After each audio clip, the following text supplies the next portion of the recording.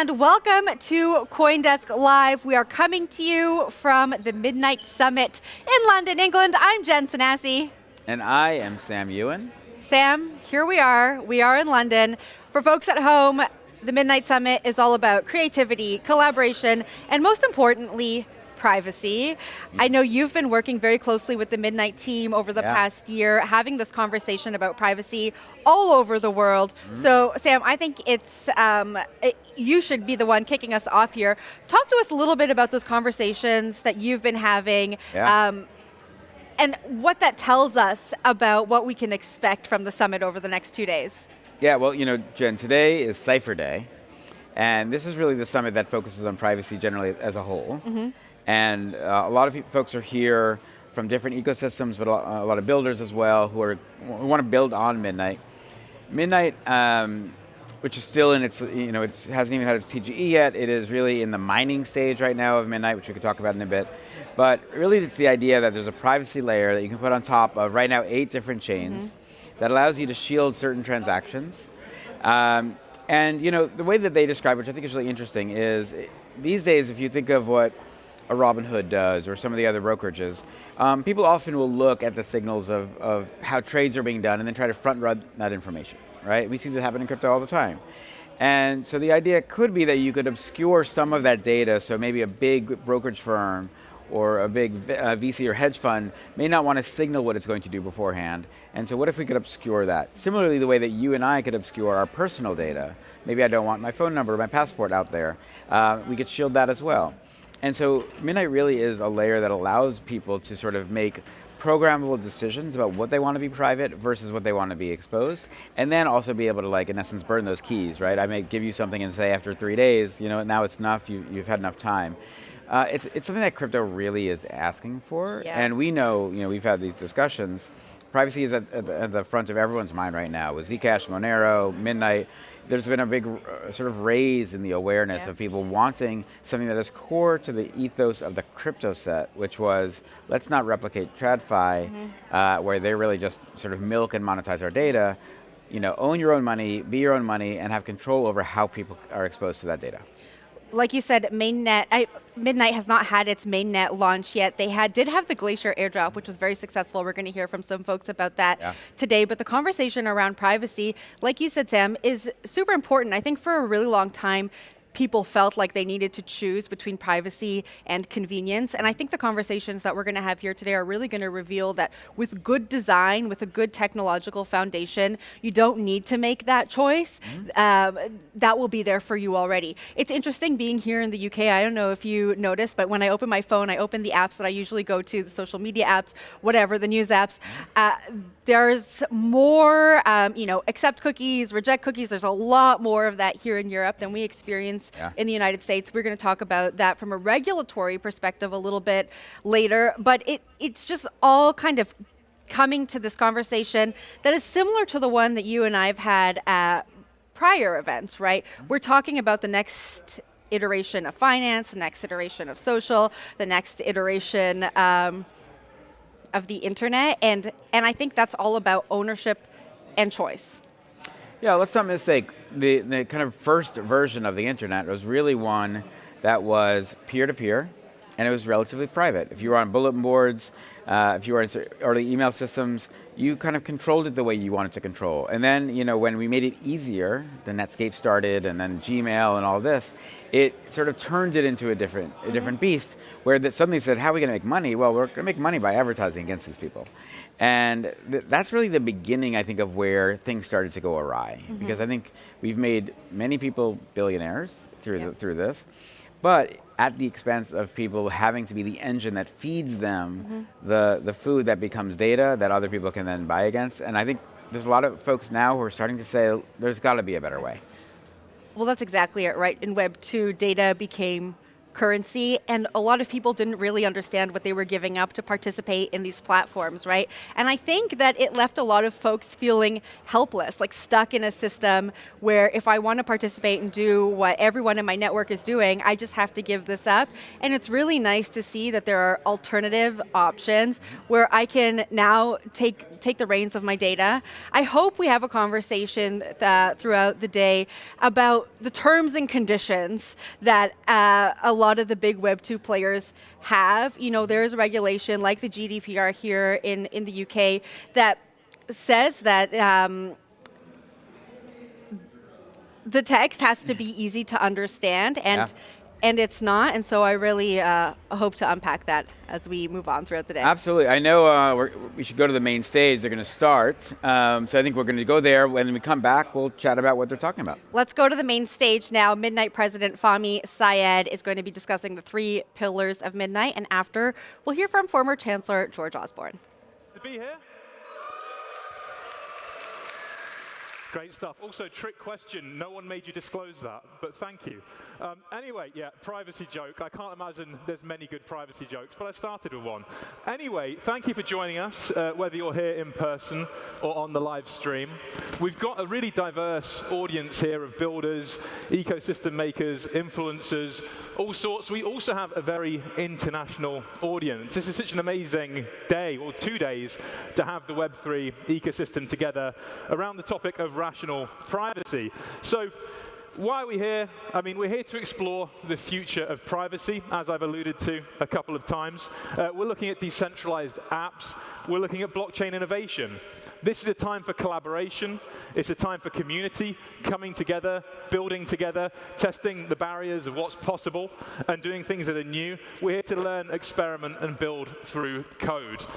It's not just discussions, though. Obviously, thought leadership is all well and good, but we want to create genuine things from this summit.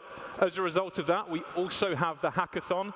This is more than just a side event. It's a really important part of the event, and we're going to build new code around AI, healthcare, finance, governance, and identity. So, it's now time for the agenda slide. Here's a taster of what's coming up. In fact, I'm not sure if you guys can see it on the screen, if that's coming through. You can just see me at the moment. But what I will say is that today is Cypher Day. That means we have discussions on privacy in blockchain, privacy for institutions, and privacy in public life. These are topics that are absolutely huge, and we're going beyond finance as well. This isn't just about DeFi. This is about the future of privacy rights and individual liberties. So really important and big stuff. Today, we're all about understanding and shaping the next generation of blockchain. We've got some big speakers coming up. Obviously, as many of you will be aware, we have a fireside chat later with George Osborne, former Chancellor of the Exchequer.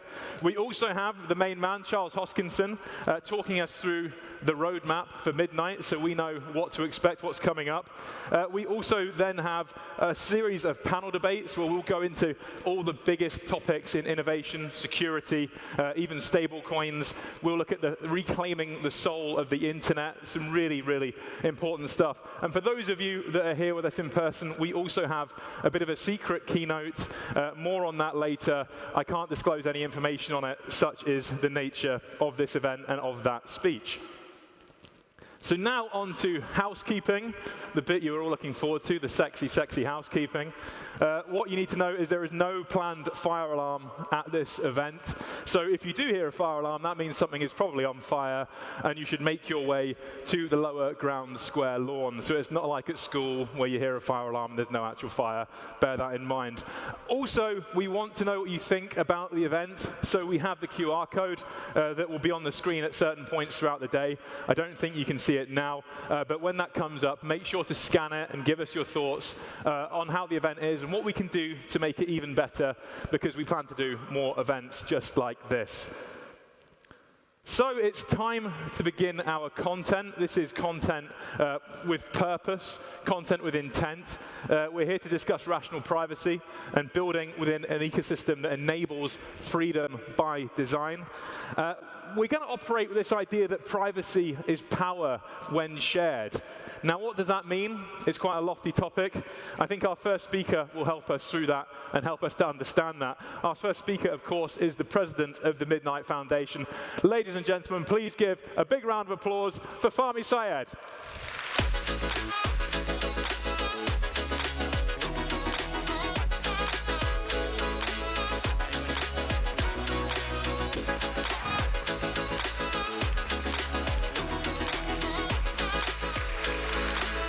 Hello, London.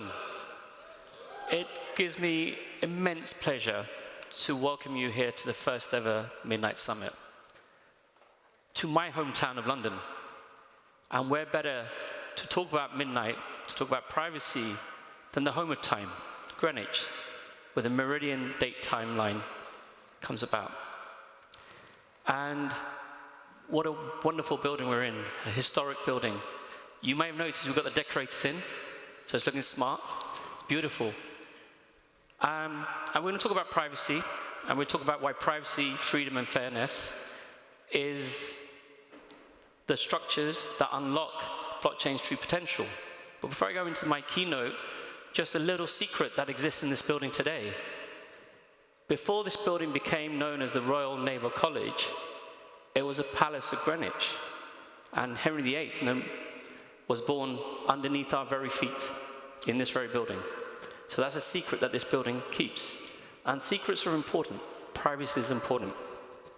So we'll talk about why that will unlock the future potential of blockchain. But I want to take you back in time, just for a little bit. So please, humor me. Blockchain started with a promise. In 2008, Satoshi released the Bitcoin white paper, and the first block was mined in 2009. But in 2008, that white paper dropped just a few weeks after the great financial crisis. And if you lived through that period, then what that taught you was that the very money you worked very hard to earn, the salary that you put in the bank, the very assets you owned, didn't belong to you.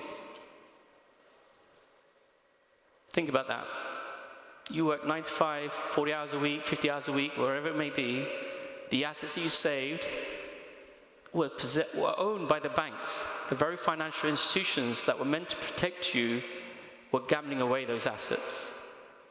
They wrote you an IOU. And when you needed it most, when your businesses were failing, or when you thought there was a bank run, you could not access that. That sounds strange, but that's true. I lived through that. I worked at a hedge fund at the time. And millions of dollars, tens of millions of dollars, hundreds of millions of dollars were locked up in banks which could not be accessed. So what Bitcoin promised was a different kind of ownership. What Bitcoin showed was the ability to have direct ownership of your assets, peer-to-peer transactions, without borders, without censorship, without intermediaries. Super powerful. And Bitcoin was the first generation of blockchain, the first to show you could have decentralized money, decentralized assets. And then Ethereum came along, the second generation, which showed you could have programmability, smart contracts, which did the work of individuals. So that then unlocked more potentials, DeFi, NFTs, and far beyond.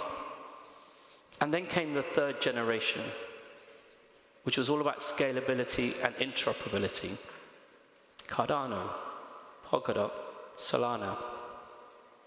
And when you think about those chains and where we are today, we keep talking about faster. Faster is better. But that's not always true, because even with the speed of some of the chains we have today, we haven't seen mass adoption. No major business is running their technology using blockchain. They may be tokenized here and there. No major asset manager is actually managing their wealth on-chain. And there's a reason for that, because all the blockchains that I've described came with a compromise. That compromise was transparency. Blockchains are a truth layer, but the truth was only possible because everybody had a copy. Everybody could see what you were doing, when you were doing it, who you were transacting with, and everything that you did was not only transparent, but transparent forever, immutable. And that transparency compromises your privacy. So we believe Midnight is the fourth generation of blockchains that brings privacy into this technology, that ushers in widespread adoption, because we believe that we are delivering the missing piece. And that missing piece is rational privacy. You've heard me speak about it before, but I'm going to just ask you to participate in a small survey for me, if you may. So, I would like you to raise your hands, please, everybody. Just put them up in the air. Just one hand is fine. And keep your hands raised if any of the answers to the following questions are true. And please lower your hands if they are false. Keep your hands raised if, during this next 2 or 3 days at the summit, you're willing to come up to me and tell me your name. So the majority of you. You're willing to tell me where you work or what you're developing. Great. You're willing to tell me where you traveled from. You're willing to tell me your salaries. Oh. You're willing to tell me how much assets you have in the bank. That is rational privacy. The ability to determine what you share, when you share it, with whom you share it. That conversation, those interactions, create a level of authenticity, of trust. And ultimately, in business or any relationship, is built on trust. But trust comes from privacy. And within Midnight, we're bringing privacy by default. The ability to have fully shielded transactions from the outset, protecting not only your data, but more importantly, your metadata. Who you are is just as important as what you do. But privacy alone is not enough. You need disclosures by choice, just like we did in this room today. The ability to disclose information. And the smart contract language within Midnight enables that. You present proofs. Your data doesn't even touch the blockchain. Your data doesn't need to be on a blockchain. Proof of your identity, proof of who you are, what you are, where you are, with people that you want to share that with. The whole world does not need to know what you're doing. Through proof, you get verifiable truth. And through disclosures, what we allow every one of you to do as a user, as a developer, as a corporate, as a machine, is to disclose selectively. That's very powerful. But rational privacy alone is not enough. We also believe in cooperative economics. So, cooperative economics is bringing a change to how blockchains work. Blockchains today are tribalist. Why? Because you have to own the blockchain that you transact in. Modern technology is not built around ownership. You lease cloud servers. Gone are the days where your CTO said, I need my server physically in my building. You lease databases through companies like Snowflake. In fact, you lease knowledge through AI nowadays. Who does any research? The first protocol is either Google, Gemini, ChatGPT. You're renting that, and yet in every blockchain you have to own it. I'm going to ask for another show of hands. Who owns an Apple iPhone here? Keep your hands raised if you paid for your Apple iPhone in Apple shares. No. You pay for your phone, you pay for technology using fiat. Fiat is your gas fee, it's your utility. Your Apple shares are speculations, they're speculative assets. Yeah, in every blockchain, Ethereum, Bitcoin, Solana, Cardano, the very asset you buy and you speculate on to go up in value is the very asset you cannibalize to pay for your goods, for your transactions. It makes no sense. And what happens when that asset gets to $1 million? What happens to transactions, utility on the network? You can't provide any predictability around capacity or cost. So at midnight, we're changing things. Everybody has been participating in the glacier drop or the scavenger mine. Why? Because you're trying to claim Night. Night is the ownership and governance token of Midnight. It gives you access, gives you rights on that network. You got to say how it's governed in the future. It will go up and down in value. It'll be a volatile asset like other crypto assets. But it's not your gas fee. Instead, Night emits dust. Dust is your gas fee. It's your computational resource. It's your private computational resource, which allows you to present fully shielded transactions on Midnight. But dust is not a token with a value. It decays. So it avoids some of the compliance issues that we're seeing with other privacy chains. And because Night emits dust, if you can predict how much transactions you're committing, you know how much dust you need. And if you know how much dust you need, then you know how much Night you need to own. Night is plugging you into the electricity grid. Dust is your electricity supply. Want more electricity? Own more Night, plug into more grids, more stations gives you more supply, more capacity. But the beauty about dust is that it also means you don't need to own the network to participate. Many of you who've claimed Night, many large exchanges, custodians, will be large holders of Night carrying large capacity in dust. Now, as a large corporate, a Web2 business, or even a Web3 chain that is different to Midnight, you can now lease capacity. You can lease consumption. For the first time, you can have blockchain as a service. We encourage every chain to come work with us, where Midnight's privacy-enabling capabilities can extend into other networks. Pay for it in ADA, or Sol, or Bitcoin. We want to encourage everybody to come and work with Midnight, because we believe privacy is what unlocks the future. So Midnight, with those functionalities around rational privacy, with the cooperative tokenomic model, unlocks the true potential of blockchain. We've got to move away from the fad of trading tokens. Token go up, everybody's happy, token go down. We're all writing on Reddit, X, and other things, calling each other out. We should work together to build a better future.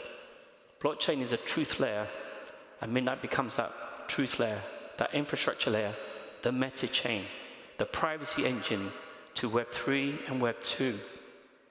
And over the coming days, you'll hear from many of our community developers who are working and coming to Midnight to build because of that potential. You'll hear from some of our partners, large collaborations, small innovative collaborations, who've come to Midnight because of what we can unlock. Cooperation, not competition, is key to widespread adoption. And underpinning all of that are the freedoms of ACE. The freedom of association without permission. Think about it. I'm sure we have many sports fans in here today. You should be able to associate to your team in a free and accessible way. You should be able to make comments about that team without getting ridiculed. That freedom is an important part of who we are, both as individuals and as nation states and beyond. We should have the freedom of commerce. So going back to the guiding principles of Bitcoin, that ability to trade with whomever you want, whenever you want, without restriction. I'm going to name a controversial person who's heard of Nigel Farage? So Nigel Farage is a right-wing politician in the UK. He has strong views about immigration and other matters. I don't personally agree with many of his views. But what I support him on is the fact that his bank decided to unbank him because of his political views. I don't know if he was a good customer or a bad customer in terms of how much assets he held, minimum transactions. But nobody deserves the right to be prevented from access to any kind of commerce because of views. I look around the faces here in this room. We come from far and wide, from many continents. We are all different. We should embrace those differences. And the last one is the freedom of expression without censorship. We should all have the right to express our views. Like, I think the ceiling up there is beautiful. Somebody may disagree. They might not like flying cherubs and other elements like that. But that's your entitlement. Too often, we are controlled by and gated by central actors. About a month ago, many of us suffered issues accessing websites or applications. Why? Because an AWS server on the east coast of the US went out. And what we realized was suddenly our access was gated by a central actor. And actually, when you extend that further, 3 corporations control 90% of cloud servers and access. 3. They can determine if you get access to their services. They can determine whether that information is maybe shared without your knowledge. That's not fair. That's not right. I think many of you here today, you share those sentiments. So the freedoms of ACE are very core and very important to Midnight and what we are trying to present to the world. There is a different way, a different type of ownership, a different type of access. So the freedoms of ACE are critical to a fairer digital future. Sorry, I'm going to correct myself. To a fairer future. Because let's be honest, everything we do nowadays is digital.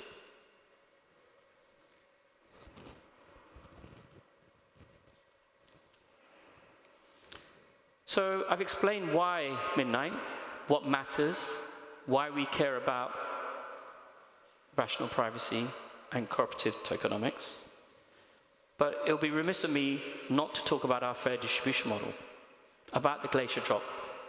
The claim phase lasted for just over 3 months, and we're right now almost at the end of the scavenger mine. And we've been absolutely staggered by how people have come. We're looking at one of the largest token distributions in blockchain history. We had a story to tell. We thought privacy mattered, and we wanted people to have access. We believed so strongly in the technology, we gave 100% of supply away. And we said, come and grab it. Come and grab your stake. No different to the pioneers who came to the US a couple of centuries ago and claimed their stake in the land. We said, come and claim your stake in Midnight.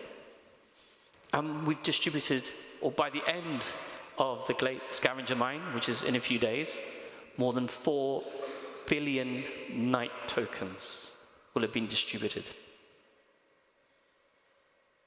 That's a big number.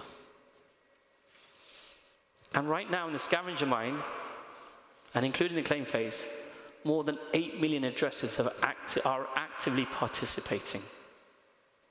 Now, it's hard to quantify what does 8 million mean. So actually this morning, the number was 8.5, and I think it's increasing by roughly 100,000 a day. So by the end, we'll probably get to 9 million. That's the population of the City of London.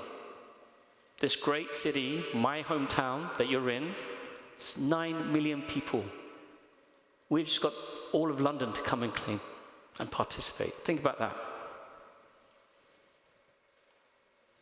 So I just want to finish by talking about what rational privacy is. It's not about hiding. Often people think about privacy as about hiding. It's about choice. Privacy gives you an element of choice. Just like we discovered in the survey you all took part in. You have a choice of whether you disclose information or not. It gives you freedom. That choice gives you freedom. And when you combine choice with freedom, it gives you empowerment. We want to empower each and every one of you with Midnight, with the technology that we've built, so everybody sees this as the future, as the fourth generation of blockchain. So we're going to play a little video. It's an anthem that we put together around highlighting what it means. So it's time to break free.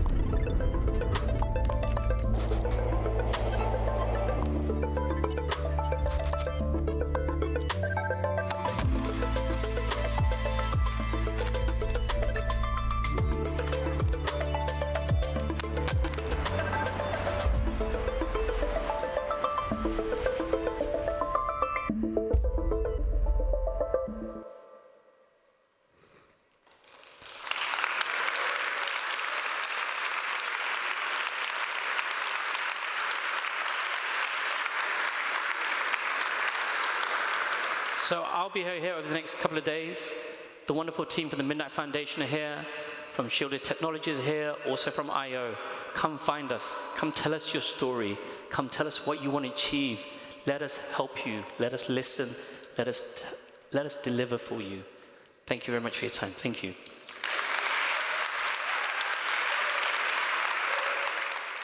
Thank you, Farmy. Thank you. Excellent start to the day. I kind of realized when I came out earlier, I didn't really introduce myself. I was too busy trying to make jokes about privacy. So quickly, just so you know, my name's Ian Horn. Some of you will know me as a former head of content at Money 2020, where I programmed Europe's biggest fintech agenda. I'm also the author of a book called Why DeFi Matters. And actually, the reason I wrote that book was very associated with many of the things that Farmy was talking about there, such as delivering on the promise of Bitcoin and of decentralized finance. My background is also in the traditional finance world. I spent years networking with financial advisors and wealth managers. And when Farmy speaks of asset managers not managing assets on chain, that is the kind of thing that I found very interesting a few years ago when all of this was coming through. Privacy, if it proves to be the big unlock, which I believe it is a huge step forward and will allow so much money to move in such better ways. We really are at the start of something truly exciting. Now, my handwriting is terrible, but while Farmy was speaking, I took some notes there. A few things that really stood out to me. I mean, firstly, what he finished with: choice, freedom, empowerment. These are things we all want to fight for, right? These are things we can all be passionate about. And when we think about our work being bigger than just numbers, bigger than just building the future of finance, we are really creating a better ecosystem for the future. Another few things I like: the freedom of association, freedom of commerce, freedom of expression. These things are all so important and built upon cooperative economics. So much starting off the day to get us excited. I'm really excited by the idea of building upon this now and seeing what this looks like in terms of policy. And also the keyword, and I say the keyword for today, but this is a keyword for financial services since time began: trust. If we don't have trust, none of this works. Finance is about people as much as it is about tech, if not more so. About people. So the next session that we have is one that we're all very excited about. We have former Chancellor of the Exchequer, George Osborne, who is now a partner at Roby Warshaw LLP. He's going to be joined on stage by Martin Arnold of the Financial Times. So everyone, please, big welcome to the stage for George Osborne and Martin Arnold.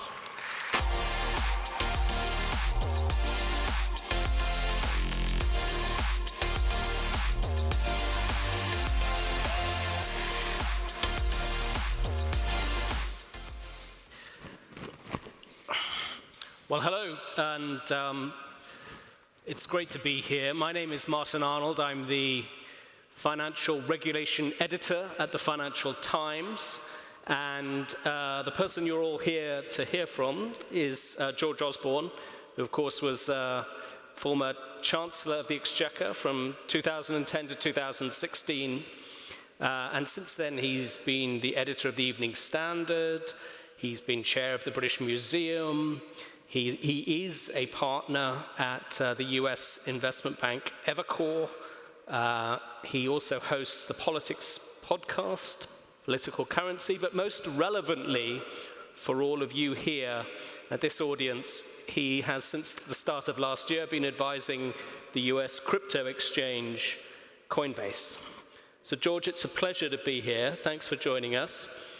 Let's start with the big picture, something that I write a lot about, which is regulation of this fast-growing industry. And the UK, you've been quite critical of how the UK is addressing this and how regulators are starting to propose rules for this market, warning that we could be missing the boat as the US and other jurisdictions pull ahead. Why do you think the UK has been so hesitant, and what are the consequences if they don't start to move a little bit faster? First of all, Martin, it's great to be here, and thank you to the Midnight Foundation for putting this all on. I'm going to start with this building.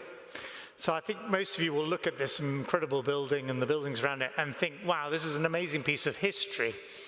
But I think if you were to rewind the clock 200 years, this was the center, the global center of innovation, of technology, of finance, right here. I mean, this was the complex that was running the Royal Navy at the time, which was the world's single most sophisticated organization at the time, the most technologically advanced organization at the time.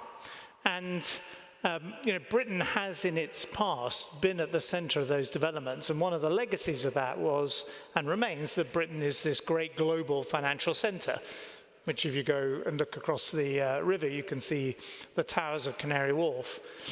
And what I find very frustrating as someone who was the Chancellor of the Exchequer here is that essentially we have allowed this next development in financial markets and in financial disintermediation and in currency, and not to completely pass us by, but we've allowed essentially other jurisdictions to take a lead.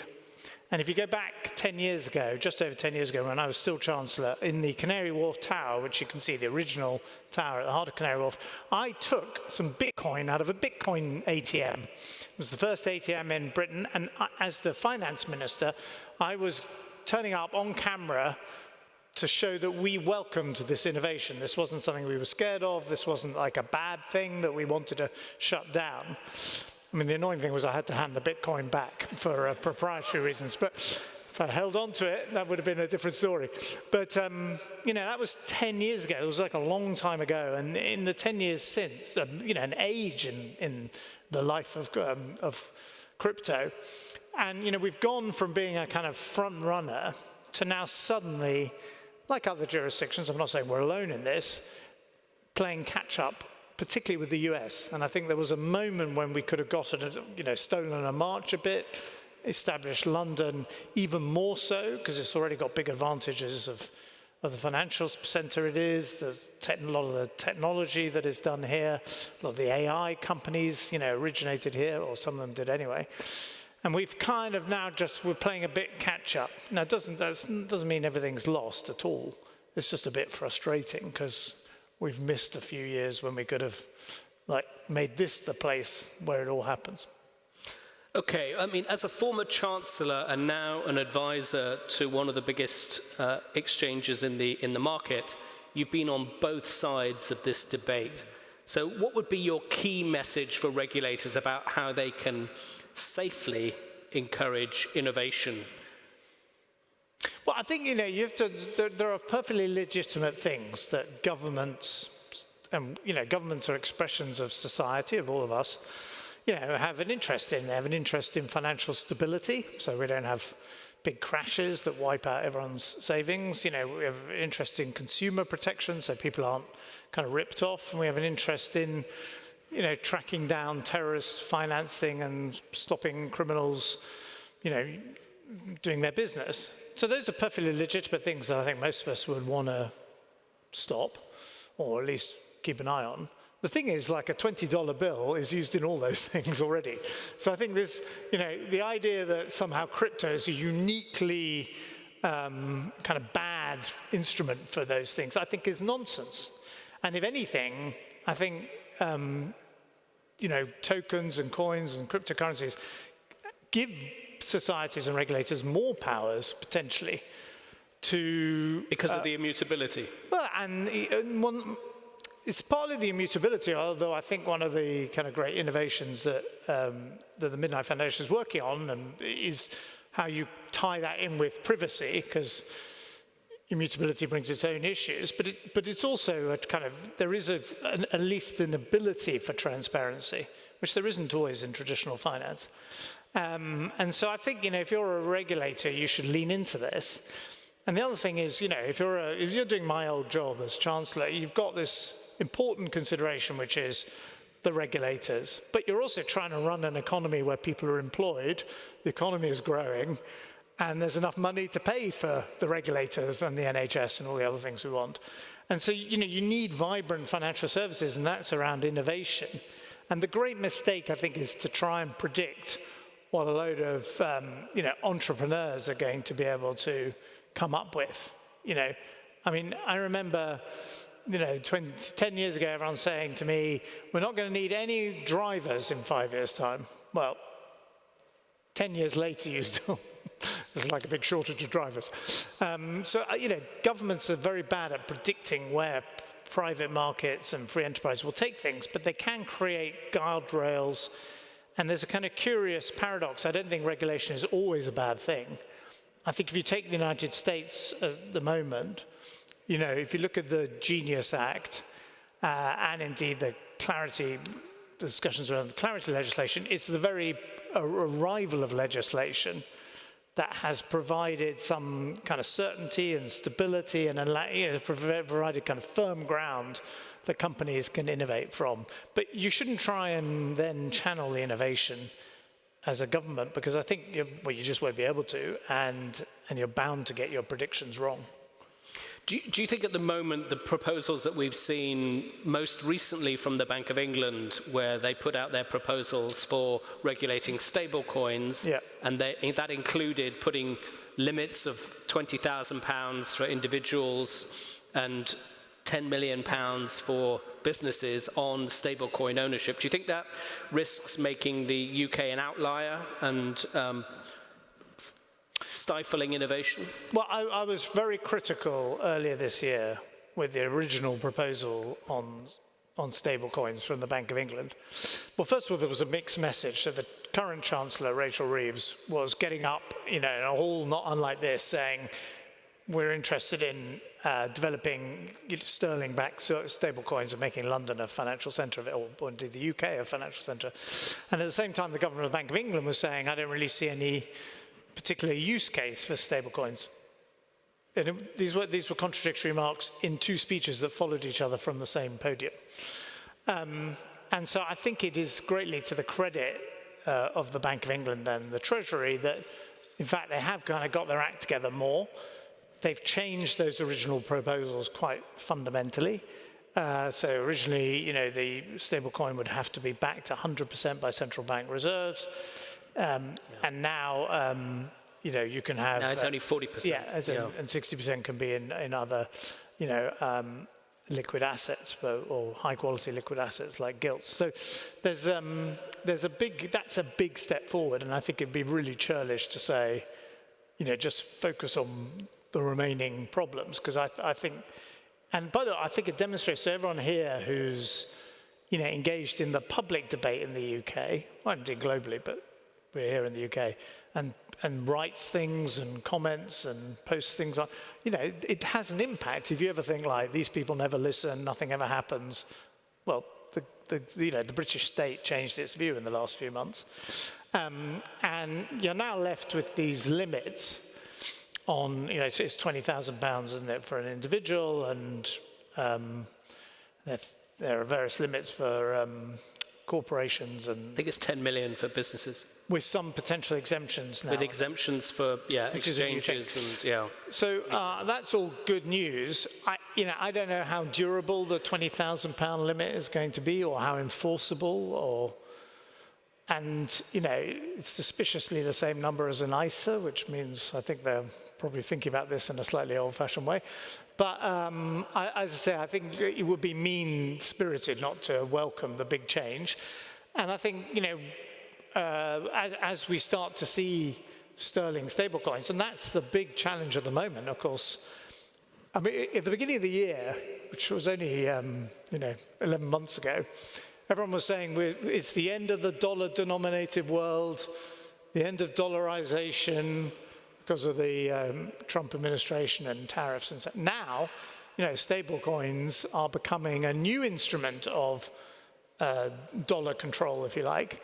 And I think it's, absolutely in Britain's interest, but I'd say the same if we were talking in Frankfurt about the euro and other places in the world, like, in Zurich, to have, we want some sterling-denominated stablecoins. And so we have to create an attractive environment for that to happen. And we ultimately have to persuade people that they're going to want to hold these, as opposed to, people have choices in this world. And so we have to make it attractive. And I think the more we kind of hem them in with limits and and it's not just the limits, it's how are those limits going to be enforced and what's the oversight going to be.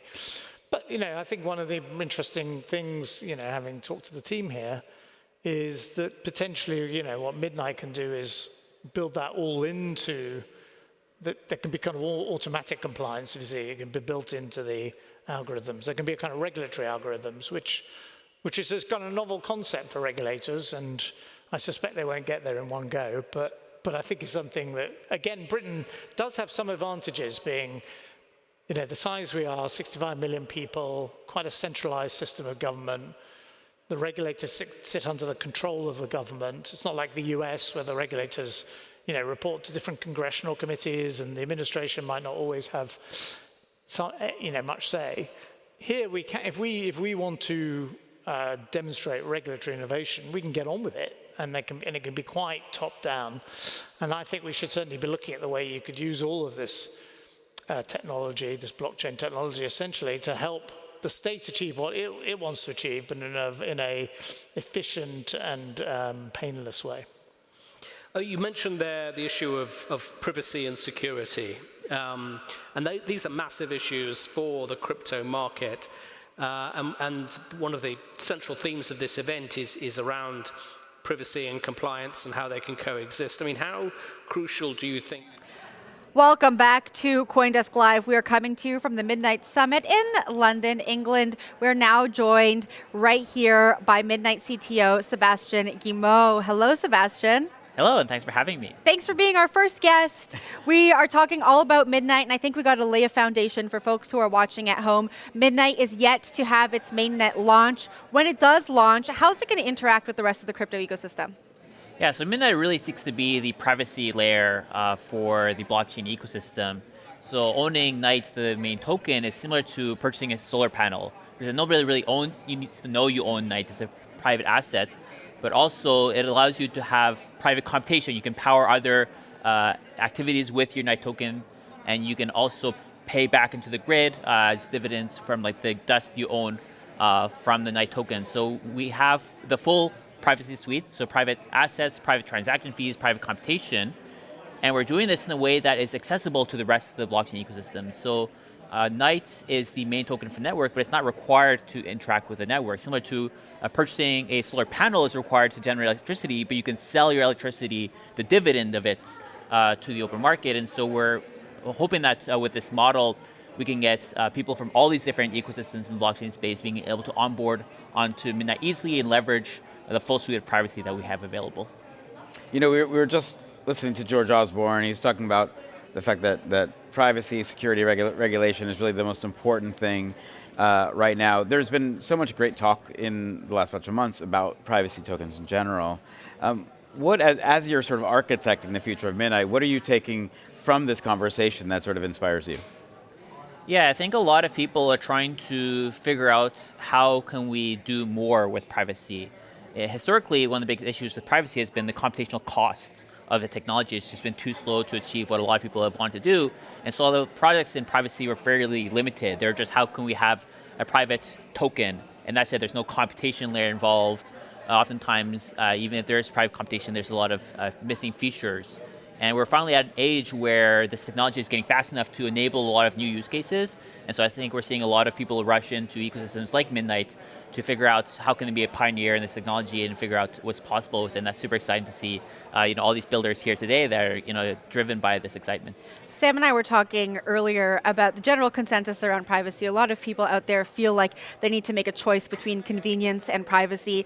And I think that if this problem is really solved at the technological layer, consumers don't really need to make that choice. Developers don't really need to make that choice. I'm curious how you're thinking about it from a technical perspective. How do we build systems that think about that from the very foundational layer? Yeah, that's a great question, and a lot of this depends on not only productizing the research that has been done over the years in the privacy technology space, but also innovating on it. Because for this privacy, every time you reach one level of privacy, people always want the next level. Right, and so with Midnight, we're talking about private computation, private assets, and private so on. But people want privacy not just on their desktops; they want privacy on their mobile phones and on even smaller electronic devices. And so there's always the next frontier and adding different kinds of privacy. And so we're always looking at the research and doing some research ourselves and collaborating with the greater blockchain space and figure out how can we productize these ideas and bring this to entrepreneurs who want to build with it. And so I think that's why at Midnight we're one of the first projects to really productize this private computation concept. But we won't be stopping there. We'll be working on the future and trying to bring these ideas to market. Can you define for us what rational privacy means?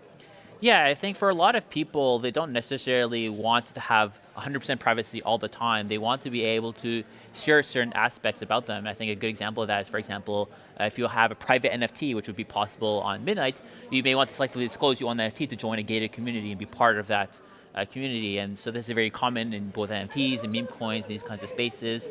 There's also times where you want to reveal information about your financial history to get trust from a bank or a partner or a business or to get a loan. And so there are a lot of times where you want to reveal information about you, or your personality, your interests, your financial history, and we want to support this use case while also providing the people with the default, which is the privacy-first approach. Can you give us a practical example of the future you're building towards? Before we started talking live here, you were telling us that you think a lot about the future and what Midnight will enable. Give us a practical example. Once Midnight is fully functional and out there, what's that going to change for folks? Yeah, I think a lot of this is going to be trying to rethink how we're interacting with public networks.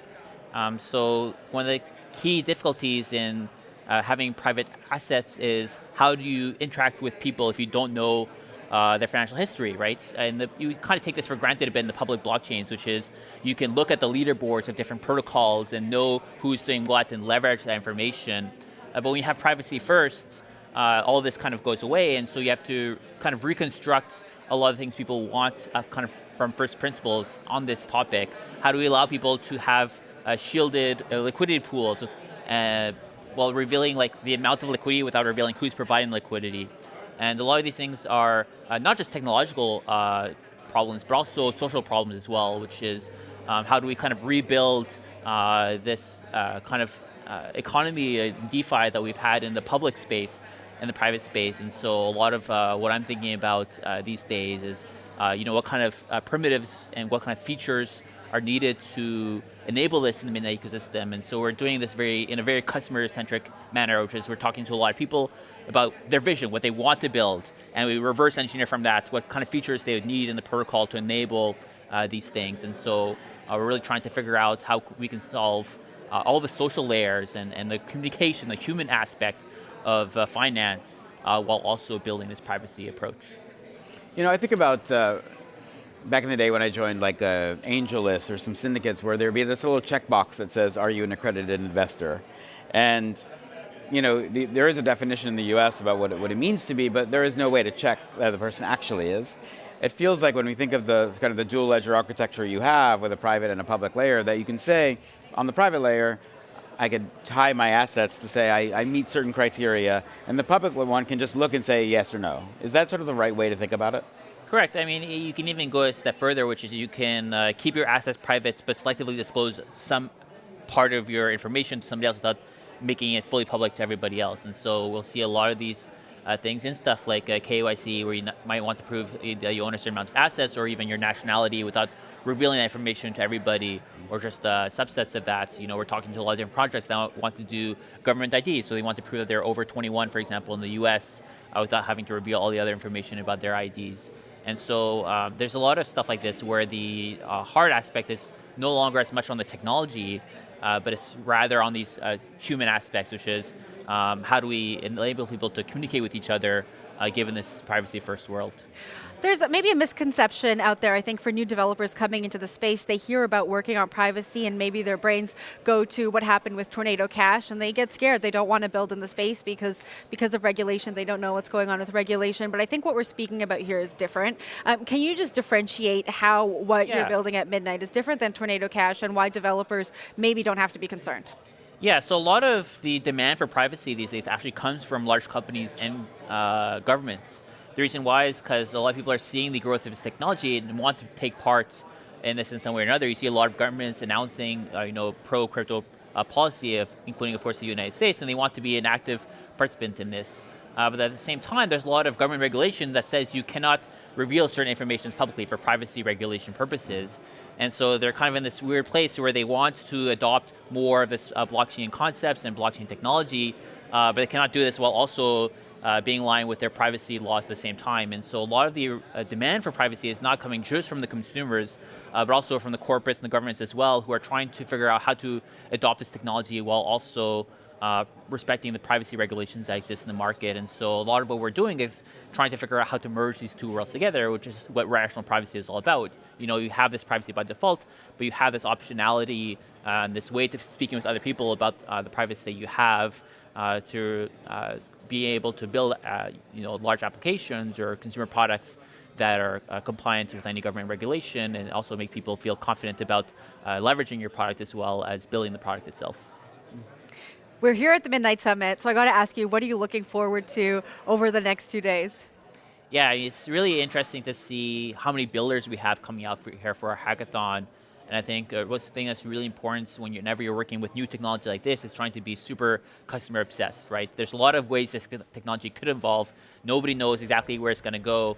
And the best thing you can do is be really on the ground floor with the builders and figure out what kind of problems people are trying to solve, how to enable them to solve these problems. And so I think being here at the event and getting to people in person, having in-depth conversations with them about the features that they're looking for us to provide is super important feedback, and that's always something that I'm looking for. Sebastien, thanks so much for joining us and kicking off the day with us. Thank you, of course.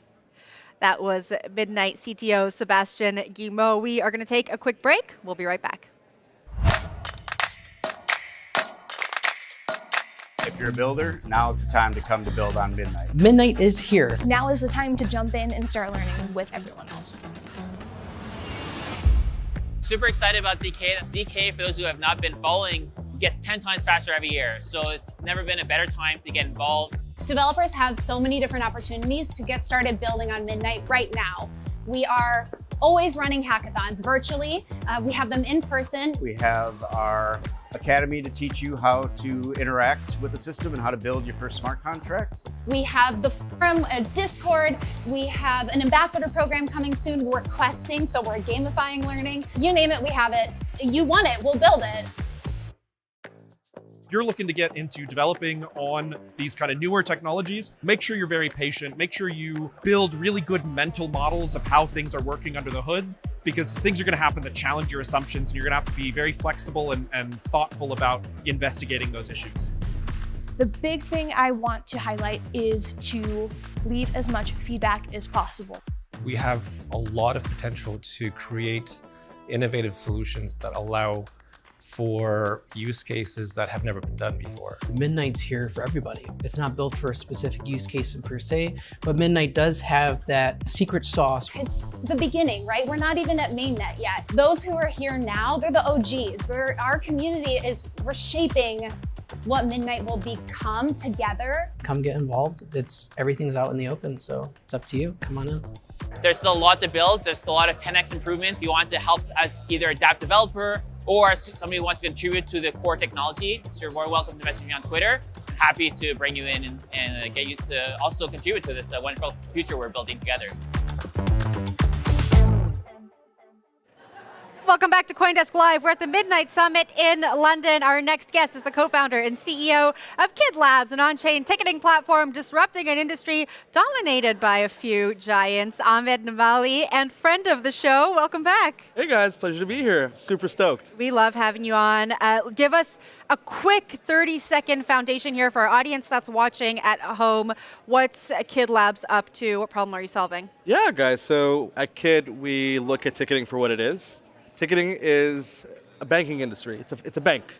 Ticketmaster, they do sell tickets, but the reality is the incumbency has come from the fact that they provide upfront receivable loans to venues, locking them into deals, taking their data, creating an unfair ecosystem for artists and venues. And at Kid, we have two parts of our business, a ticketing platform and our infrastructure Tix that allows us to create a more aware ticket that makes a better world for artists, venues, and fans alike. You talked in the past to me about this idea that the finances of performance are really kind of, they're gamed by the folks like Ticketmasters and Live Nations of the world, right? They kind of hold money as a weapon. Correct. KYD is really there to try to disrupt that and allow venues, artists to have more access to that money and also give fans a better experience. Can you dive into a little bit more of that side? Yeah, when we look at the incumbency today, venues are stuck in these long-term deals that come from the fact that they need cash to pay the artist. When you're a music venue or you're a amphitheater or a festival, you're paying either hundreds of artists or you're paying for 300 shows up front. And that cash flow problem is the exact root of evil that Ticketmaster takes advantage of. So Ticketmaster provides these loans to give venues the cash flows they need to produce the shows we love, but ultimately that locks them into long-term deals, takes away their data that artists and venues can use to be better. And ultimately, that's what Kid solves for. We create a system where we provide liquidity to venues via, obviously, the on-chain liquidity that exists today, but also a better solution that gives them the data they need to sell tickets to fans, reach their fans, and ultimately a more equitable solution. I want to talk about that data piece because I think it's important. In the current status quo, we're talking about Ticketmaster, Live Nation. Talk to us about the kind of data that they hold on to and how that benefits them and what this new system enables for venues and artists. You know, it's actually quite it's actually cool. It's cool because if you think about it this way, right? Live Nation today takes away the data from the venues, right? Ticketmaster says, hey, here's this liquidity, we're using this data. Live Nation is actually a separate organization. They're the parent company, but they throw their own shows. Right. So they use that data to benefit themselves. And ultimately, when you're a stadium or you're an independent venue like the LPRs of the world, the SOBs, the Troubadours, you're like, I'm trying to market my show. How are you retargeting for Carly Rae Jepsen? How are you retargeting for Diplo? You can't. But when Live Nation's throwing their festivals that they own, they have all the assets to be successful. So in a world where venues and stadiums are independently owned, Live Nation rise to the top because they have this data and advantage that is effectively using and leveraging the fact that, hey, venues have cash needs, but we have all this data, so why don't we just throw these shows and be more profitable than everybody else? So, you know, it's unfortunate.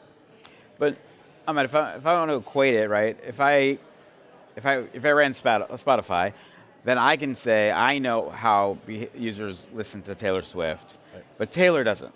Correct. Right? Taylor only gets like a black box of I have this many millions of people who listen to my music. If I'm planning my tour, I can pay them to tell me where to go. Correct. But I can't do that myself, right? So a lot of this is about rewriting some of the systems that core Web 2, like streaming systems, and Live Nation being this sort of monopoly, have created ways. It reminds me of like traditional finance, right? Like where can we step on this along the way so that you have to now pay middlemen along the way to get the access to what you should be getting for free already, right? Is that kind of the thing? So when an artist works with you or a venue works with you, what do they now get that they didn't have before? So when we solve the root of the issue, which is the supply problem, there's a graveyard of Web3 ticketing companies that have not solved for the liquidity issue. That's why a lot of them have failed. In order to win true supply side, to win a venue exclusive deal, you have to provide that liquidity. So let's start there. KID enables venues to get upfront capital that they can book shows with, and we get 4 or 5 year deal terms, but also venues get the data like their user emails, their demographic data, the audience data they can use to deliver results like a 30% increase in ticket sales in New York that we're seeing with our venues, and increase the return on spend because they can retarget people that look like the fans that are buying, the fans that are enjoying the shows that their artists are creating. We're seeing it in the traditional financial space. It's largely being disrupted by crypto, but there is a way for traditional financial players to play, right? There's a middle ground. Right. In the future that you're building towards, is there a way for these middlemen to participate in a more open system that empowers the venues, much like we're seeing with the convergence of TradFi and crypto? Oh, absolutely. Ticketing is, ticketing companies and music as a whole is one of the areas of private credit. It's receivables financing. It's being able to say, hey, you have this future sales in the future. We're going to give you this, but take a VIG. Today, that's dominated by Ticketmaster and ticketing. And in the music business, that labels is dominated by hedge funds. We believe in a world where not only artists, venues, and fans can participate in providing these loans to the artists. So not only can they enjoy the shows they love, but they can earn from it as well. So in our system, in the world we see with TICs, users can deposit liquidity USDC and earn USDC liquidity from the fees generated from the shows they see, from the artist royalties they create. And I think that's the key of it, right? When you have these rent-seeking intermediaries like resellers, when you have these rent-seeking intermediaries like private equity firms that take advantage of artists owning their masters, or you have rent-seeking intermediaries like ticketing companies who own the data and benefit from that as a promoter, we don't see a world where that needs to exist. We see a world with TICs, the infrastructure layer and the application, where effectively artists and venues and fans alike can create, enjoy, and own the future of live events. And effectively, we can be the rails. I want to pull on the Taylor Swift thread for just a second. As one does, yeah. She really educated her fans about what it means to own your music and what it means to be in an industry that, for lack of a better word, is quite extortionary towards artists. Do we need more artists at a level like Taylor on a stage like that speaking about this for us to achieve the future that you're building towards? No, absolutely, absolutely. With Taylor Swift, she's actually incredibly educated about the space and gets it because she tours extensively. Unfortunately, there's a bit of an education side on us, the ticketing providers, to share what's actually going around the terms, that transparency, so artists can be educated and know that, hey, listen, this data does exist. It's just with Ticketmaster they actually have that data. But absolutely, it's a big part of our mission is to not only educate our venues, but the artists that tour our venues and say, hey, this is the impact we're making. Here's this report with your audience data, the emails that you can take onto other venues. And we asked them, like, hey, if you're not a KID-powered venue, maybe you should talk to DICE. Maybe you should talk to C-Tickets. Maybe you should talk to your Ticketmaster venue and say, hey, we've gotten this before and seen these results with packed rooms. We want to be able to get the same here. And I think that advocacy has proved well for us in the past from a sales perspective. But I think ultimately in the future, KID is a movement. We need everybody at the forefront of this movement, and we're doing our best to get as many artists on board with that. So we'll see how it goes, but I'm pretty confident. I mean, I think about the fact that you're one of a kind of class of companies that have come out.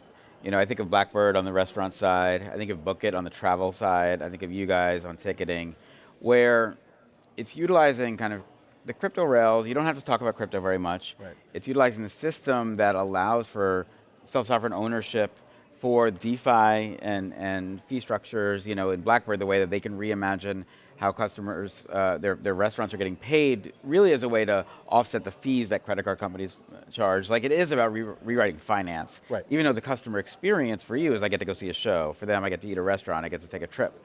And I think, is this where your interest is of, anyone could have built another DeFi app, right? Anyone could have built another exchange, decentralized or not. You're trying to look at a cultural lane and say, hey, it's money in the end, and we know how to play with money, but we think that fandom is where our interest lies. How many more projects do you think are going to start going to disrupting those types of verticals? So the thing with Kid is, consumer is really hard. It's not easy. It took us 3 years to go build the solution and platform with the application layer, Kid Labs, go and win customers, solve for needs, doing things like settlement reports and reconciliation reports that they're not sexy at all. You really benefit from that finance layer once you have product market fit and solve a specific problem. Then you can scale. And here's what I think. I think when you look at the finance layer, that private credit layer, that's where the excitement is.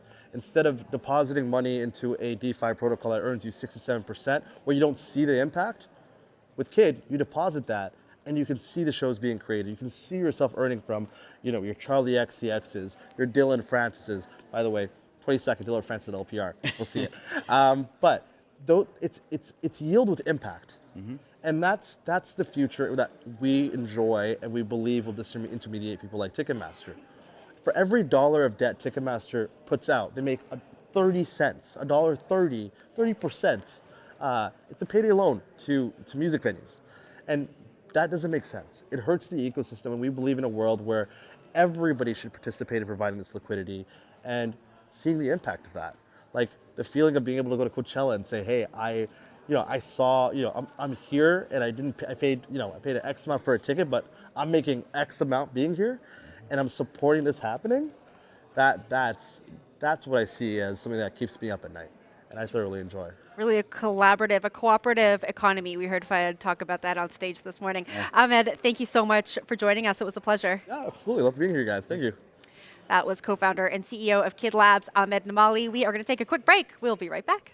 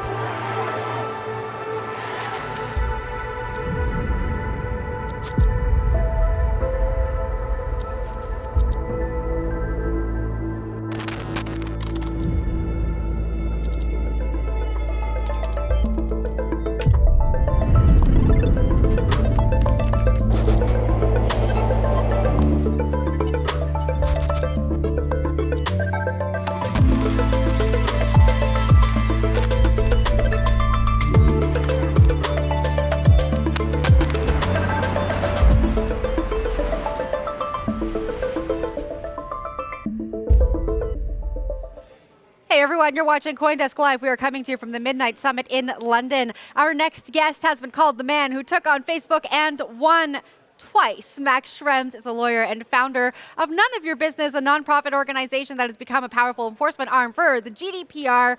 Max, welcome. Hey there. All right.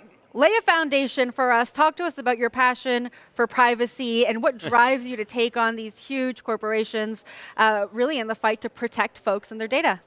I think on a high level we can say we move into an information age, and then the big question is who has power over that information? Is it like a couple of guys, or does everybody have some power over its own information? And at least in Europe under the GDPR, but that's part of the Charter of Fundamental Rights to be the lawyer here. So basically our kind of amendment to the Constitution in the US setting.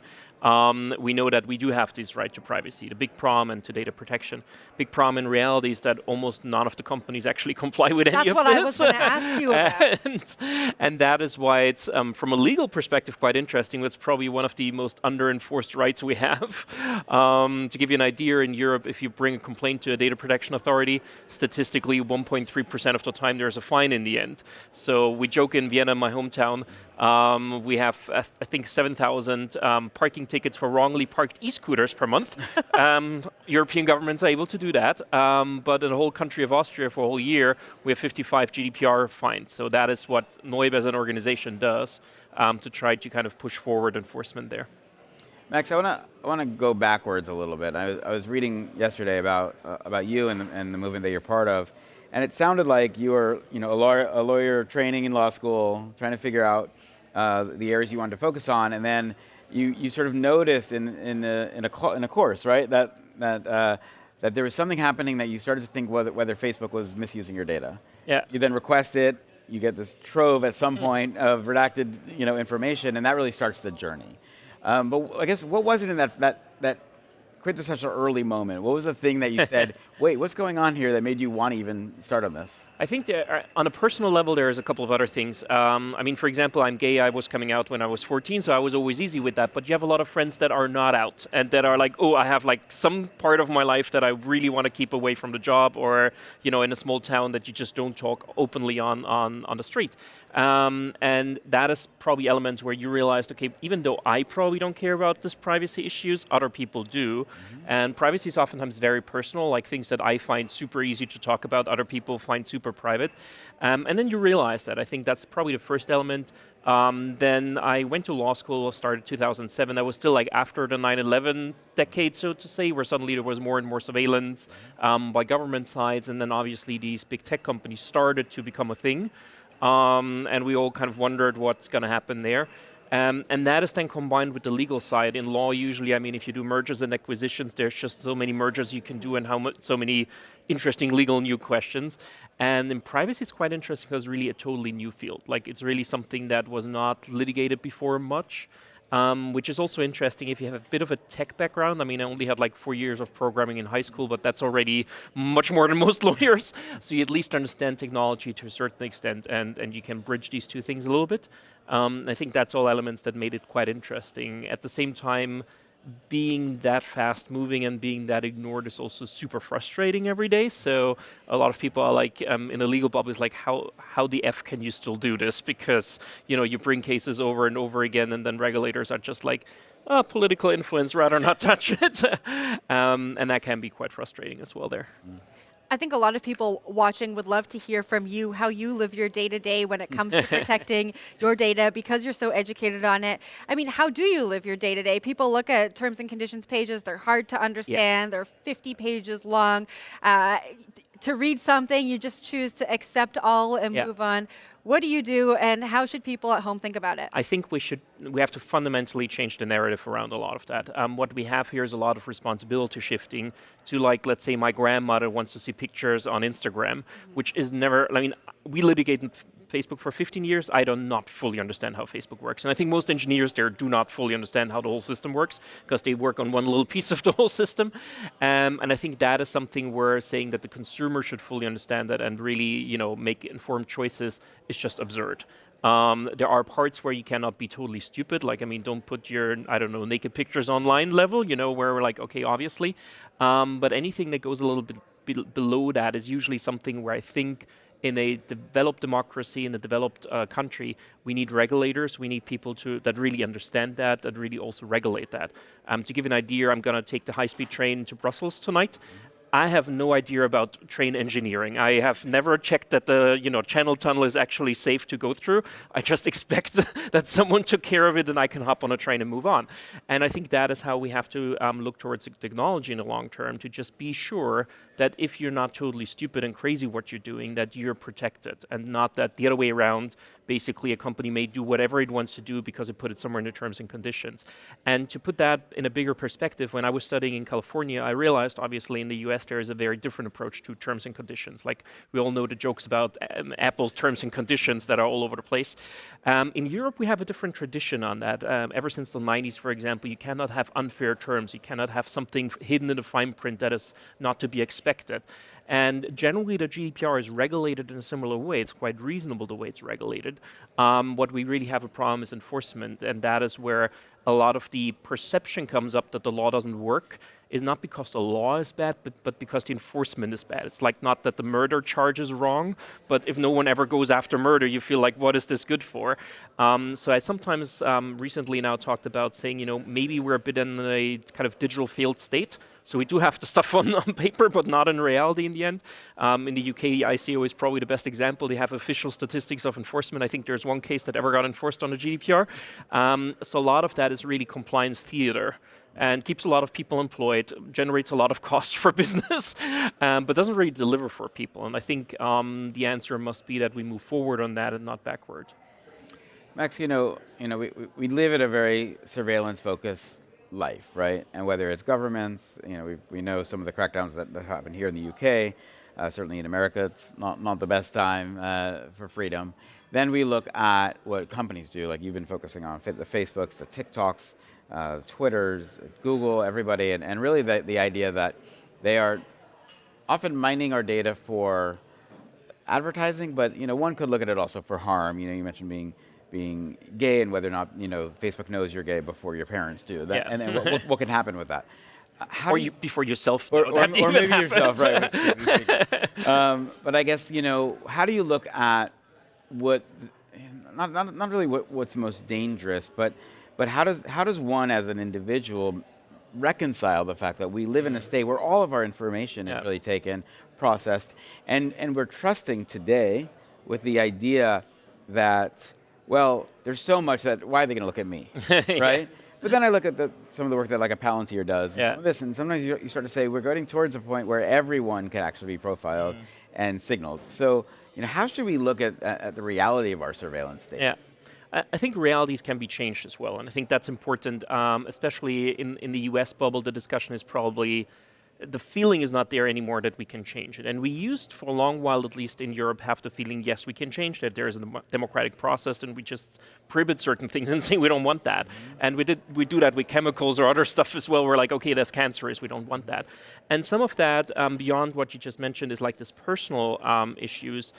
We also have societal problems that come from it, obviously. All the democratic problems we have if you have hyper-personalized advertisement for political interference, Cambridge Analytica and the like, there is a much bigger problem we're facing. And I think right now we're a bit in this time of panic and angst and economic problems, and we don't know what's going on.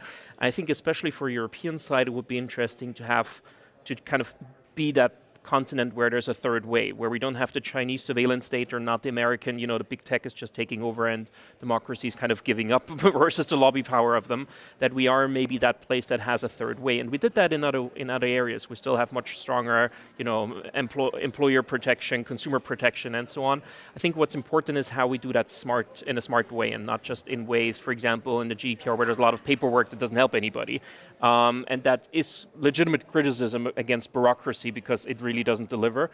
On other ends, there may be actually more regulation that we need. Best example in the GDPR fine is 4% of your global turnover, which sounds a lot.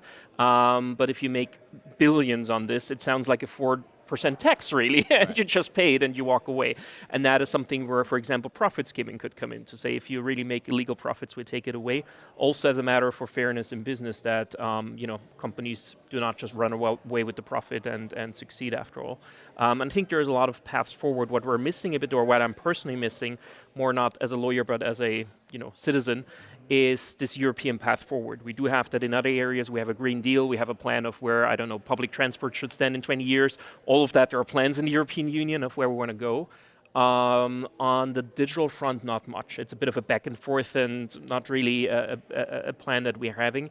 And it seems that a lot of the political level still sees that as like the toy of my kids where they do something online and don't realize that is basically where we all move into and where most of our economy is going to be in. And I think that's a bit missing right now on the European level. I got to ask you, do you think we're too far gone? You're saying, corporations don't listen to regulation. Yeah. Regulation is not enforceable. There's no path forward. Sam was just mentioning surveillance on a government and corporate level. But at the end of the day, we're also surveilling each other when we look at how we interact with each other in public spaces, what we post online. Is it too far gone? It sounds like a lot. Yeah, to put it, I think we have to take a step back. We're kind of at the beginning of digitalization in reality. If you think about, how we moved into industrialization, that was not a 2-week process. Right. And I think we're oftentimes feeling that we're kind of done with this. In reality, these fights are going to continue for another 100 years or 200 years. Just like, for example, workers' rights are never done. Like, there's always how far should it go, push back and forth. And I think in the question of, let's say, informational determination or informational power, to not use just privacy as a word, there's going to be these fights, and there's going to be a bit of a back and forth. I think right now we see a bit of a backsliding in Europe because there's this economic pressure, and the idea is we just deregulate and everything is going to be fine, which still doesn't give you, billions of investment money that is available in the Silicon Valley and not necessarily in the Danube Valley. And I think that is something where we may have a bit of backsliding, but that usually moves back and forth a bit. And I think, especially on the matter of privacy or also access to information, it's interesting because at least in the EU, that's part of the Charter rights. So that's part of the Bill of Rights of the European Union, so to say. So unless all member states unanimously agree to get rid of it, this is going to be here to stay. And I think that is something that, at least on my end, gives us hope on why we continue, for example, on a lot of these topics, because there is always a bit, for example, the next Cambridge Analytica scandal, and suddenly tomorrow all politicians are interested in this again. Or if we see, the AI bubble actually bursting, then maybe there's not this pressure anymore of, we have to be part of this, because now it's, basically the bubble bursting that we're not part of, and that may be useful not be part of.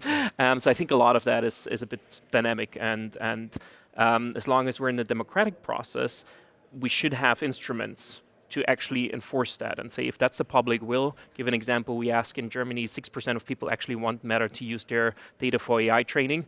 Or if only 6% of people really want that, we should have a democratic process that delivers on that, which in the US, unfortunately, a lot of people call into question still exists because of lobby pressure, of the dynamics of US democracy, which is super sad to see.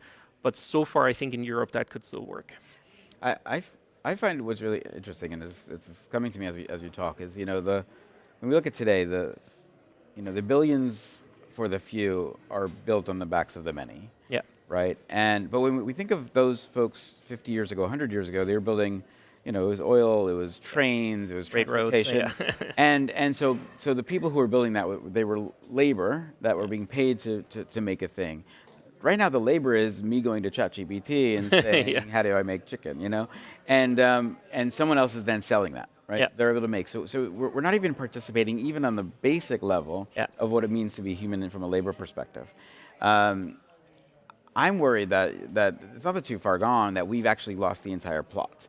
Yeah. And that those who are going to make the continue billions now, the top 10 companies in the world, are doing all of it all on our information.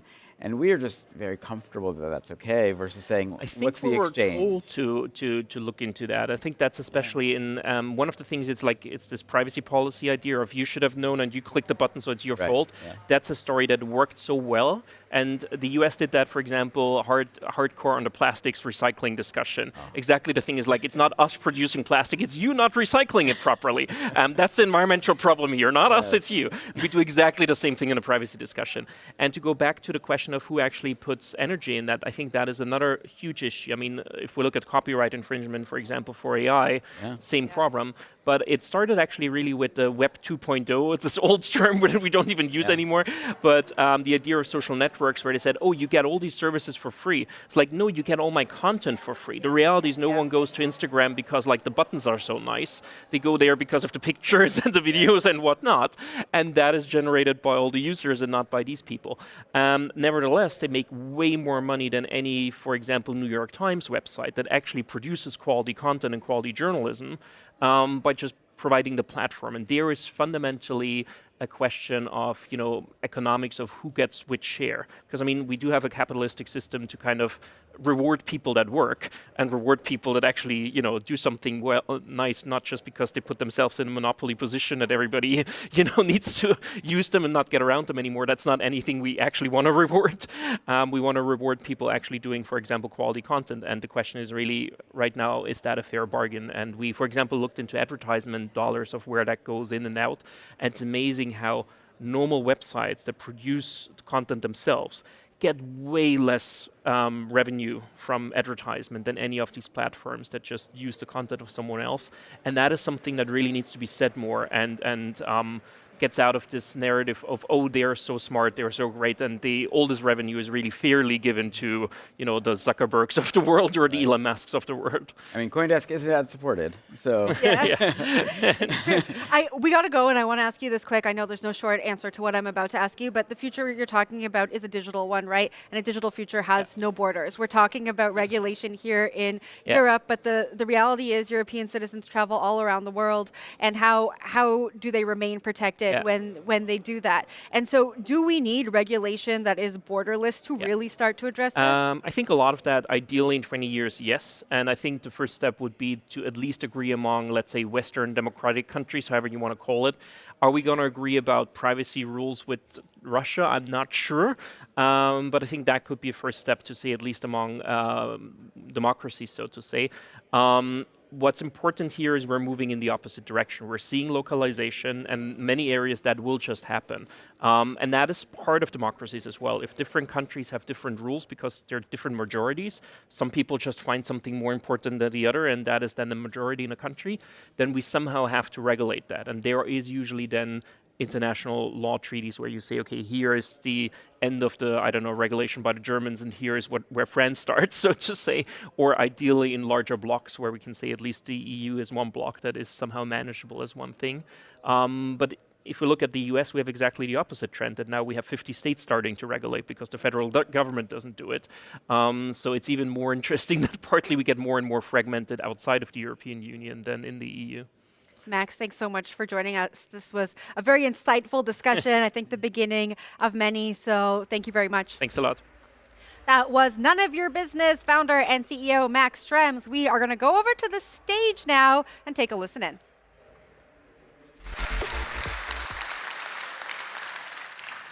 Hi, everybody. Full house. So this is a first in my career. There's many things I've done, but I've never had the former head of MI5 open for me. So thank you, Lord Parker, for coming. Strange bedfellows, these decks. So let's see if the slides are working. I don't normally do PowerPoints or Keynote or whatever these newfangled technologies are, so we'll see if we can get them working. Well, thank you all for coming. This used to be the center of the world about 200 years ago. And actually, there's so much history in this square mile. King Henry VIII, I think, was either born or died here, but I'll just go with it. The Tudors used to have their castle somewhere around here. And this was the epicenter of naval technology, and as mentioned by Minister Osborne, that was the most sophisticated organization of the 19th century, which allowed the British to have an empire. It's also where GMT came from. You guys know GMT, 0, 1, 2, and so we have a time-based product. We called it Midnight, and we said, hey, it'd be kind of clever to rent this place. And gosh, it is just beautiful, isn't it? I'm so proud that we were able to bring everybody together. Thank you for coming. Okay, so there's some gobbledygook here. It says like, privacy accelerates into the main, I didn't write this slide. Privacy accelerates in the mainstream. The Midnight Network is a radical shift, breaking free from something. I'll show you the slide I wrote.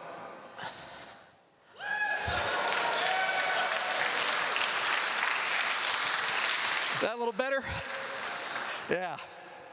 Okay, so we've been on a 6-year journey.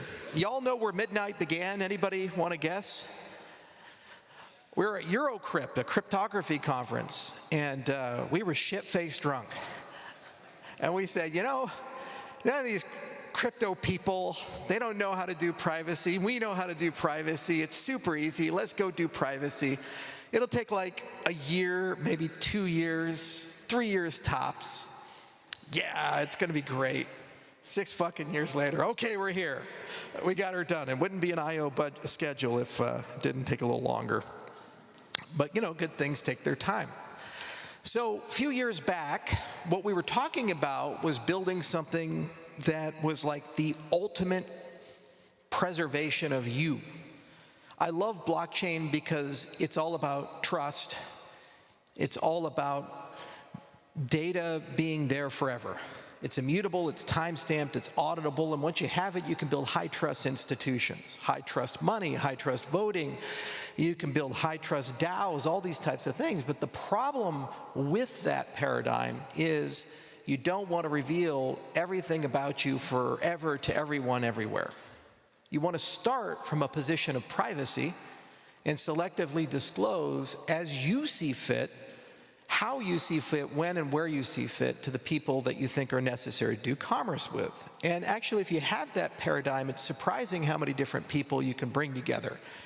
You can bring together the DeFi degens, you can bring together the weirdo privacy people, you can bring together nation states, intelligence agencies, you can bring together voting systems, big banks, because no matter who you are, everybody has something that they don't feel comfortable telling everybody else.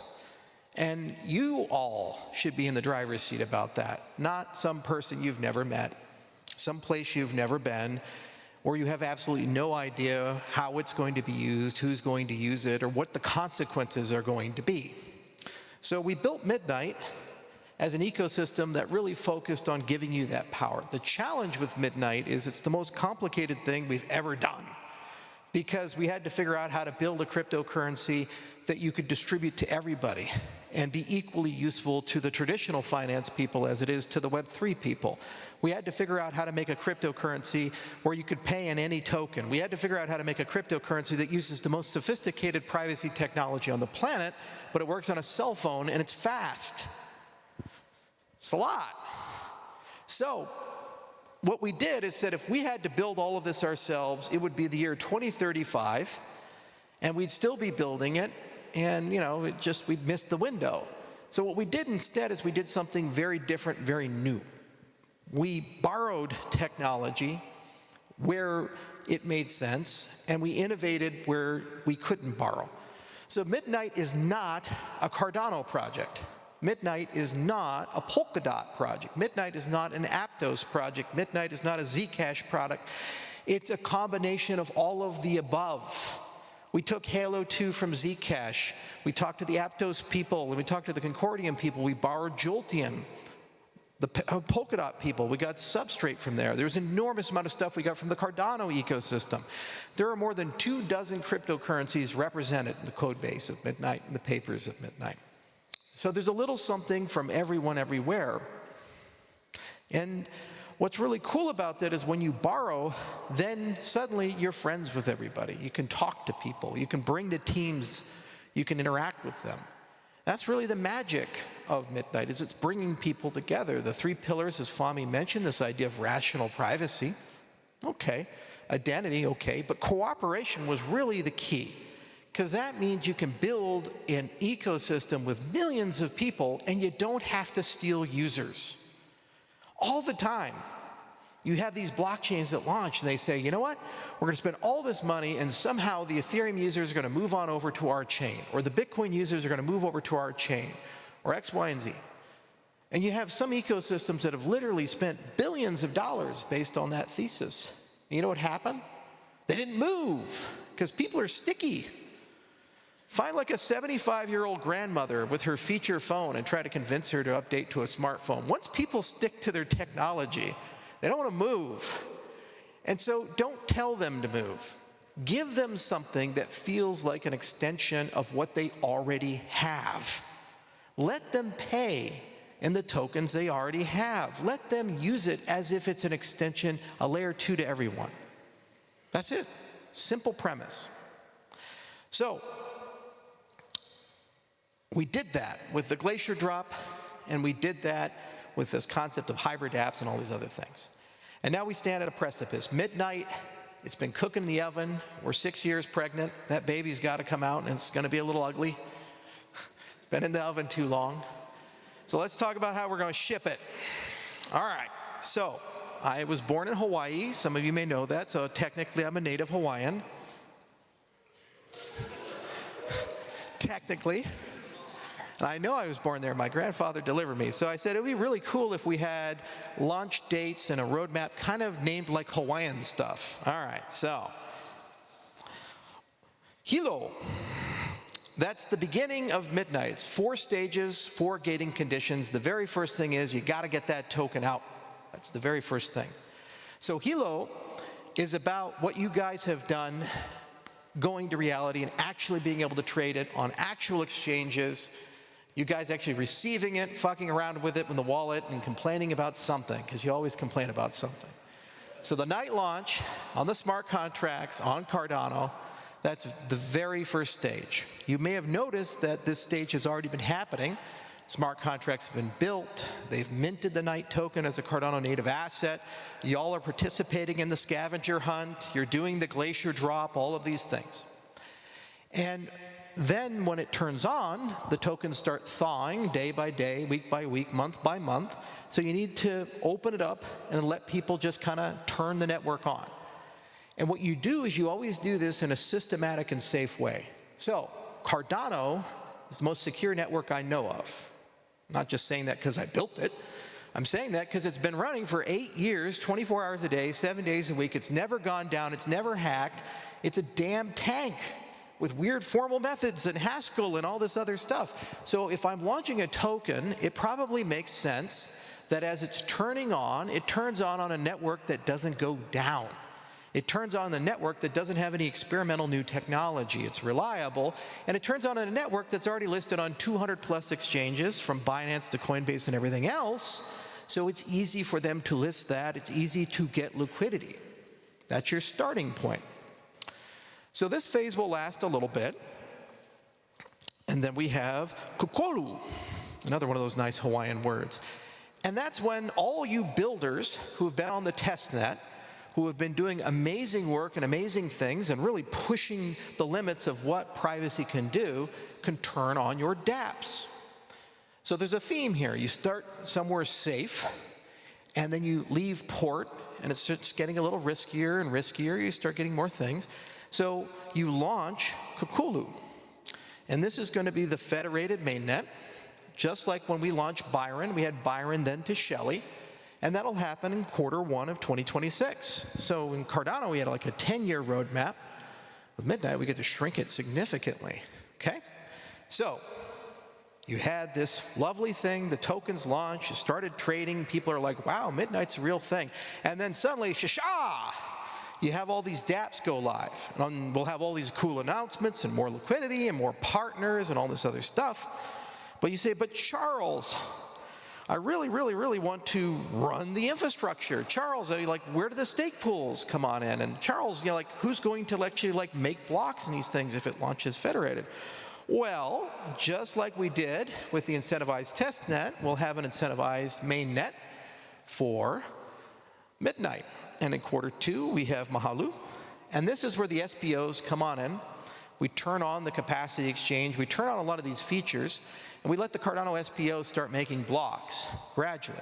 And instead of it taking years and years like it did with Cardano, it's a quarter-by-quarter thing. You start safe with liquidity. Then you get a federated mainnet. You turn on all the dApps. If any of them are weird and disturbing and the network breaks, you don't lose your liquidity because it's on a safe network. And then once you're pretty confident that that federated mainnet's working, then you have a parallel companion network that you run to test out the new algorithms, like Jolteon, super fast algorithm. In the lab, 5,000 TPS, sub-second block times. Those Aptos people are onto something. They're really smart fellows. And you get to test it, run it, fork it. And once we're ready, then you go to the last one. UA. And that's in Q3, 2026. And what that does is it launches the fully decentralized network, all the bridging infrastructure between Cardano and Midnight, recursive trustless bridge, and also it turns on all the interoperability between the other blockchain ecosystems. Remember, I kept saying, if you're an Ethereum user, you can use it. If you're a Solana user, you can use it. You're a Bitcoin user, you can use it. This is the era where that stuff starts turning on. This is the era where the hybrid dApp starts becoming a thing. The hybrid dApp, meaning you're Uniswap and you want some privacy. So you use the tools to write them, you pay an Ether, and somehow it feels like you're on Ethereum, but you're actually on Midnight. You're Binance, and you're sitting here thinking to yourself, you know, it'd be nice to have like anonymous withdrawals from Binance are travel rule compliant. How do we do that? This is the era where that actually happens. for any of the exchanges and dApps and DeFi applications that want to participate. And so the thing about it is that you have to do things in a manner where everybody has the ability to take a breath, and everybody has an ability to learn the tools, everybody has an ability to do stuff. We saw that with the Glacier drop, 3 months to do the airdrop. In the first few weeks, it was a nightmare. Then it got better. We learned, they learned, ledger support was added, all this stuff, because that's the nature of crypto. You can wait 2 years for it to be perfect, or you could have it now and there's some rough edges. So this is a compromise between safety and speed. You start with something easy, launching a token, then you go to something a little bit concerning, a mainnet, where you can break stuff and it has all the privacy features and you're running smart contracts, and then you turn the mainnet over in stages to operators, and then by the end of all of it, you have a full cryptocurrency. And instead of it taking 10 years, like it did with Cardano, it will all be ready to go Q3 of 2026. That is speed, that's learning. It's pretty fun. And boy, it took us a long time to decide how to do this. We had to put so many pieces together. We had to have so many meetings about it. We had to think carefully about these things. The other thing is we had to bring partners along for it. One of the things you're going to see tomorrow and in Fahmi's closing keynote is just how many people are interested in this technology and how many partners exist. Because they didn't start with us. They started trying to build something on Ethereum. They started trying to build something on Fabric. They started trying to build something on chain XYZ. It didn't really matter. Or maybe even build their own chain. And they did it for a while, and then they ran into a wall, and they stopped, and they started over. And they did it for a while, and they ran into another wall, and they stopped, and they run over. So when they come to us, we're like the third or fourth or fifth choice. And they say, can you save us? We say, yes, we can.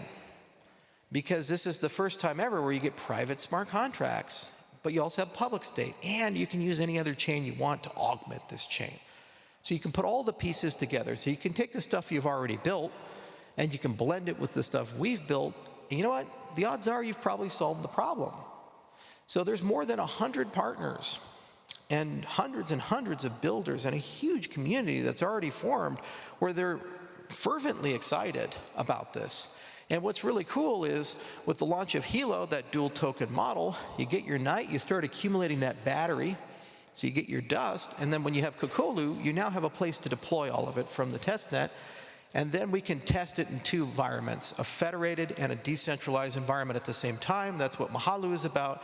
And in UA, once you have that, then you're in a position where, guess what, you can take it to the entire cryptocurrency space. You do all of that in less than about 9-10 months. It's pretty impressive if you think about it. And as we bring all these partners along, the other really cool thing, and what was really meaningful to me, is that we didn't forget where we came from. Midnight is launching as a Cardano asset, which means as Midnight gets tier 1 listings, it's the first Cardano asset to do so. And that opens it up for every single other Cardano asset. And when Midnight needs to have bridges and oracles and stablecoins, they have to work with Cardano too, go figure. And they'll charge extra, but we'll pay it, because that's the Midnight way. Because we need to. This foundation's awesome. I love the Midnight Foundation. They're aggressive, they're hungry, they want to win. They want to make deals. They want to actually see the network grow. And there's a lot of cool things we talk about as we look at this launch roadmap. Like there's one initiative that we just started internally, and all of you will be members of it. We asked a very simple question. What are the KPIs of a blockchain ecosystem? Is it TVL? Is it transaction volume? Is it MAUs? Is it time to finality? I mean, there's hundreds of different ways you can look at and measure objectively, qualitatively, and quantitatively the health of a blockchain. Wouldn't it be nice, starting in January, we just publish a report and say, these are the KPIs, and you have a dashboard, and then every month or quarter or whatever your cadence of measurement happens to be, you get to see if they're going down or up. It's pretty simple, right? That's called transparency. That's actually like not even selective disclosure, that's proper disclosure. Well, guess what? Midnight's going to do that. It's going to embrace a KPI-driven way of doing things. There's every single person that's part of all the organizations, whether it be SHIELD or the MF, they have KPIs, and they care about the growth of the system, the youth of the system. They want Midnight to be the most used cryptocurrency on the planet. They want it to process all of the private transactions for all of the networks, for Bitcoin, for Ethereum, for Solana, for Cardano. We don't discriminate. And we can measure that. We can look at that. It's the first time I built something where we've been building the layer 2 and the layer 1 at the same time. And on the layer 2 side, we've been getting amazing experiments, but we thought carefully about how do you build a technology so that we can use Microsoft's backend and Google's backend. You may have noticed that Google Cloud came in and said, we'd like to be part of this. Why? Because if Midnight works, all those billions and billions of dollars of computers that they have can be used to run the proofs. It's money for them. And it's the same for all these Fortune 10, Fortune 15 companies. That's what cooperation is about. It's about having a seat at the table for everybody. It's about measuring such things, and it's about everybody agreeing on a strategy for how do we push forward. So there's a lot of really cool governance innovations. You know, another thing that's really cool is that DAOs, they don't work right now. And the reason they don't work is because they're all public. That means anybody who works for them, all your dirty laundry, your money you've been paid, your HR dirty laundry, all this stuff has to be out in the open. And that doesn't really work in modern business. So wouldn't it be nice to have a private DAO, which has a public side and a private side? It's like a business, like a proper business, right? Well, that's the thing, is Midnight under the hood is going to be the single biggest governance revolution for the entire blockchain space. We say, should you run the Ethereum DAOs on Ethereum? Or should you run them on Midnight? You run them on Midnight, you have private voting. You run on Midnight, you have provability about everything. You run on Midnight, you have privacy to the participants and the discourse. And it's the same for Solana, it's the same for Cardano, it's the same for all these other places. And when you really think about it, there's not a damn thing you can't find in modern business where it doesn't run better on Midnight.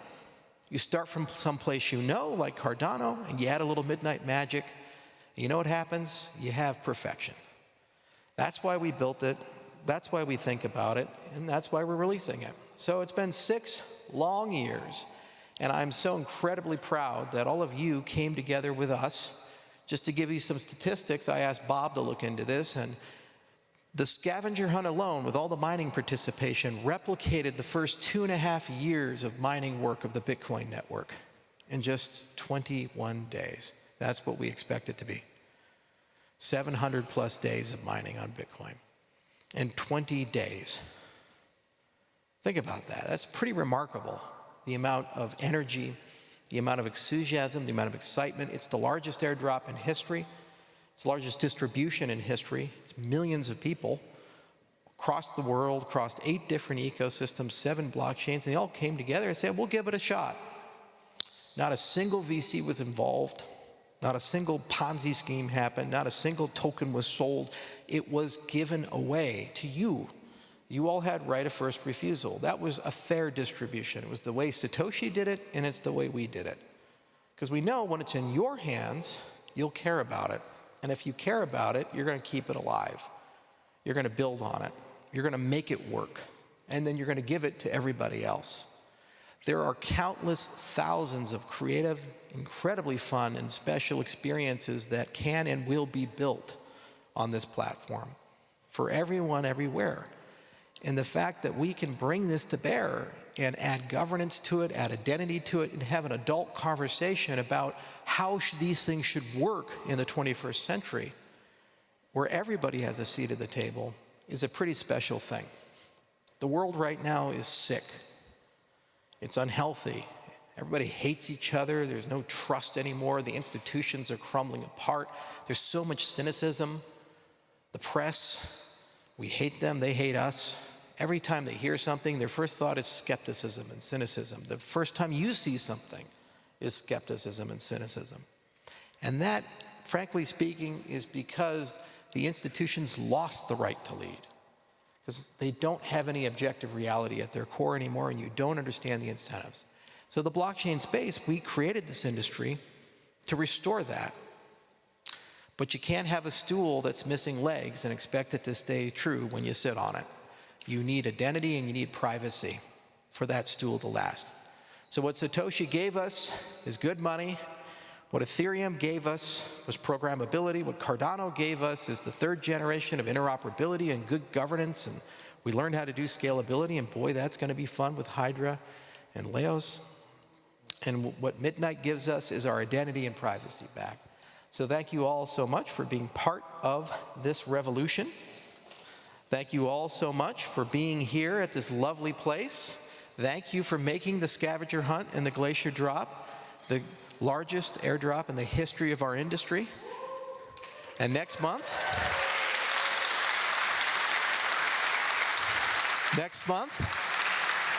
thank you all for being night holders. Here's to the future, everyone. Cheers.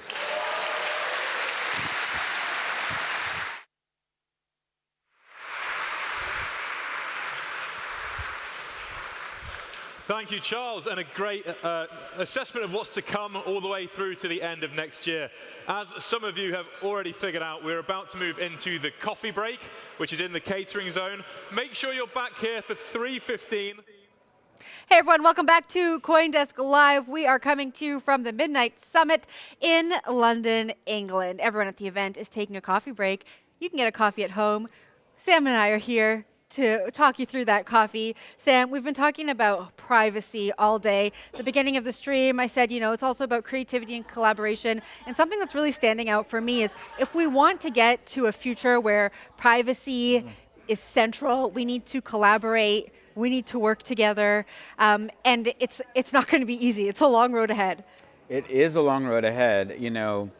I really loved when we were chatting with Max because here's someone who is so far focused really on how do we ensure data privacy. Yep.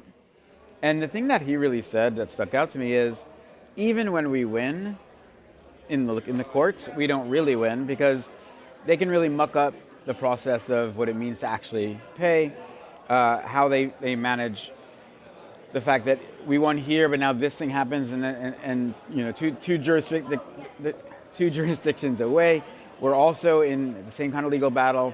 It's just delay, and obfuscate.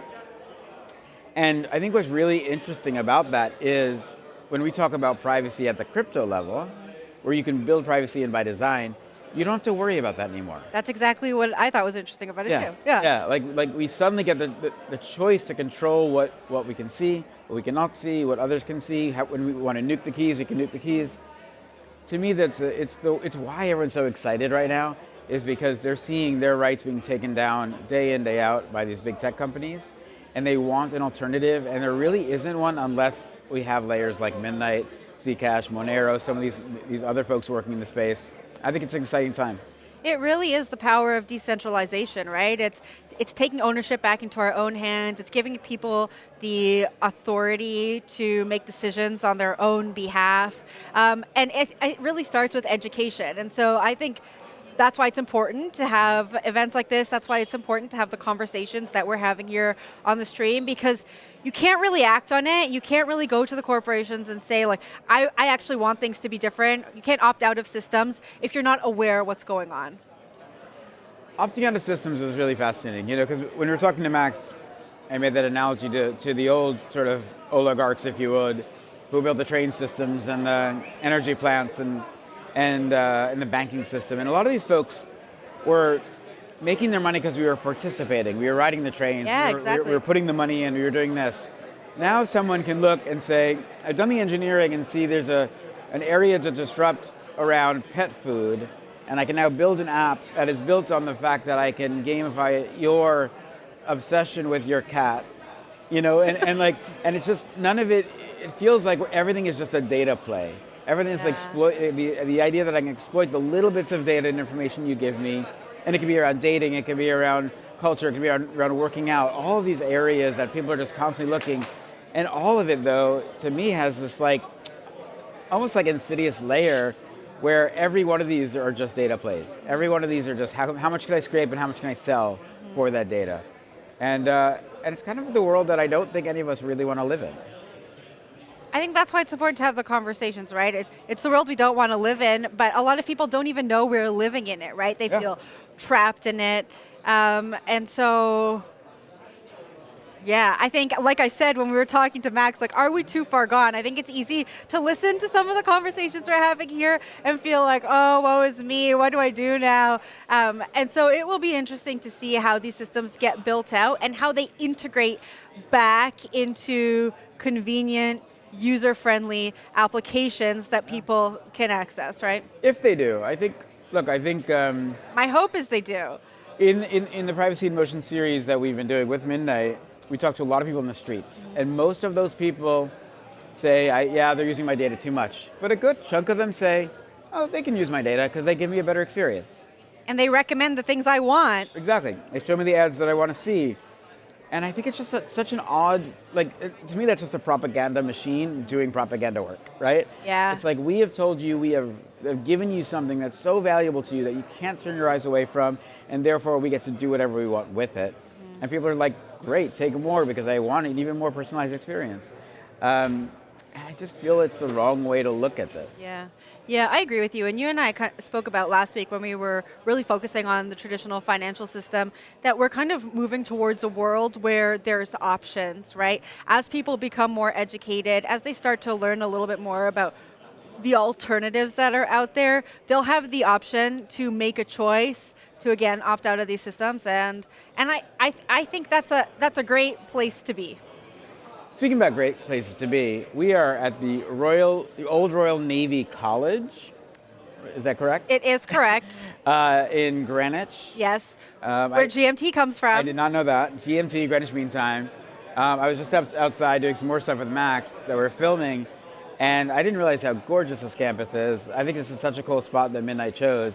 Not only for this is the time, like the center of time happens right here, but it's also, I love that it's a place of education.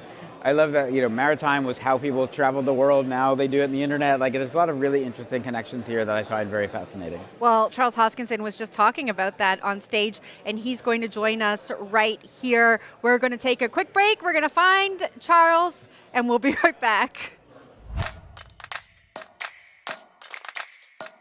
If you're a builder, now is the time to come to build on Midnight. Midnight is here. Now is the time to jump in and start learning with everyone else. Super excited about ZK. ZK, for those who have not been following, gets 10 times faster every year. So it's never been a better time to get involved. Developers have so many different opportunities to get started building on Midnight right now. We are always running hackathons virtually. We have them in person. We have our academy to teach you how to interact with the system and how to build your first smart contracts. We have the forum, a Discord. We have an ambassador program coming soon. We're questing, so we're gamifying learning. You name it, we have it. You want it, we'll build it. You're looking to get into developing on these kind of newer technologies, make sure you're very patient, make sure you build really good mental models of how things are working under the hood, because things are going to happen that challenge your assumptions, and you're going to have to be very flexible and thoughtful about investigating those issues. The big thing I want to highlight is to leave as much feedback as possible. We have a lot of potential to create innovative solutions that allow for use cases that have never been done before. Midnight's here for everybody. It's not built for a specific use case per se, but Midnight does have that secret sauce. It's the beginning, right? We're not even at mainnet yet. Those who are here now, they're the OGs. Our community is reshaping what Midnight will become together. Come get involved. Everything's out in the open, so it's up to you. Come on in. There's still a lot to build. There's still a lot of 10x improvements. You want to help as either a DApp developer or as somebody who wants to contribute to the core technology. So you're more welcome to message me on Twitter. Happy to bring you in and get you to also contribute to this wonderful future we're building together. Yep. Hey everyone, you're watching CoinDesk Live. We are coming to you from the Midnight Summit. We are here with the man of the hour, Cardano founder and CEO of Input Output, Charles Hoskinson. Charles, how's it going? I love being here. Welcome to Greenwich. Thank you so much for having us here. And I got to start here. We're going to talk about privacy, but I just want to ask you, Charles, what's the craziest thing you've done this week? We always take the conversation in so many different directions. And so I know you have an insane story that you probably can tell us. I wish I did. No, the craziest thing I think is being here. I never thought I would do a presentation at the Naval Observatory. You know, this is like where GMT was invented. Yep. All the time codes, all these things. It's surreal, but it's just a lot of fun to travel around and actually finally be able to announce Midnight's launch date. That's something we've been waiting for 6 years to be able to do.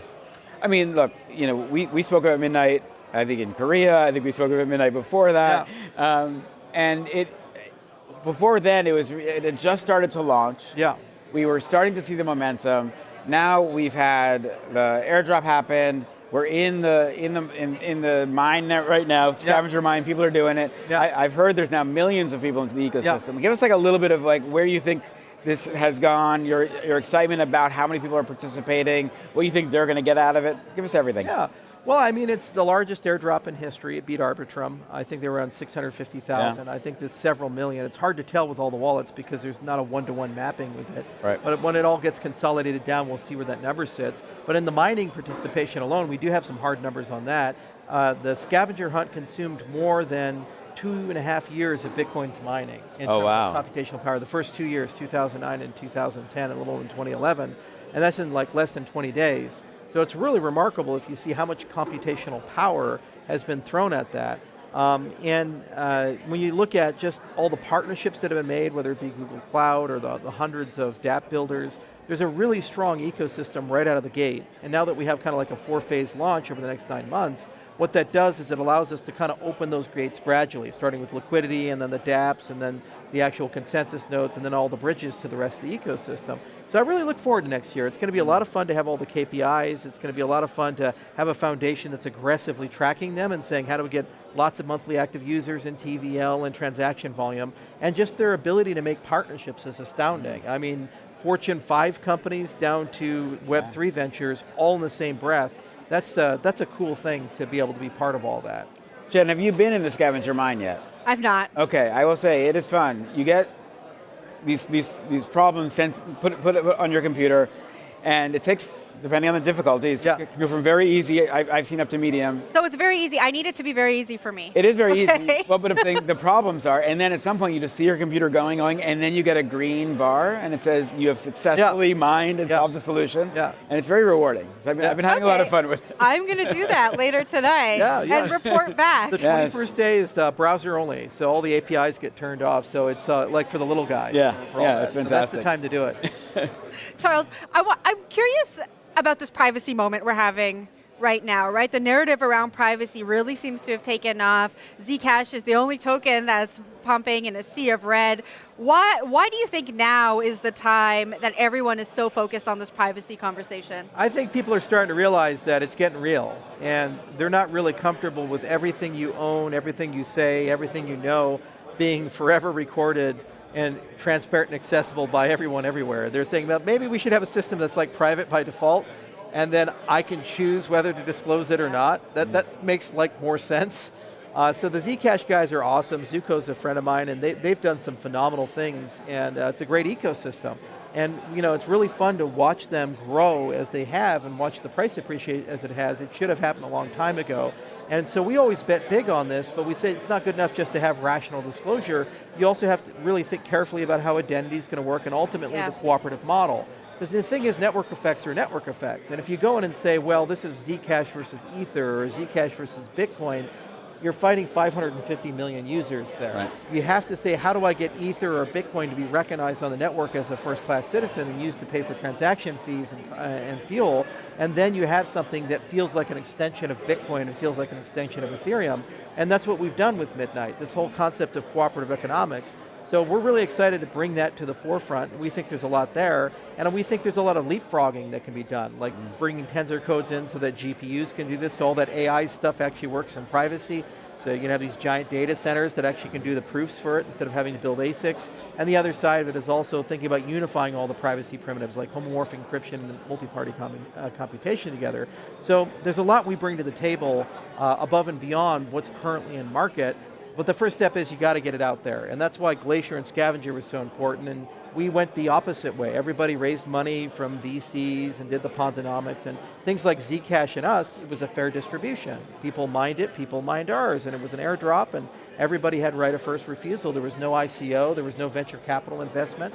So in many ways, it was kind of like a return to first principles for the market as a whole, because most people are just fatigued. There's too many tokens launching, there's too much big money coming in, and a lot of retail users are kind of bitter. They feel like they've been screwed by the big guys. And that's why the sentiment is so bad, despite the fact that the market is advancing so well. People just are tired of the markets kind of moving into odd patterns against them. And you mentioned the idea of cooperation. The initial drop was across 8 different chains. And it sounds like the opportunity really is to say, hey, we want this layer that really can ride above.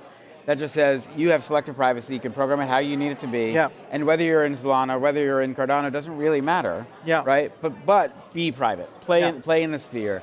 And then the idea of selective disclosure, the ability to turn off and on what you want. It's amazing to me that people don't ask for this from their normal apps, from their normal airlines, from their banks. They just, they almost expect, they're almost like, take it all and do what you want with it, as long as I get to do the thing I want. We do the labor, they get the profit. It does feel like this is a reversal of model. Yeah, well, people are starting to realize, especially in the age of generative AI, how bad of an idea that is. All these artists are saying, hang on a second here, now we're using AI to make songs that sound like me, or all these celebrities are saying, hey, that sounds like my voice, or remember it was the movie Her with Scarlett Johansson, and then suddenly OpenAI releases a voice assistant that sounds suspiciously like Scarlett Johansson. So that's the problem, that when you turn over all your data with generative AI, you turn over you. You turn over your likeness, your voice, your mind, all of your contributions to people that you have no control over. So people are starting to realize that they, by design, need privacy back, and they need sovereignty over their identity and their data. So when we built Midnight, we said we wanted to have a layer that could work with the legacy world and the DeFi world alike, and it can act as kind of that regulating layer for AI, regulating layer for finance, regulating layer for compliant activities, where you're in the driver's seat about who gets to use that, under what terms and conditions they get to use that, and ultimately where the fruits of that economic labor go. So Midnight is kind of the first major step in that direction. There'll obviously need to be lots of upgrades and things to fully realize the vision, but ultimately I think it's the only choice, and it's the only option, especially in a world with generative AI. The other side of it is that we used to believe in rules-based international order. The nation states would get together, they'd make a deal, they'd get a treaty, and the World Bank and the IMF and these other institutions would kind of figure it out. But that doesn't work when you have China and Russia and America at each other's throats. The minute whatever their geopolitics demand get in the way of an international agreement, like look at the tariffs, for example, they just throw it all up in the air and say, even though we have a treaty, we're just going to tariff you or do this thing.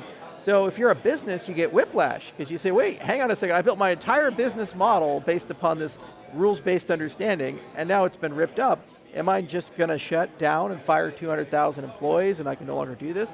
So a large amount of business is going to move into the digital commons, and it's going to move into the blockchain commons, and you can't do that on a Cardano or Ethereum or Bitcoin because they don't have the privacy component. You need to be able to balance what's private, what's public, how it's disclosed, what the regulatory schema is, and we think that the way we design Midnight, it's the best option because it doesn't require Ethereum to change or Bitcoin to change or Cardano to change. It just gives that capability, and it acts kind of like a layer 2 to everybody. So it's neutral, you just pay in the way you want, you call it in the way you want, and that's really the vision, and once it's fully realized, I think there's no going back with it. Charles, you were just describing a future where AI really takes your whole identity, and I think that's a future that we are barreling towards. It reminds me of a Black Mirror episode when you describe it, and I think folks watching at home feel like there's not really anything they can do about it. We were talking about this earlier. It might be too far gone. Just connect the dots for our audience here. How do we opt out of that future and leverage some of the technology that we're talking about? Well, it's super hard because you have these multi-trillion-dollar companies that are so powerful they kind of run the government. And what they're doing is they're kind of pushing us there. So the first step is you economically opt out. So you get into systems where they're not beholden to that, and then you build more and more of your digital life in that purview. So eventually Midnight can run things like a trustless Google. Midnight can run things like a trustless Facebook, these types of things. And yes, even the AI agents can be brokered and live on Midnight, where the semantical value of them, getting them to know you, can be preserved without them actually knowing your personally identifiable information or being able to replicate or copy you. So we think we can get there in 5 to 10 years, but the first step is the opt-out. You have to move out of the old economic system and into this new system. And once you're in the new system, then there's an inevitability, because we already have strength in numbers. There's 550 million people that use crypto. And we're going to be at 1 billion people that use crypto by 2030, and probably 2 to 5 billion by the end of the 2030s. So we have the people, and we have trillions of dollars of raw value inside this ecosystem. We just have to take the next step and say, well, what is required to make this system work with all the cloud infrastructure? What's required to make this work with all the privacy-preserving infrastructure? How would regulations work in an automated way in the blockchain space so that we can get it all sorted out? And Midnight's kind of our experimentation to pull all that identity, computation, data into one place, and then build it in a way where no one has any incentives to compete with it. They say, well, I don't care if Midnight's successful because it works with Ether. I don't care if Midnight's successful because it works with Bitcoin. It's like an extension. My currency is compatible with that. I know I'm never going to be shut out of that system. You know, it reminds me of, 2 days ago you did a kind of turned on your camera, did a great kind of long talk with Twitter about paper handing, people who are paper handing their crypto. And I heard about it from a lot of people I know in the crypto space. They were like, this is when we love Charles being Charles, right? You turn on, you just go. But you really were making this argument, which was, are you participating in the fiat system where you are the victim of these governments, the victim of anyone who can affect the quality of your money, who could deplatform you, who could debank you, or do you want to play in the system that is in your advantage? And crypto is the system to play into. And you're really making the argument for why crypto itself, as a core technology, is about freedom, it is about personal decision making, it is also about the idea that you get to own what you have, and really every dollar you put back into fiat, you are giving that up. Yeah. And this reminds me of it because in the sense that when we think of TikTok, or we think of OpenAI, or we think of Twitter or of Google, in essence we're giving them the same thing. Every time we don't use a crypto app that can do the same thing, we are allowing those people to make more and more money off us and not allow our humanity and our individuality to be valued because they just see us as raw data to sell. Is that the right way to think about it? Yeah, and unfortunately it's so far gone. It's just difficult to sort fact from fiction anymore. I mean, this is a weird world where if you're a parent, Google will know that your daughter's pregnant before you do. Google will know that your wife has cancer before you do. It's such a crazy world about how much we've actually disclosed and how much of our sovereignty, our self-sovereignty, has been basically turned over to a handful of very powerful companies. And by extension, those companies use that to run the government. Can I interrupt? It's not even just that they will know that you are gay before you're telling your parents. Yeah. It's that they are actively funneling you towards the alt-right, the alt-left. Oh, yeah. They're radicalizing you to places that make them money. That's the next step, is that there's this algorithmic tyranny, because once they know everything, you will use them as a companion and ask them questions like, what should I do with my life? Where should I go? Where should I go on vacation? Well, is it Lake Tahoe or Lake Como?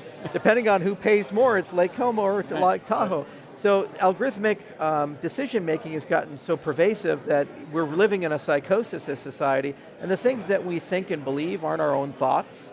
We just get irrationally angry at things, and we don't really know why, and we get because we've been propagandized by the algorithms, and those algorithms are there to increase more engagement and incentivize more clicks. They have nothing at all to do with us being free-thinking humans.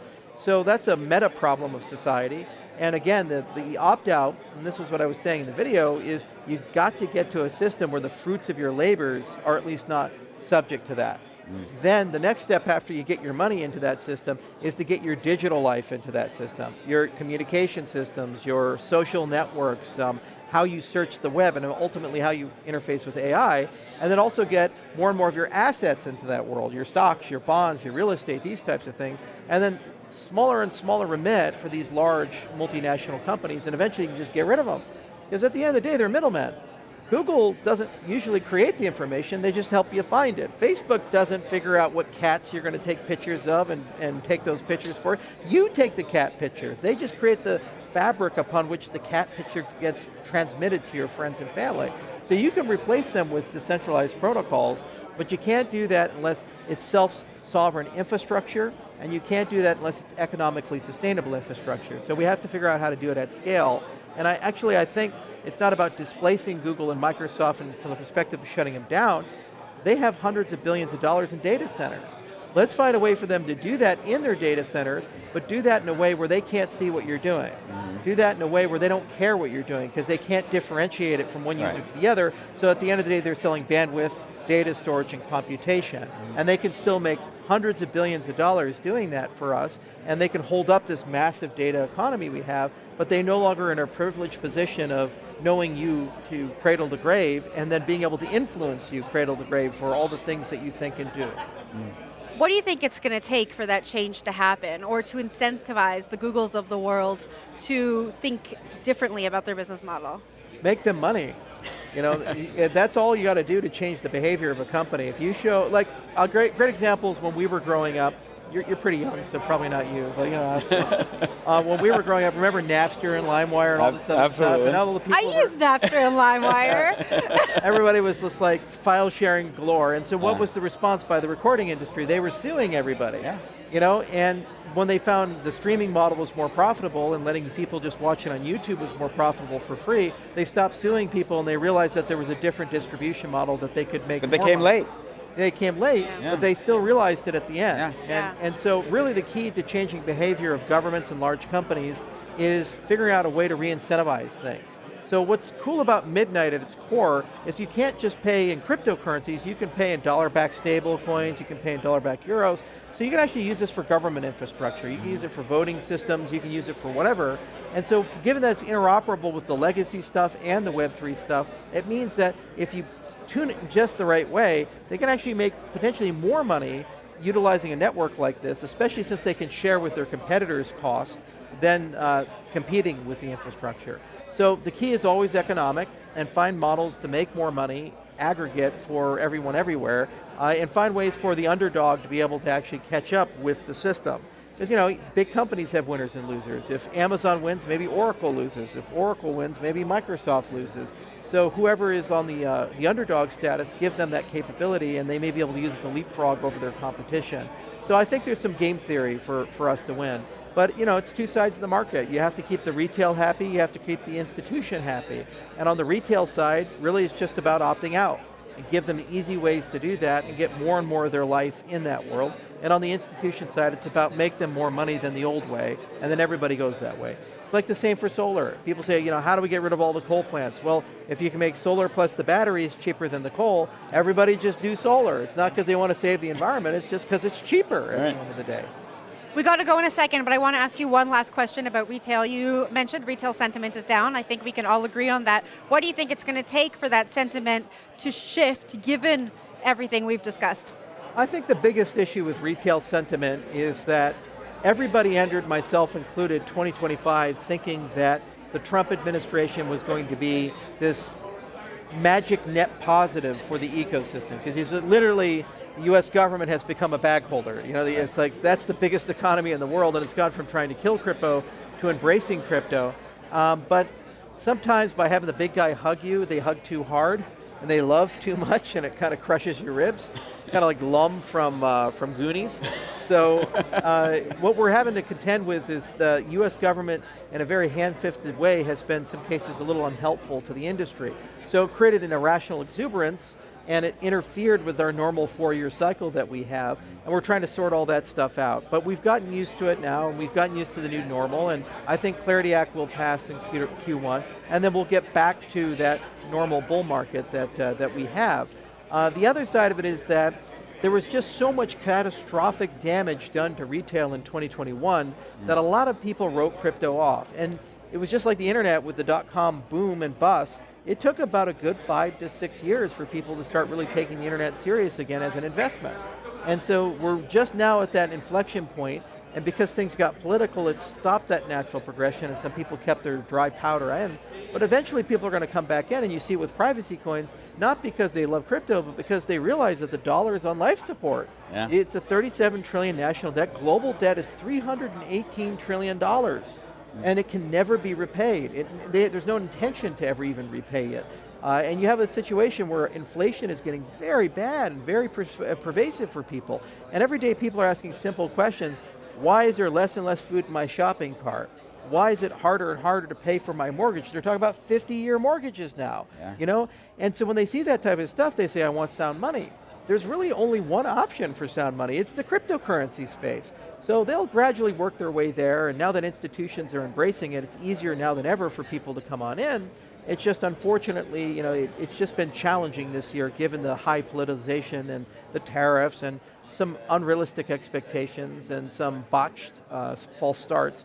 But you know, it only slows the Giga Chad bull run down. It doesn't stop it. So I think 2026 is going to be an incredible year. Privacy is going to be the one that kind of launches it and brings back retail. And then all the other guys are going to get a halo effect from it, and we're going to see a big lift in the industry as a whole. And I think we'll close out 2026 with $250,000 Bitcoin and a very healthy and vibrant ecosystem. I love that I didn't even have to ask you for the Bitcoin prediction. Charles, thank you so much for joining us, and thanks for having us at the event. Thank you so much. Thanks, Charles. Always a pleasure. That was Input Output CEO Charles Hoskinson. We are going to take a quick break, and we'll be right back. Your personal information is the most valuable asset in the digital economy. Bought, sold, and traded every second, often without you knowing. Apps and devices opt you in by default, quietly extracting more than you realize.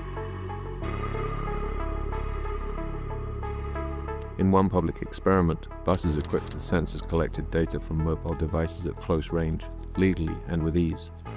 If it's that simple for a passing vehicle, imagine how easy it is for the companies you interact with every day. Privacy shouldn't be optional. At Midnight, we're empowering dApps to protect users' data by default. With selective disclosure, you decide exactly what to share and what to keep private.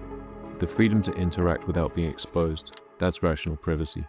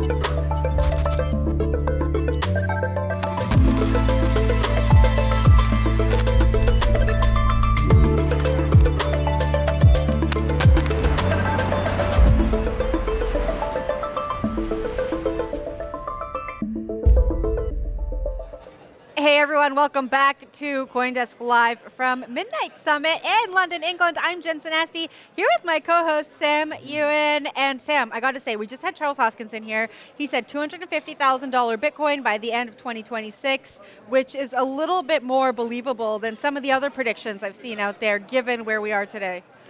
I mean, literally yesterday, Jen, you and I were talking about how, I think it was Tom Lee was predicting still $150,000 Bitcoin, $7,000 Ethereum. Things were just a little exuberant for the moment in the market that we are in right now. I got to wonder if some of these figureheads that we have in this industry say numbers a little bit for the shock value, a little bit for the entertainment value, and we got to know. Maybe a little bit for their own bags. We take it with a little bit of grain of salt. I think it is a little bit for their own bags sometimes. I like you say bags because it's Canadian.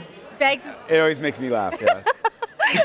All right, well, we are here at Midnight Summit in London, a real privacy-focused event here. I got to draw on what Charles just said, too. He thinks that the privacy narrative is going to pull us out of this little lull that we're in, but you have a game to tell us about.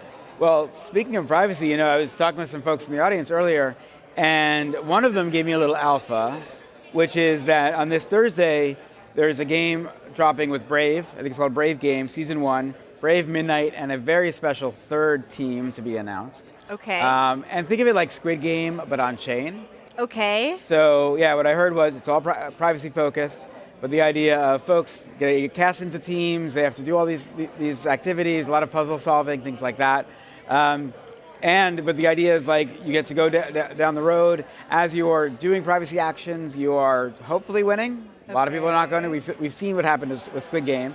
Going to be a lot of bodies left on the floor. But there's going to be no real deaths, right? Zero actual deaths, but maybe some reputations. We'll find out.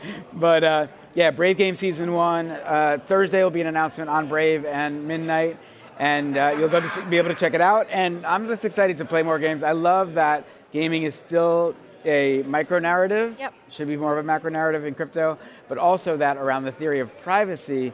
The game world, I was thinking about this the other day, how much kids play games because they love the conversation back and forth and the anonymity that comes with the idea that you can play Fortnite with someone who's in Australia and have a great time, not having to needing to know what they look like, where they live. You just have a great vibe with them. And I think it's an area that we should be continually looking for to bring more people into blockchain. Yeah. Don't make it a very complicated blockchain game. Just make it something that's fun to play. Everyone loves a Squid Game. Everyone loves a Squid Game. So I'm excited to see what happens. Well, I'm going to play, and you're going to play, and we're going to regroup on this. Different teams. Okay. I'm coming after you. Wow, Yeah. that was rude. I thought we were going to be on the same I meant same team. But okay, yes, Sam. we're going to do this together. I think what you're saying is... Wagamy. Wagamy, okay. I think what you're saying is exactly right. Games are more social than social media, right? There are real connections that are made in games, and I don't think that the Web3 gaming narrative has gone away. I think some elements of what folks were trying to build and some narratives that folks were trying to push maybe have gone away, but I completely agree with you. I think if we look at what the younger generations are doing, gaming is not going anywhere. It really is their way to connect and interact, and we're seeing economies being built in the likes of Roblox and virtual Fortnite. Economies, absolutely. True virtual economies. Yeah. And so I think gaming will continue to iterate, and we will get there, and that narrative will definitely be back. Well, after our conversation last week at Chainlink, I wrote a post about the metaverse, as we were talking about it, but this idea about that there's generations of millions and millions of kids who grew up with virtual economies, understanding what it meant to exchange digital value, and the idea that along with that tokenization brings digital twinning, whether to your house, your car, your stock portfolio. And this is really just the macro game of the internet. Packy McCormick wrote about this a very long time ago. But we're seeing it actually play out in a way that I think is really dramatic. And the gaming industry itself is so big, we just know people love to play. And so the fact that Robinhood is what it is because of gamification. Pump Fun is because of gamification.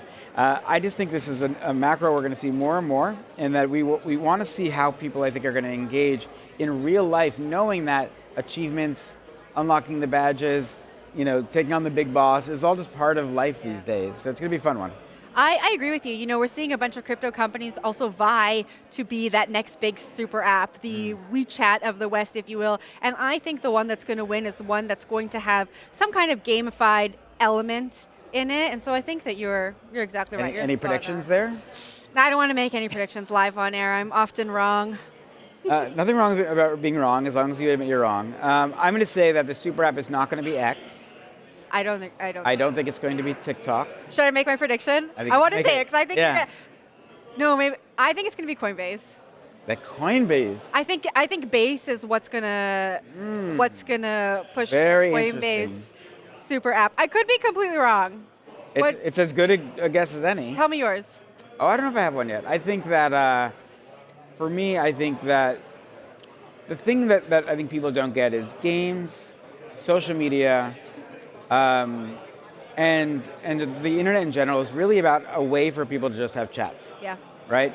And so the thing about a Coinbase, which is a great example, is it doesn't yet have the human-to-human element. I think they're going to get there. And they may get there. But there. When we look at Farcaster, we look at some of the like Nostr, some of the sort of core Web3 protocols that are built with social in mind, they haven't really gotten it right. Yeah. And so I think it's a big leap to think, Coinbase is a fantastic app, it's a big leap to think that they become the everything app, but again, I would be happy to be wrong about that one. I have no idea. I probably am wrong. But we are going to continue the chat right here. If you're just joining us, this is CoinDesk Live. We're at the Midnight Summit, and we're going to welcome our next guest with us now. We have Marieke Flamant. She is the co-author of Euro Stable Watch. Hello. Hi.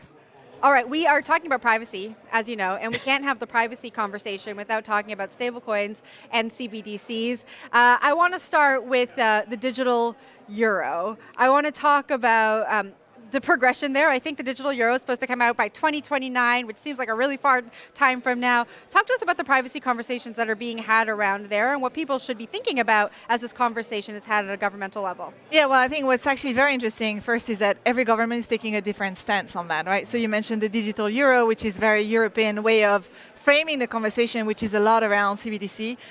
The European Central Bank is actually looking at two CBDC. One is wholesale, which they don't really talk about, but that's the real one that's being tested, and there is actually pilots and things that are going on there. And then there is the other one, which is the digital euro, which is the retail CBDC, which is pretty not coming before 2029, as was recently announced, for which there is very, very little details, but also like very little appetite for do we actually really need it? Because we are, after all, in a world which has stable coins, which has tokenized deposits, which has a whole bunch of other things, and therefore the question is like, should this really be the priority of the central bank? So yeah, not much detail, a lot of questions around privacy. Do we really want central banks to actually own everything and be able to look in details into our own wallets and have an oversight of that? Personally, I don't. But again, because it's 2029, we don't have that much details. Marieke, you spend a lot of time in this space, not only what you're doing now, but at NEAR and I believe Circle before that. You understand it better than most. When you talk about CBDCs, you know, a lot of us in the crypto space are skeptical. And I think I wonder how much, you know, a central bank wants to think of its money being utilized in a micropayment in LATAM or in Africa. And is that a barrier where Tether and USDC see this as a tremendous opportunity? So how do we get the banks thinking about that, or do we really want to say stay out? Well, I think actually what should be realized that the money stack as we know it is being reinvented. And when I think of it, I think of interoperability between different instruments, right? And so there is different way to tokenize fiat, one of which could be CBDC. And there might be a place for actually CBDC amongst central banks themselves or amongst banks and central banks, but not touching the end users, right? There might be a place for tokenized deposits for banks and large businesses. And there's definitely a place for actually, you know, end users, wherever they are in the world, for actually getting access to a fiat currency. So in my mind, the conversation when we talk one or the other is actually very wrong, because it actually could be very much a stack of different things that enable different use cases and that are needed in different circumstances. And that's where it's actually this idea of this new money stack that's starting to emerge. Can you give us an example? Because I've heard a lot of folks say if we have stable coins, we don't need CBDCs, and if we have CBDCs, we don't need stable coins. Can you talk to us about a world or give us an example and where we would need both?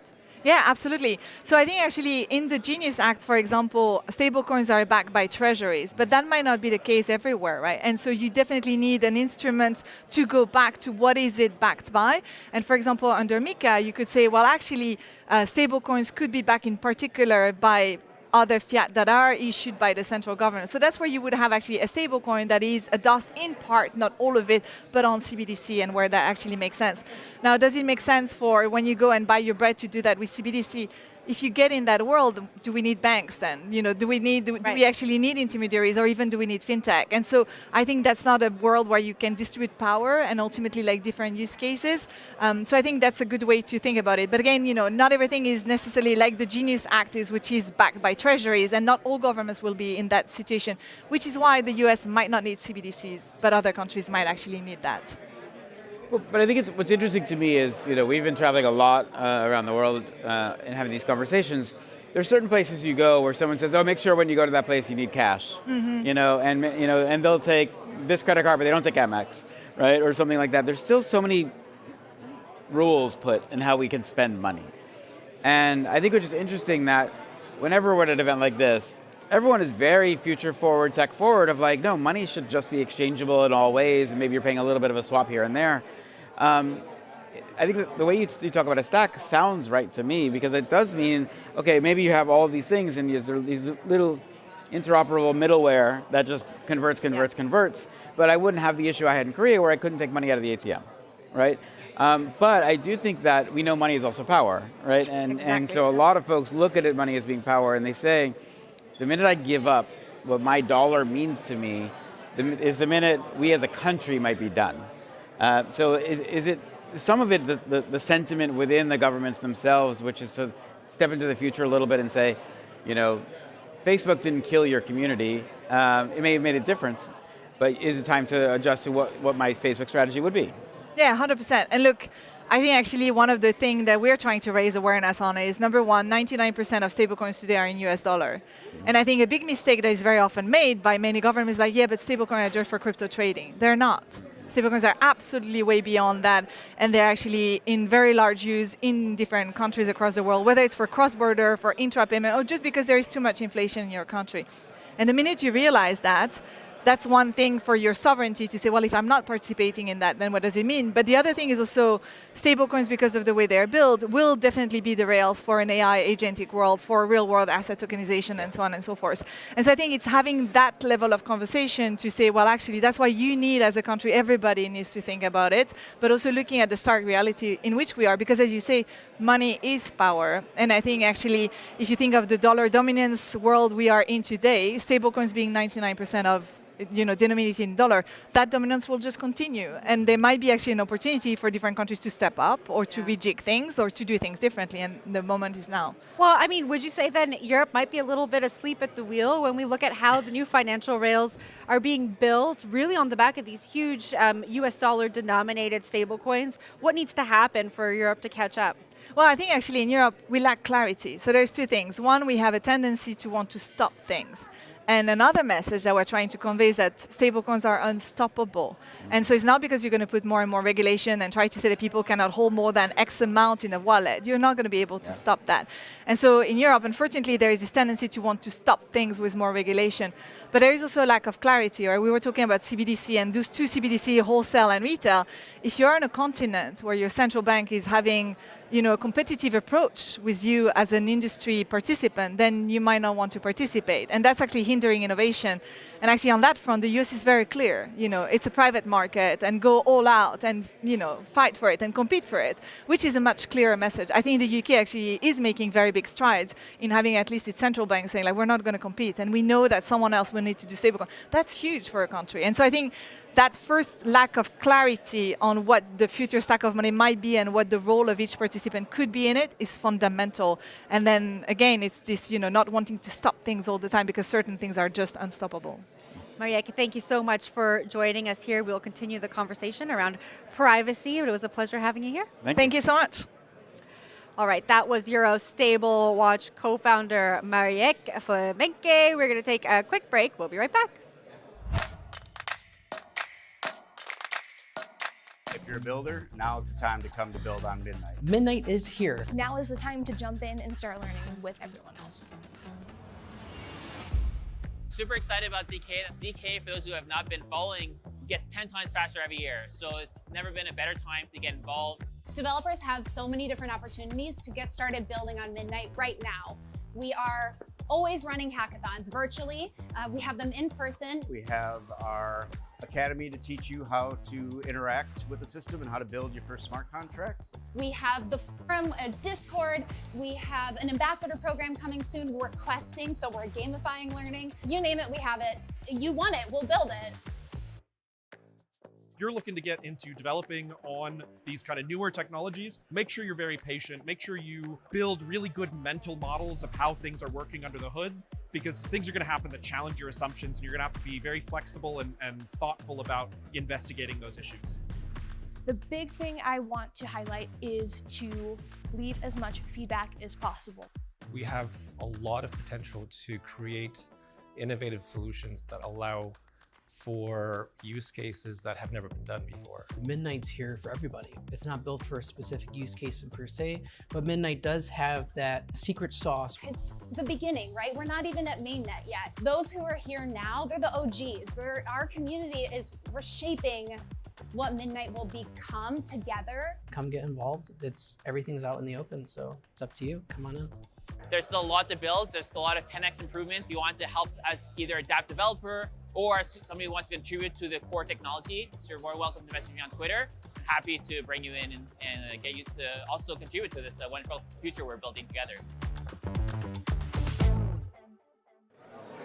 Hey everyone, if you're just joining us, you're watching CoinDesk Live. We are at the Midnight Summit in London, England. And our next guest joins us now. He's the co-founder of Velocity, Eric Quetham. Hey, Eric.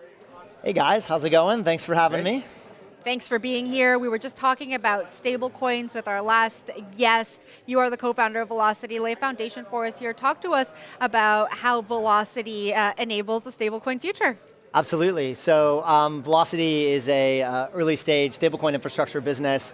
We are the first organization who is really building infrastructure for global CFOs and treasurers. We're taking our experience in traditional finance and helping really bridge the world into Web3 and helping these businesses advance into using stablecoins for payments and treasury use cases. Do the CFOs and treasurers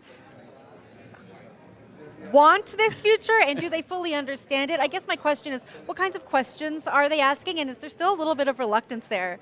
There is, which is natural. I think in any kind of new emerging technology, anytime you challenge the system someone's built, which today is built off the back of traditional fiat rails and the banking partnerships that they've forged and the payment institutions they're working with, they feel, they feel like they're doing a pretty good job. And so I often like to start these conversations with treasurers, which is, anyone who in particular feels like they've built the perfect fly trap, tell me a little bit about where you're pre-funding. And they're like, well, I am taking a $100 million credit line on Thursdays for this reason. Tell me a little bit about your FX fees and what you're paying, and tell me a little bit more about the capital efficiency you have and how you're structuring your internal organization around the world and getting capital to the right places. And as you start to, I think, kind of dig in and even get one layer deeper, they really start to open up and their eyes light up about, wow, didn't know you could do that, that's really interesting. There's a lot of impact there, maybe I am interested. And so it's a slow moving kind of ball, but I think the momentum is building, and certainly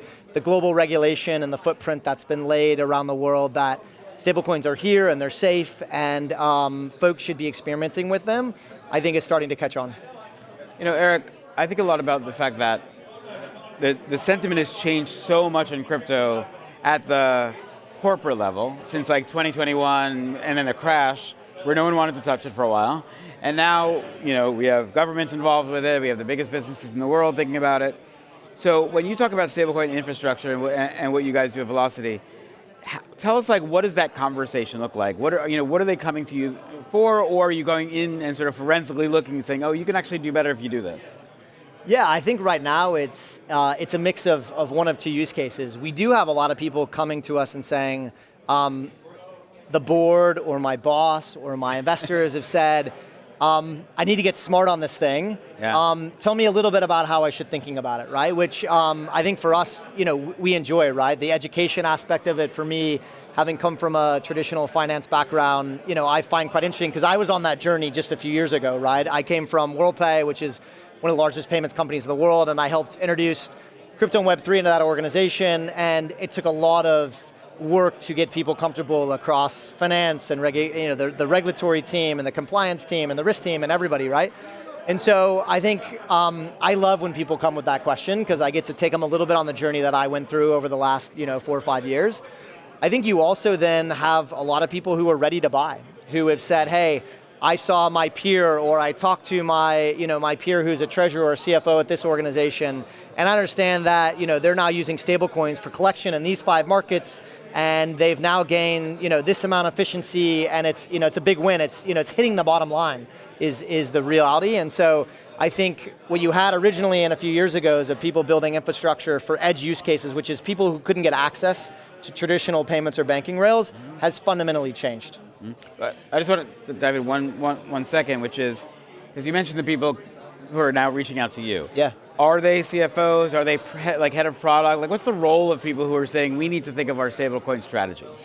Yeah, I think often in sophisticated organizations where payments really matters, meaning you have a complex payments environment, and so you've built a team which is a combination of probably commercial / partnership / product people. They're typically leading the conversation. You also, I think, in less sophisticated organizations have treasurers now asking the question, And I think for a long time, it's been hard to be a treasurer. The biggest decision you might make is, if I'm going to switch to a different tier 1 bank, or if I'm going to implement a new TMS. And all of those things are pretty high risk, because if they go wrong, you're in big trouble. If they go well, no one remembers, right? And now they're presented with this opportunity where they can introduce stablecoins in their environment and maybe, put a couple million, if not tens of millions of dollars to the bottom line through efficiency. And that's, I think, pretty exciting to them. There's this real narrative around trust in crypto, trust and networks, and it really sounds like that's translating over now to these Web2 companies with the CFOs learning about stablecoins from their network, learning that they can trust this new infrastructure from their network, and it's interesting to kind of see that transition over into an already very established financial world.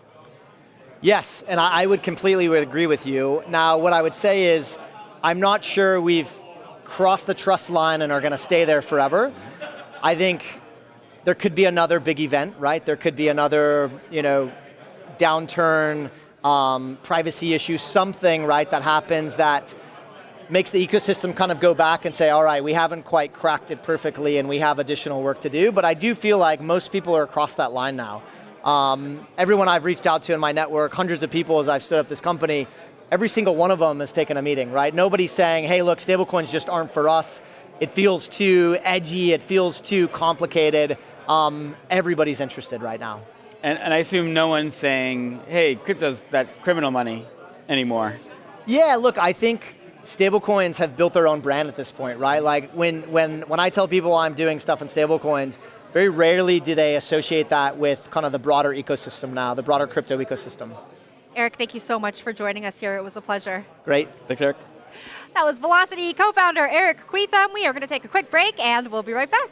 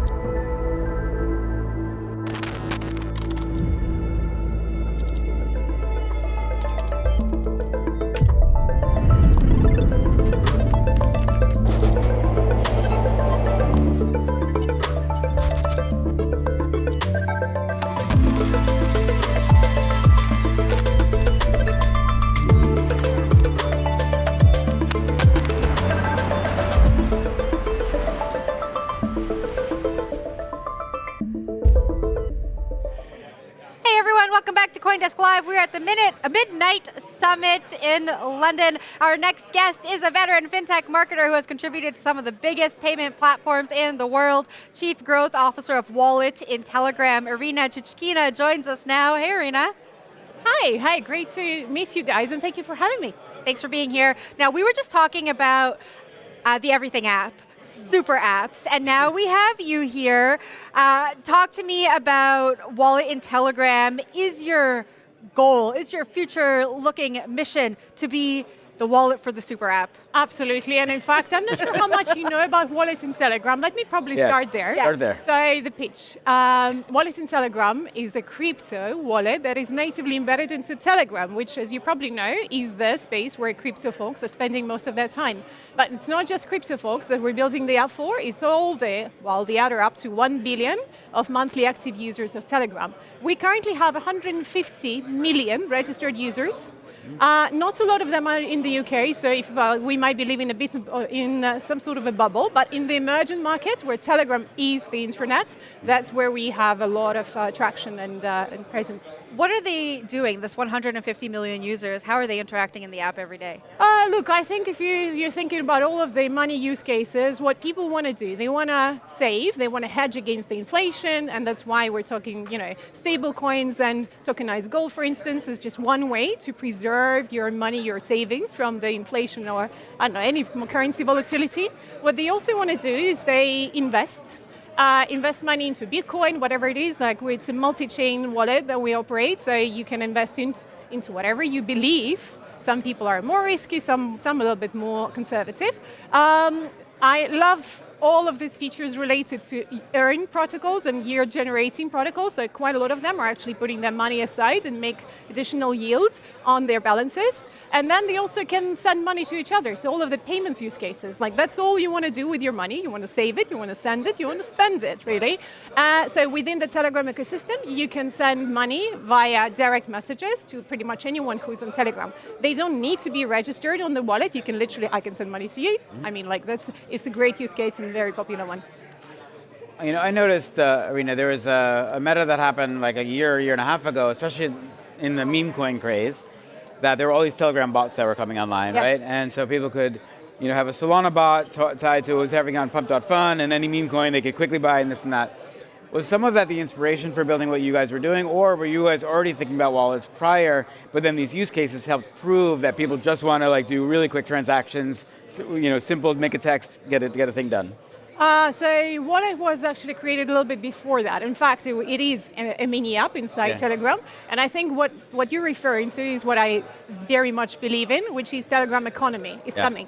Just like WeChat has built a whole WeChat economy around it with WeChat Pay at the core of it, we are now seeing a lot of the new use cases, mini apps that are starting to pop up here and there. Sometimes it's a game, sometimes it's an e-commerce app, sometimes it's a fintech and financial services. What connects them all together is Ton blockchain, which is what we're sitting on, we're benefiting from. And I think one really cool use case there is that there is a form of digital identity called Ton Connect, which helps you to sign your transactions, to authorize and sign up to new apps and e-commerce use cases, and it all basically brings it all together. We're talking about privacy here. How are you thinking about privacy over at Wallet and Telegram?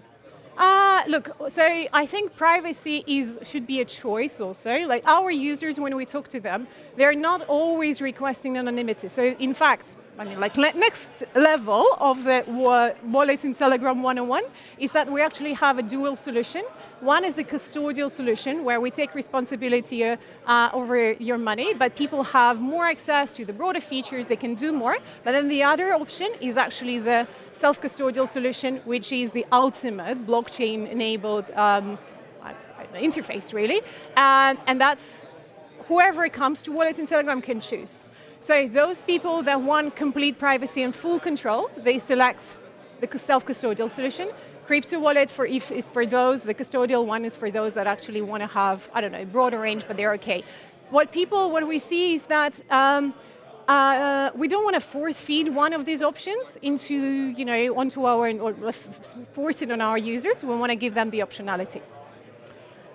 Some critics, when we talk to them, talk about the idea of there's so many people coming into moneyed systems that don't have the education of what it means to be responsible about the money you hold, right? And so I do worry about, not Telegram specifically, but whether it's WhatsApp, Telegram, Twitter, we're constantly being DM'd, we're getting SMSs from people who are trying to scam us out of money. How do you believe we should allow protections in place to ensure that we can create a trusted environment where we can transact comfortably? Look, I think, I can only speak on our own behalf, really, on behalf of my own company. We do there is this kind of concept in the UK called consumer duty, which I love, actually, which is something that we're trying to embed into the interface and communication, making sure that we are as transparent as possible about the risks, that we educate our users on the possible risk, on the value and the power of diversification, on what can go wrong and how to protect themselves from scams and scammers. So those are the things that I believe sustainable companies would want to do. Because ultimately, if people are, if we enable some negative experience for them, they would not trust us their money. So we would need to make sure that we create that at the core level, the fundamental level of our relations with the users. Sam and I were speaking earlier about this social element that makes crypto a little bit more accessible. We were talking about it in the context of gaming. I think we can translate that over to this conversation as well. Is your vision for Telegram, for the wallet language to almost go away, this to become the financial layer of the app, and for folks to be social about their investments, what they're trading, and what kind of money they're holding? I love that you bring in this up, really. I do agree. In fact, I think what we're trying to enable is not for the crypto to become the way to pay. It's like to make it almost irrelevant. The word, whether it's crypto or any other, whatever, like, or fiat money, people want to manage their money. So if we enable that within their familiar native social environment, if we make those transactions between people in their, I don't know, family groups and chats with their friends, if we enable those things, it doesn't matter whether it's crypto or fiat. But yes, those social use cases are native and are, these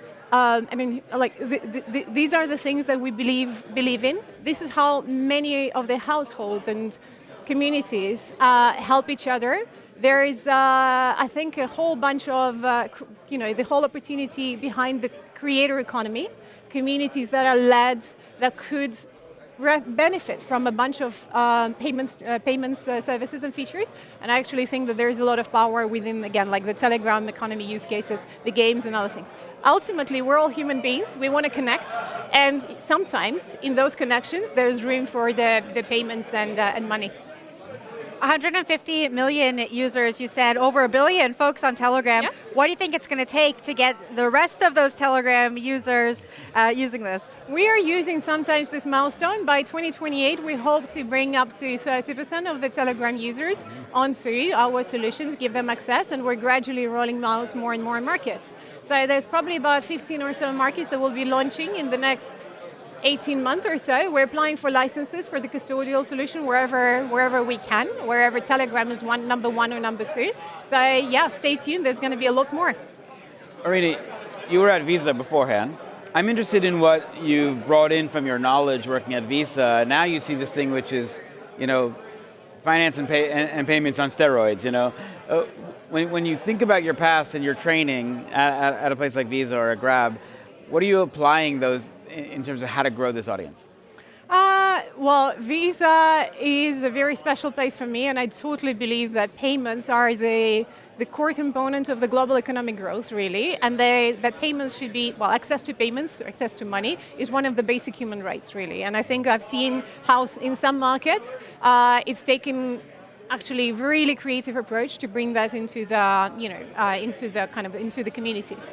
So what I learned there, I'm now trying to successfully bring into my wallet and Telegram experience. I'm one of the internal sort of advocates for the payment use cases, social payments, P2P payments, e-commerce, these types of things. And well, you were referencing another company that I was part of, at Grab. I'm not sure if you're familiar with Grab. Grab is Southeast Asian super app. Yeah. And that's also where I sort of grown so much fond of the super app philosophy, really, building. And what I realized there, one of the takeaways, is that at the core of any super app is the wallets. Because in order to enable all of those new verticals and new use cases, you have to have a transaction layer. You have to have actually two things. Digital identity that connects it all together, and then the second thing is the payment method. So wallet is precisely the core, hopefully the heart of all of the, enabling the Telegram economy and the creativity behind the new ways to create experiences within Telegram. Let me ask one question, which is, you must have so much interesting data. I can only imagine with 1 billion users, and you guys already have 150 million wallet users, you know more about how people are utilizing the future of money than most people. Are there any insights that you can share with us? So we don't have access to Telegram users' data. Like, again, no one has that, and I don't believe anyone could actually I mean more payments data. But on the payments data, anonymized aggregated data, yes, we're looking at quite a lot of different sort of slices of them. We're looking at the geographical payments cultures, and I think this is fascinating in itself because how people pay in Europe is not the same how they pay in, Middle East or Southeast Asia or Latin America. And I love seeing and learning from those things. Usually the emerging markets are much more creative, but much more hungry as well. There is much more speed in terms of adopting new services and new use cases. What I love, what are the types of things that I learned so far? We've recently launched tokenized assets and stocks and ETFs, basically the ability to start investing from $1 into the US equities. And in places like here in the UK, perhaps it's not a very special thing, but if you're bringing it in the emerging markets, in places where literally there was nothing, and you immediately give people access to potential, lifetime savings and opportunities, We love seeing the feedback on that. But we also are trying to not just look at the aggregated level, we also like to ask for qualitative feedback, reading the comments, talking to our communities, asking them questions, giving, I don't know, sometimes doing deep dives in interviews, and we'll learn so much from that. Yeah. Should Wallet in Telegram be successful? Should you achieve all of your goals? What happens to your old employer, Visa? I think after everything that I've been in payments for almost 20 years now, one thing I learned is that we can only succeed if we partner. In fact, we should be partnering with Visa, we should be partnering with other really big sort of established financial institutions. We should be having a direct open dialogue with the regulator, because the regulation doesn't make sense if the industry, the actual practitioners don't adopt it. I think there has to be a dialogue between those companies, and we can only work in partnerships. There is if you think about the world, there is not a single system that will be omnipresent and ubiquitous around the world. And it's not even Visa with its resources can do everything to cover the whole world. So we need to work together. Are you seeing appetite from players like Visa, or are they really wanting to build within their own ecosystem? Oh, very much so. 2025, I'm saying that 2025 has been the year of stablecoins, and it literally has been the wake-up call. In every discussion that I'm having with my old colleagues and my, people from the banks, everyone is starting to develop a stablecoin strategy, and crypto is a form of stablecoin, or it's the other way around. But basically, stablecoin is the starting point, but gradually, the CFOs, oh my God, it's mind-blowing. The CFOs of the large enterprise companies are having, investing, they're investing in Bitcoin now. They're starting to formulate their strategy before they even offer it as a product or a solution to the consumers. I think there is a lot of, we'll go into an era where there is a lot of eye-opening happening every day, in wake-up calls are having in the boardrooms, in the public companies. So yes, there's definitely a lot of momentum in that space. Irina, thank you so much for joining us and sharing that insight. Thank you so much. Thanks. That was Chief Growth Officer of Wallet in Telegram, Irina Chuchkina. We are going to head on over to the stage now and take a listen. That you've heard of that.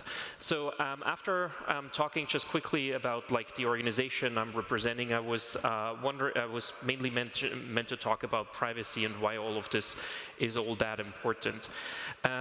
It's interesting, if we think about privacy, we usually have this kind of abstract word of privacy, and we just talk about it. And one easy way to kind of separate in privacy and think about the levels that we have here is that we kind of have two types of privacy we usually talk about. And I think that's oftentimes overlooked. Basically, we have this privacy that most people talk about in the sense of your credit got denied, something got leaked, something got public, where you realize, okay, this is a shit situation, I actually have a problem here. This is what we generally talk about. But a lot of the privacy that people are actually concerned when they raise things with us is not really that they have a direct consequence right now, but that they also have a feeling of surveillance or a feeling of something is icky or weird. And that is a bit what you can see with the so-called, this goes too far, basically. Okay. There's a slide in between that you should see, that you don't see. Anyways, there is the idea of a panopticon that should be here on the slide, which is a prison where there is a guide in the middle of or a guard in the middle of the prison, and can basically look at 100 little cells, and everybody in the cell feels surveilled, even though actually no one ever looks at that. And that gets to this idea of freedom and how we can define privacy in a feeling element, not just in a way of how data is actually processed. And if we talk about these things like freedom, for example, we're usually talking about a very high-level idea, and it's very hard to grasp that. But if you go a little bit deeper, as oftentimes is understandable in the sense of, for example, people do not speak as openly when they know that they're under surveillance. So, for example, there is a different situation or a different way of me talking on the stage than if, for example, if I'm with friends, because there is a different trust relationship.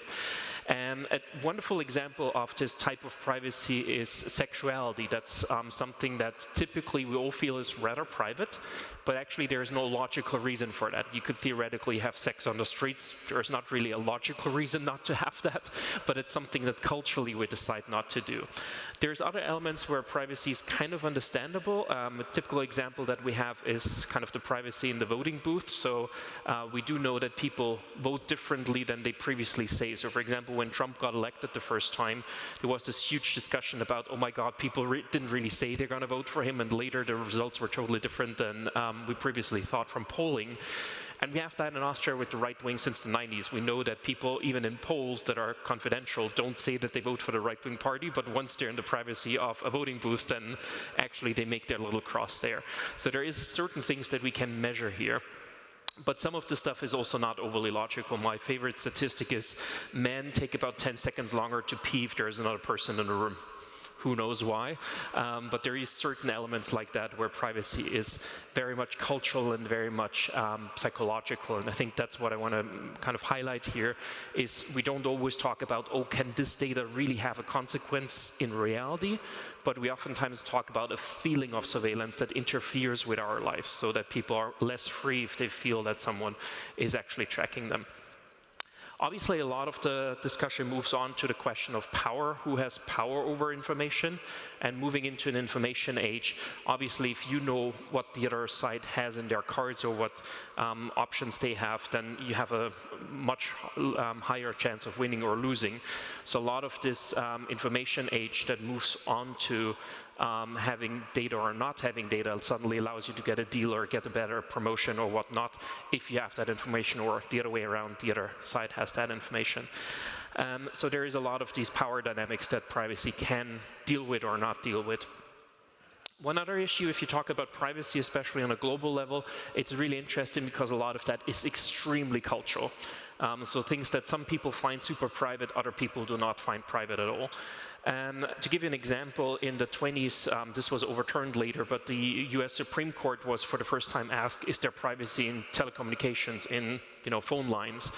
And one quote from that judgment is that the wires are not part of the house or office any more than the highways along which they are stretched. So it's quite interesting that back then they said no privacy and communication outside of your house, goodbye. So that was basically the idea. That was overturned later in the 60s. But at the time, that was the thinking in the US. If you look at, for example, Germany, they already in the 80s promoted the right to self-determination as a constitutional right. So even these thinkings are very different globally. But the problem that we're running into right now is that we have a globalized internet and a globalized system. So we do run into the problem that even though we have different cultural feelings about privacy maybe, and even within Europe actually there is a lot of different feelings between, I don't know, Scandinavia and Austria, for example, my home country. So we do have to manage this now somehow, that we have very different feelings around that. And a lot of that I personally look a little bit into, or I personally think about not just as privacy as a topic, but as a bigger topic of informational redistribution. If we move into an information age, who has that information and who actually has the power over that? We could have the situation that we have the big tech companies, so to say, for example, having all the information, using AI to kind of process all that information, and thereby have a lot of power over our economies, but also over our societies. And theoretically, the right to privacy should give you that possibility to protect a little bit, to say you can't get everything of me and you can therefore not influence me all that much. There are counter rights, for example, the right to access to your data, which the other way around gives you information downstream, so to say. So you have freedom of information, for example, versus the government, or the right to access of your own information that allows you to counterweight that information flow and say, I also want to get some information to kind of the smaller guy and get it back down. If we now talk about these right to privacy, I'm a lawyer, so I usually come from the legal side of it all. It's quite interesting because it's oftentimes discussed, are we going to keep that? Are we going to be possible to actually have that? At least for the European Union, there is not really any way around it, because we do have these rights in the Charter of Fundamental Rights, which is kind of our European Bill of Rights, so it's part of the Constitution. And unless all the member states jointly agree that we're going to abolish it, this right to privacy is going to be here to stay. There may be times where there is kind of more interest in the public and less interest, but the general principle is not going to go away anytime soon. What is interesting is when the European Union had to decide about how to regulate all of that, we did get the GDPR that I think by now everybody is more than well aware of, and it actually had a huge backing at the time. So this was the election results actually, or the voting results for the GDPR in the European Parliament. Basically everybody was for it. Later, this was massively talked down, especially by a lot of industry lobbyists, by a lot of the cookie banners that everybody started to hate. So it was interesting that there is a dynamic that changed a lot in this right to privacy. Now, this is the law as we have it. It may change. We right now see that there is attacks on it.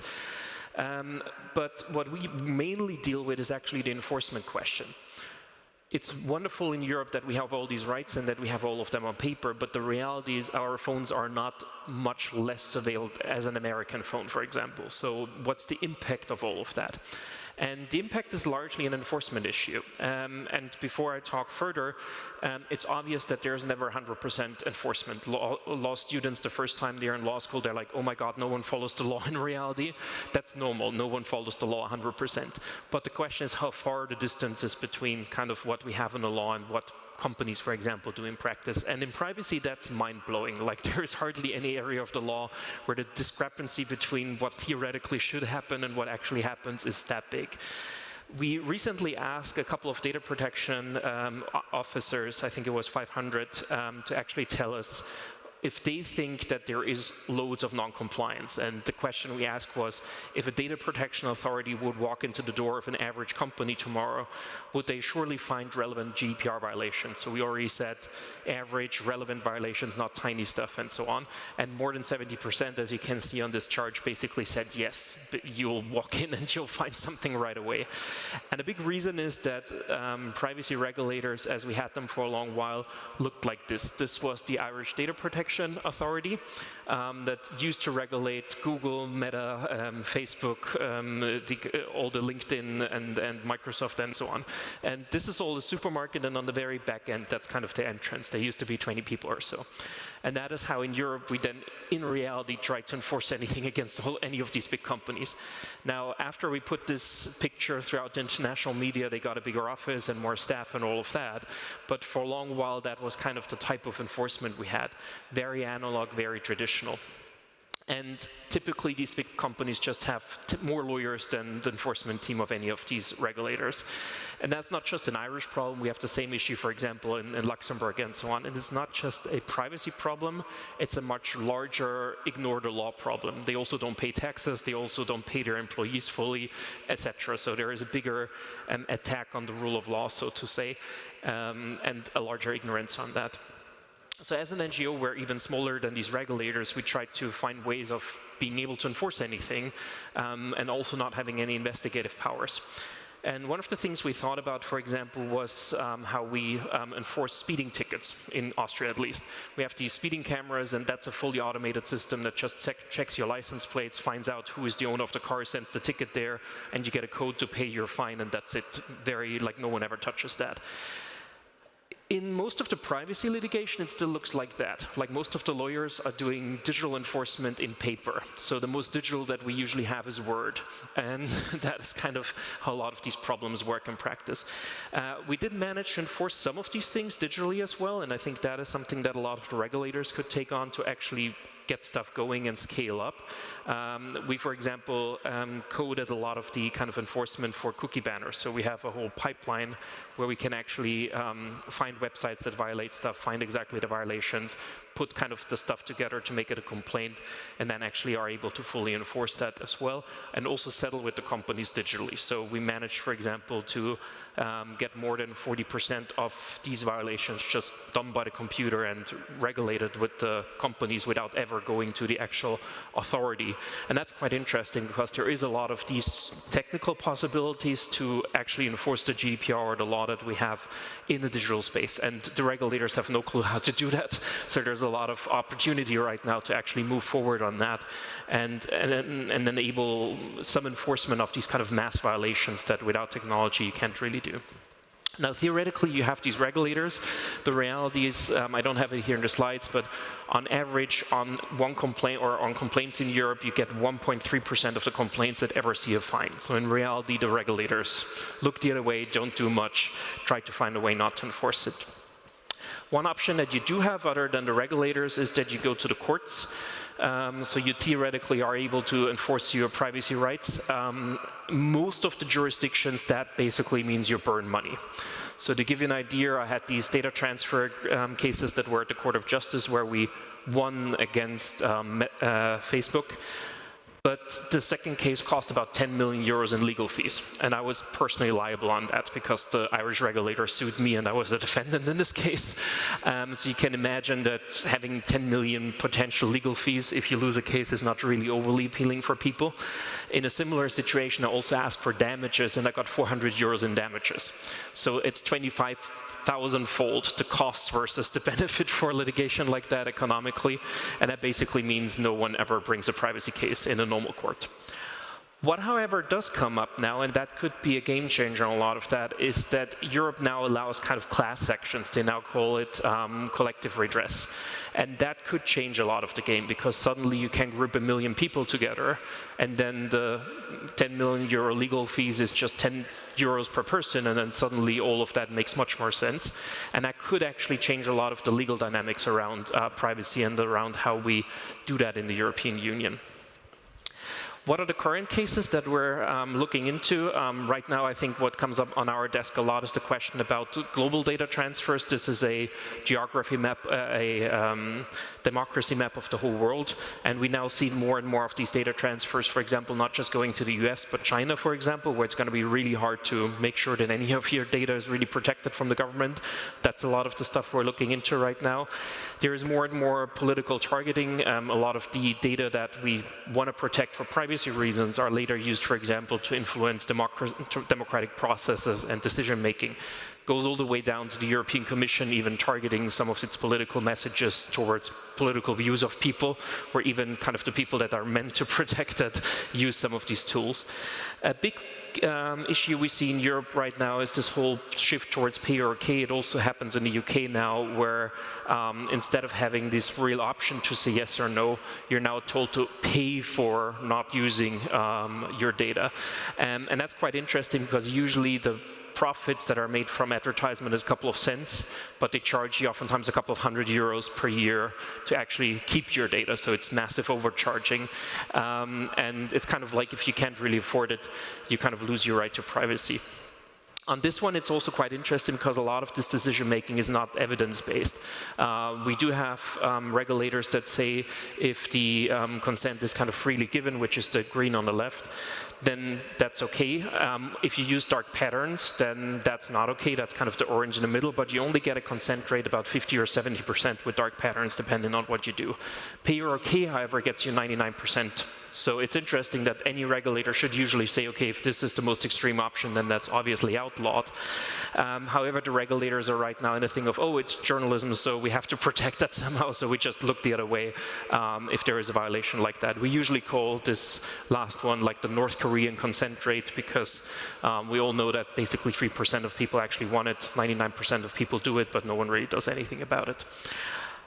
There's more and more of these cases on, which is going to be really interesting on AI, obviously. There's a lot of the kind of basic privacy rights, like right to access and so on, that these companies are absolutely ignoring.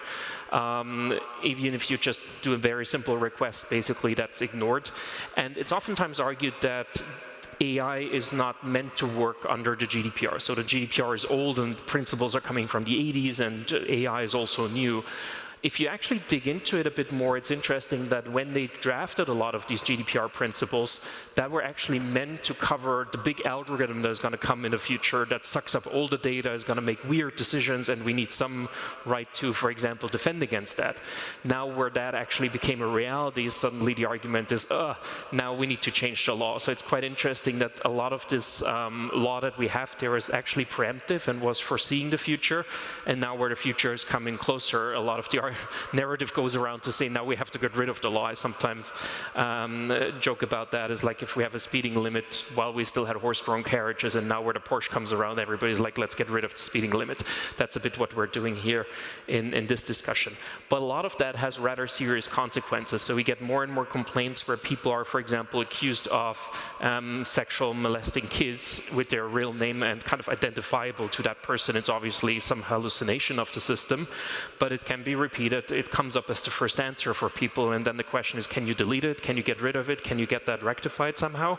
And right now, most of these companies just say, nah, we can't do anything about it. That's just how the system works. And that is obviously not really acceptable. Another one that was quite interesting is this whole Meta is just sucking up all the data out of social networks. That came up a year ago, and now basically everybody followed suit. Again, something where the regulator just looked the other way, and then everybody just followed and said, okay, then LinkedIn, we can take the data as well, and we can take it from Android phones and whatnot. So it's quite interesting how a lot of these barriers we used to have in the law are kind of falling bit by bit. Now, if that's a bit the situation we have right now, I would just talk about the future for 1 second at the end. What are we going to see probably the next couple of years, or at least the next couple of months even? Obviously, we now have this huge argument about kind of the economics of data and how much we have European tech startups or not, and how much we have to change because we do have regulation, and that may be the big reason why we don't have the Googles be in Europe. My personal view is that's not really because of regulation. I've hardly seen a specific product that didn't work with the GDPR, because actually the GDPR is quite permissive in a lot of normal data processing. There may be much more reasons about investment and financials and so on, and not having a big market. But what we see is that in politics, we now have kind of this hysteria of like, oh my God, we need to do something to allow more technology. And there would be two ways. One way would be to kind of go into more of an evidence-based approach and say, okay, what is really elements that we need to cut back, that we can simplify, and so on. Or the other way is just to take a lawnmower and just go over any law you find. And unfortunately, it looks like the European Commission is kind of going the second way. A big argument on all of that right now is usually the Draghi report. So a former Goldman Sachs banker and later central banker wrote a wonderful report where the GDPR is, for example, mentioned 2-3 times with 2-3 footnotes, not really what you would call evidence. But that is now used as an argument why we need to cut back on all of that. So it's a lot of these principles we used to have for the last 20 or 30 years are going to be pushed on hard the next couple of years. A lot of that is then used by the lobbyists to kind of really take these reports and say, oh, obviously we now have to move because Draghi said it. We'll see on Wednesday, so in 2 days, that the European Commission pushes out a new kind of amendment to the GDPR or changes to the GDPR. And the version that was leaked before shows kind of the thinking. And basically the thinking here is a bit like we want to have AI and we just cut through anything to get to AI, and basically what's cut through is, to a large extent, the GDPR. So we're basically gonna see a law potentially that just abolishes principles we had for 30 years to just say this may get us to the wonderful world of AI. Interestingly, it doesn't really manage that, so you can't even use AI with these new laws, but there are people in charge that oftentimes don't really know how the structure works and how these laws work, that just change a lot of these laws within really weeks, not even longer processes that we have. It's going to be interesting how the European Parliament is going to react to that, how the political landscape reacts, but we now see the... That's your camera, it's going to be looking at you anyway. Hello and welcome back to CoinDesk Live. We are coming to you from the Midnight Summit in London. Our next guest is the Chief Technology Officer at Shielded Technologies, Bob Blessing-Hartley. Hello. Hi, how are you? I'm doing well. I'm doing awesome. Shielded Technologies is building the technological capabilities of the Midnight Network. We've been talking a lot about what those are here in this stream, but just give us a quick introduction to Shielded Technologies and the roadmap ahead, and then I think we're going to get into a fun conversation about the scavenger mine that's happening. All right. Sure. So Shielded Technologies is a relatively new company. We spun out of I.O., Input Output Global. As did the Midnight Foundation. So I joined a year and a half ago in the Midnight tribe of Input Output, and then this summer, as we were getting ready to launch the chain, we separated those two entities. So we have been focusing on building the core capabilities, the dual state ledger, working on the tokenomics, working on the compact programming language. So we created a novel domain-specific language for the Midnight Network that's TypeScript adjacent, so we can have a broad audience of people who can actually read the language. Those are the things that we've been working pretty heavily on. Now we're shifting over to how do we actually get the thing up and running in the public. We're have a new test net rolling out imminently that has the basic core functionality. Up to this point we had only the shielded functionality, the private stuff, without the tokenomics, but now we're rolling out the full tokenomics with the unshielded, which means public state, and shielded private state ledger. You know, we were talking a little bit before, you guys do this big airdrop, and a ton of people claim it. Then you open the scavenger mine, which is the idea that you can sort of mine your own, use your own compute to mine more tokens, in essence. And you gave us a crazy stat before about how much compute has been generated in the like 12 days since it's been open. So why don't you just tell us that? Yeah, so 12.6 days, that's the last time I did. So first of all, let me say the response has been so huge that these database queries take a long time. So, and I have to replicate them out so that I don't cause bad stuff to the system. So Friday I did it, 12.6 days into the program. And 12.6 days into the program, we had as much compute power as the first 2.5 years of Bitcoin. There's not a direct mapping of hash to hash because we're using different algorithms, but the estimations that we come up with is close to a billion gigahashes. I mean, it's like, it's a crazy amount of compute power, and it's still going up. I mean, we have a few more days on that. We have a few more days. Yeah. It ends this week, and we'll be doing a really, really deep dive into what worked really well, and we're also looking at how we can use this technology in the future for other launches as well as for other types of applications, because it's been hugely participated in. Tell us a little bit more about what that means. What does it enable when you're able to empower a network to generate so much computational power?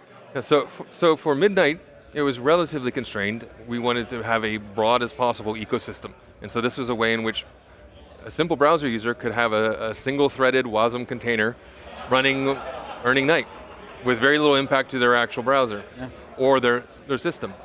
So it's really broadening the ecosystem of who can participate. But in the future, we can use that technology to do all sorts of really fascinating distributed computing technology, sort of harkening back to the SETI at home days of the 1990s and early 2000s, where you could contribute to the search for extraterrestrial intelligence. The Human Genome Project was another one that was very similar in that way, but you can look at this as a way in which you could have an incentivized compute grid, so that, hey, my computer's on anyway, let me earn a little something while I'm solving a particularly gnarly problem, or while I'm contributing to a massive distributed render farm for AI-generated videos or whatever. I mean, the possibilities are rather endless. I mean, you were at IBM for 18 years, you put your time in. This stuff probably doesn't seem that new to you, other than you also at IBM had started getting involved in the blockchain side. Yeah. And so, when we look at these distributed networks, the power of community like we're seeing at this event, I can imagine it as the tech side of you starts to think, what could I do if I can leverage this network of now millions of people who are committed to spending time with me, computational power, their thought muscle, like all the opportunity here. How does that make your mind go? A million miles an hour, quite honestly. Yeah. And the scavenger mine is just one small component of this whole ecosystem. Tomorrow, I'll put a pitch out there. I'm giving the day 2 keynote, and I have a chart. I will have charts, unlike Charles. I mean, he had one chart, right? I will have a chart that is an eye chart, and it's literally, what couldn't I build before midnight? And that has, what works with Midnight that didn't before, and the list is enormous. Can you give us a couple of those? So, true decentralized identity is a foundational thing that has been very difficult. Private exchanges, regulatory compliant private exchanges couldn't happen there. course, you put me on the spot. It's like We've talked a little bit about decentralized identity already here on the stream. And over the years, I think the term decentralized identity has taken a bunch of different meanings. So let's just start here. When we talk about decentralized identity, what does that practically mean? Well, to me, it means that I have my own identity that is out there in the public, and I can control, who contributes to that, whether it's a government, attesting to, yes, Bob is an American citizen, Bob has a driver's license, that sort of thing, or an educational institution. I'm allowing them in, but then I can also control who is able to validate that, who is able to see that. And Midnight, with that selective disclosure capability, really is what enables that sort of interaction in a way that wasn't possible before. You know what's interesting to me is just a couple of days ago, I think I was preparing for my trip here, there was all these articles about how now Apple and Google are allowing for a digital version of your passport. Yep. And you can go in, you can scan your passport, and then some states are allowing it to be used as identity. And of course, my first thought was, how are they going to abuse this?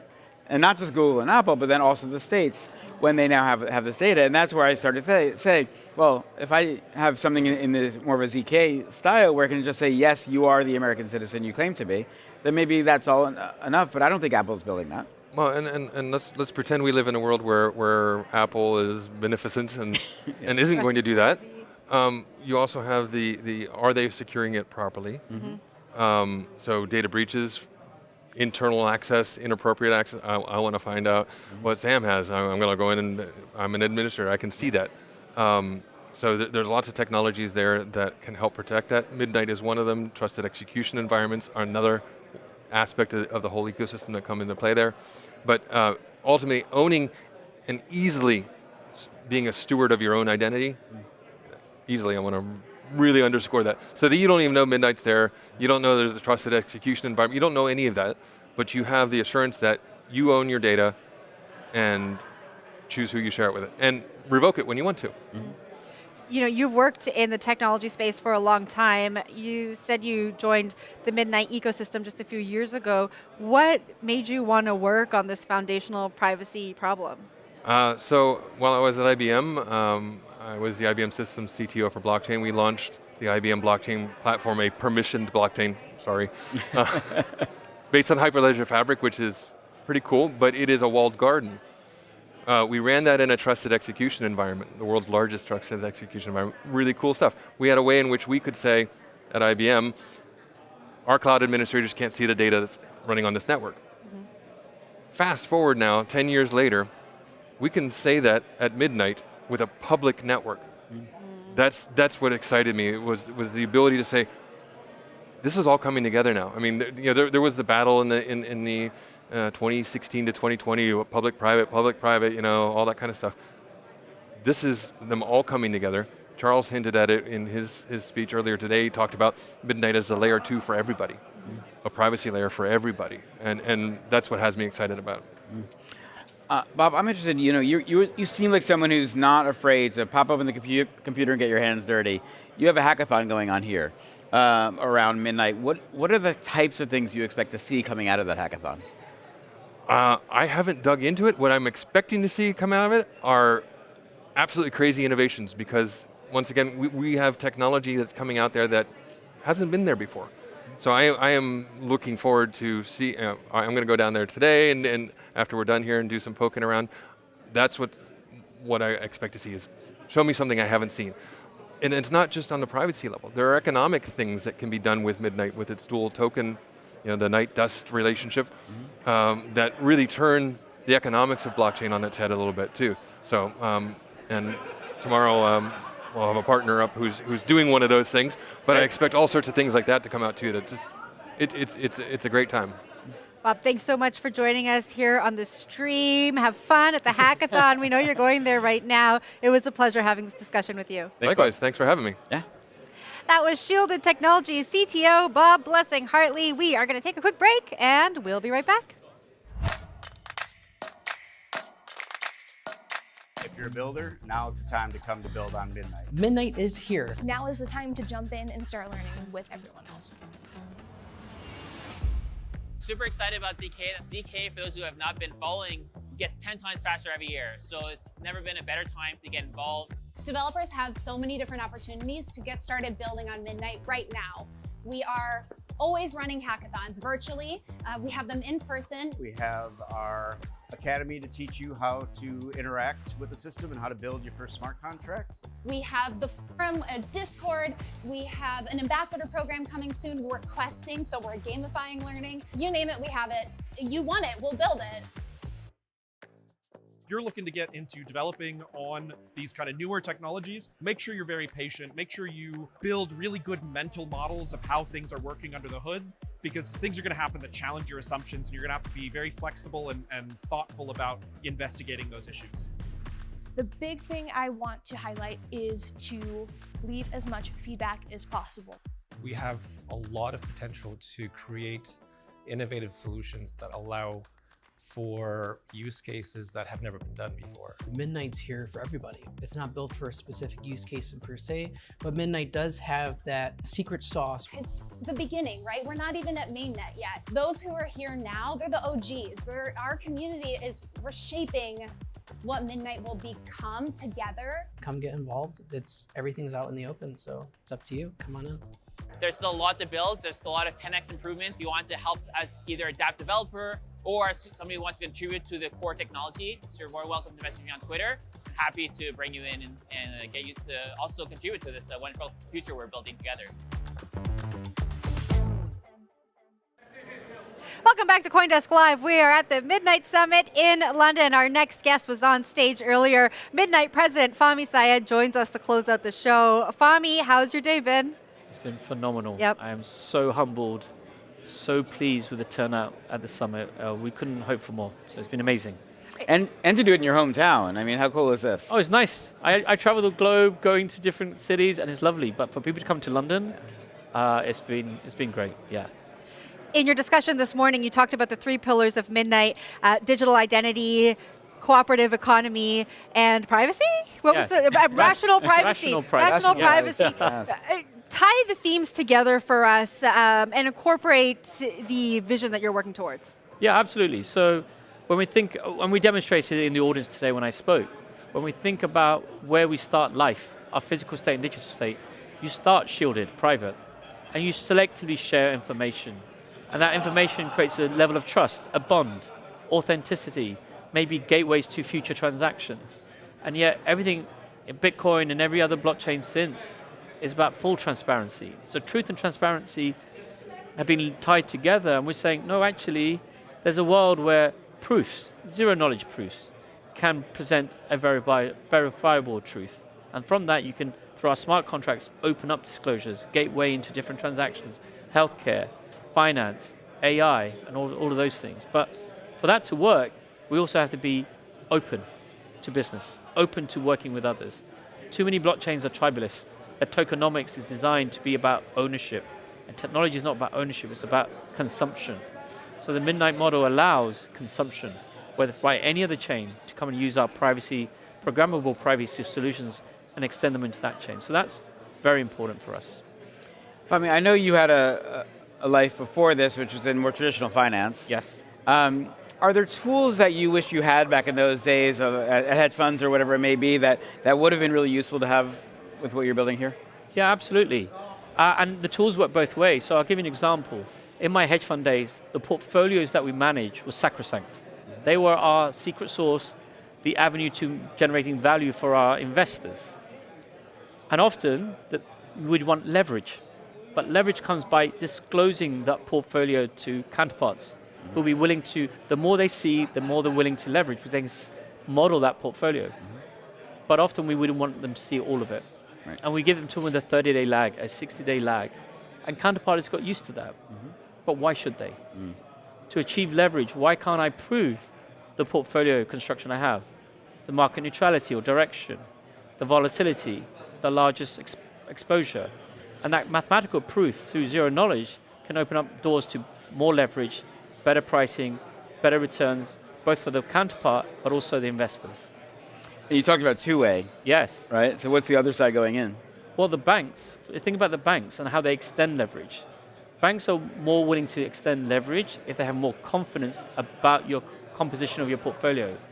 If you only show them certain parts, then your leverage will be restricted. And what the banks don't see is what's happening in the other part of the portfolio. So by providing proof of the totality without disclosing secrets in that totality, gives a bank's comfort around protecting their risk and their clients' risk. So there are two ways to that truth. Truth is not a single dimensional, it's multi-dimensional. We've talked about the evolution of TradFi coming closer to what we're building in crypto. Can you tell us about some of the conversations that you've been having with institutions when it comes to building this privacy layer and the interest you've maybe heard from these institutions? Yeah, often in blockchain, privacy is taken as a negative, and yet the financial world is built entirely on safety, security, and privacy, and those disclosure elements. So conversations we're having around how do you bring dark pool trading from traditional finance into blockchains? Well, to do that, you need verifiable identity.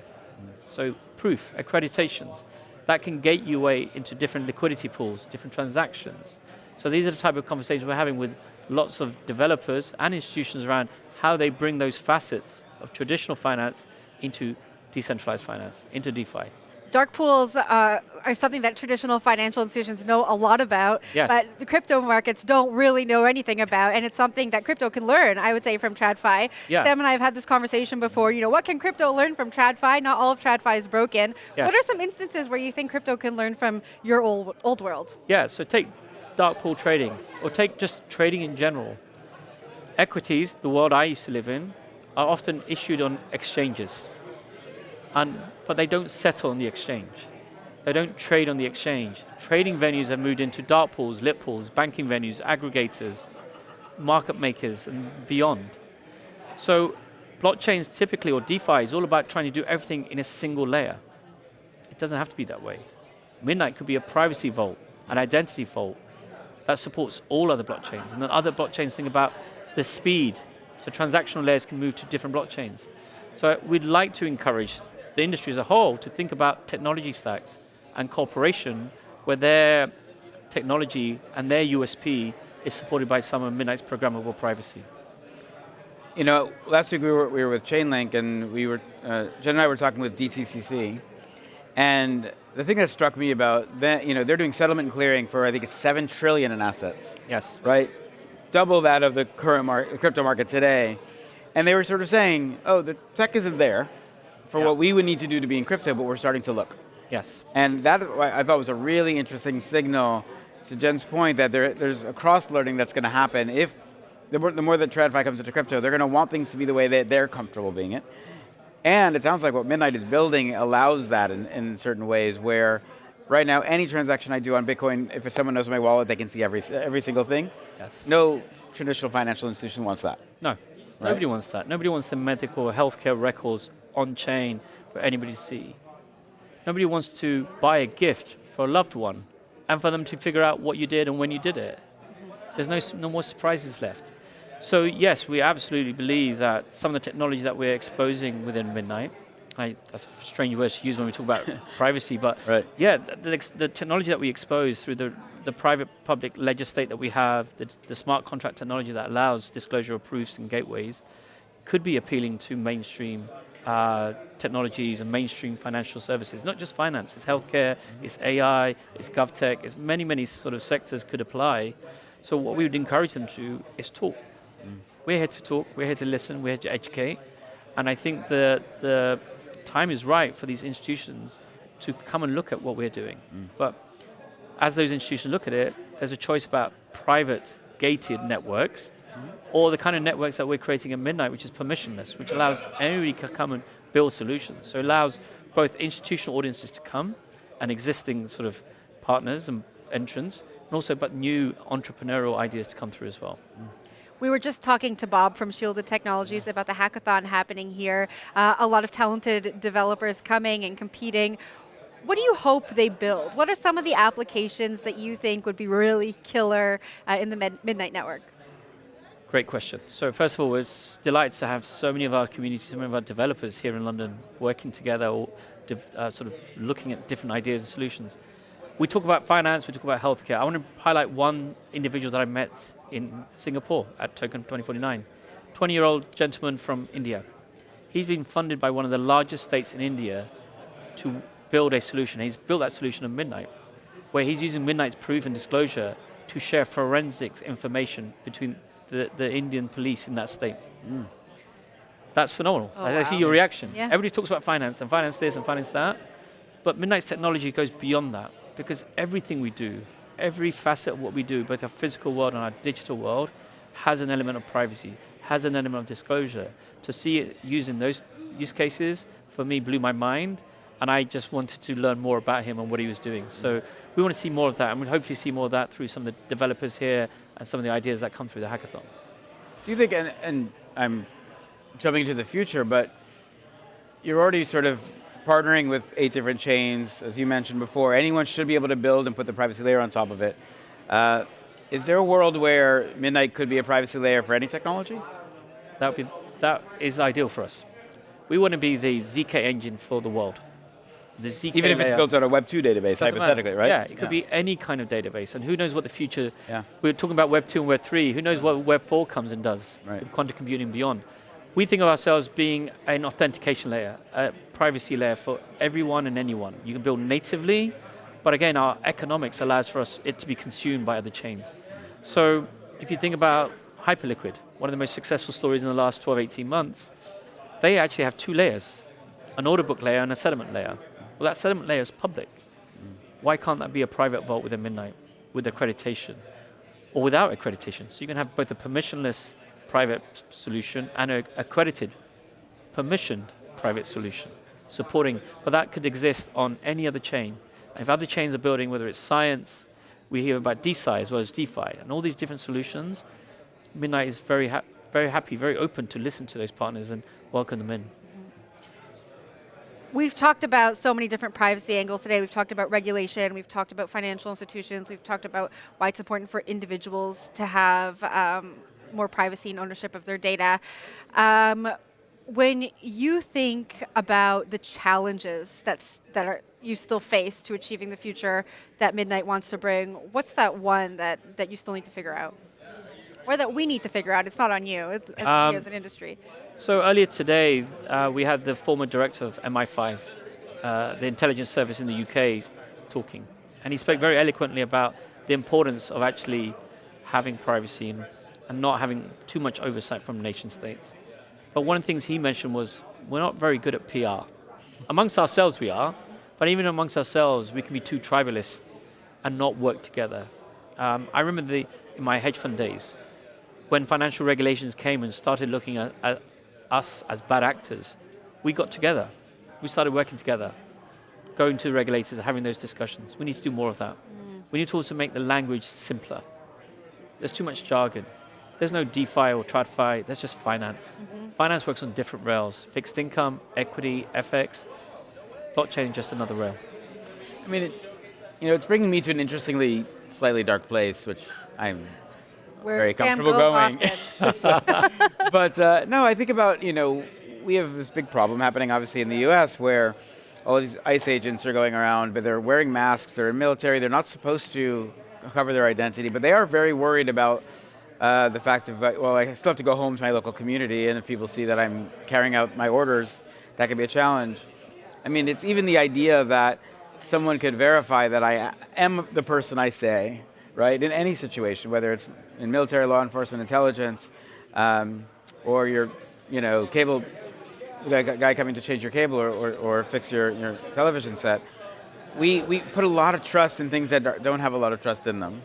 And I think we should be demanding more from these privacy layers that are really meant to give us comfort in the end, right? I mean, I'm leaving the ICE discussion aside. I think the idea to say, in a world where scams are on the increase, we're all getting text messages every day from people we don't know saying, thanks for recommending that book, and now we have to decide if I'm even going to respond. There's a problem that we face, which is we don't trust the people even we know anymore. Fahmi could send me an email, and if it's not from the email I'm used to seeing, I have to then decide whether I'm going to respond. And it feels like simple tools that allow us to say, through a Midnight portal or whatever, check this actually is, because we verified in the back end. It really feels like that's the next iteration of what we all need. Yeah, absolutely. Trust is great emotion, great platform to build upon. But trust and truth are two slightly different things. And you talk about the examples you've given, but if you look at your hand, if you both look at your hands, you have 10 fingerprints, 10 sets of fingerprints. Your digital fingerprints extends to more than that. Why? Because every time you interact with some portal, you are handing over information to them. Your name, your address, credit card details, date of birth, so much information. Not just in one place, but hundreds of places, thousands of places. And you need just one of them to be leaked, one of them to be attacked. So only the weakest place is your vulnerability. Why should you not own that? Why should that not be a proof that you own? So, but it also helps businesses because then they go from being data controllers to being processors. Because they're only processing information and only the information or the proof they require. That unlocks huge value for them, but also protects us. And that's, I think, what you're implying through that level of trust. We're not saying that trust doesn't have to sit as data across so many different entities. Fahmi, just from coming from the hedge fund world, now you spent your deep dive in crypto. I think this is your first real crypto. Yeah, well, actually no. I was at Polkadot. So actually, I went from one Ethereum alumni to another. You're at Parity. That's right. I was at Parity working with Dr. Gavin Wood and the great team there at Polkadot. I guess my question is, would you ever go back? After you've, this is the Matrix, right? Yes, would I go back? The reason I came into this space when I was originally headhunted, I said, no, I don't do crypto. It's not real. But then I actually looked at the technology and what Gavin and other people were doing, what Ethereum meant, what Bitcoin meant. And what you realize is actually this could change how businesses work, but also the change the fabric of society. We've gone to a world where everything was very private. I wrote letters. People probably don't remember writing letters on paper.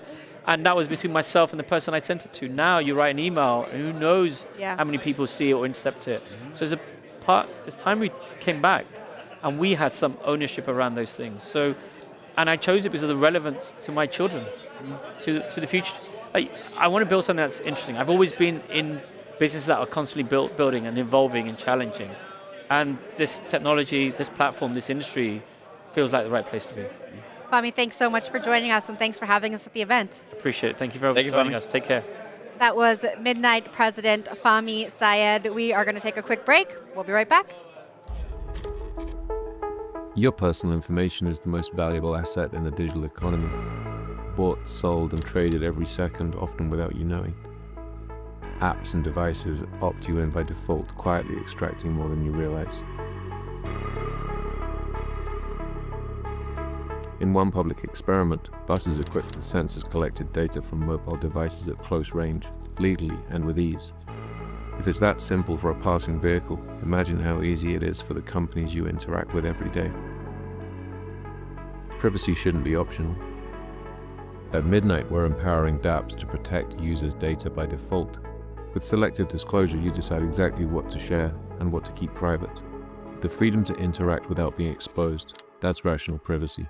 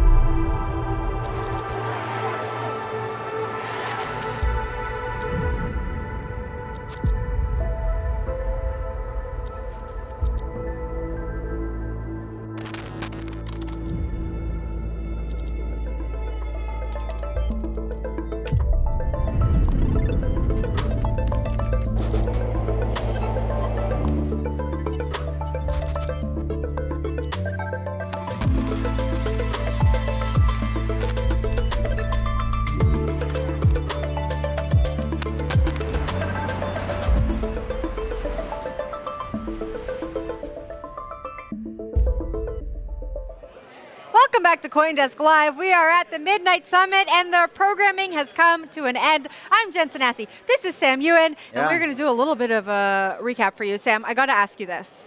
Well, hold on. Just before, for our audience, this is not where you should turn off. Because No way. we are going to a very important panel after this. Probably the most important panel. We'll tell you about it. We'll tell you about it few in a minute, minutes. but stay tuned. Go on. I said maybe Coinbase becomes the super app. which honestly is probably a wrong prediction. We talked to Arena from Wallet in Telegram. I'm giving you a chance now to make your prediction again.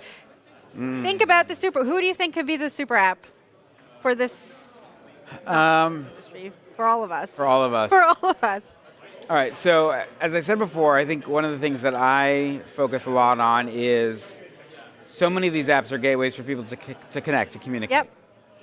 And we all know that AI is also coming with its own desire to be the communication layer, right? I think it was yesterday or 2 days ago, Elon released Mika, which is the controversial companion that you can hang out with in the Grok ecosystem.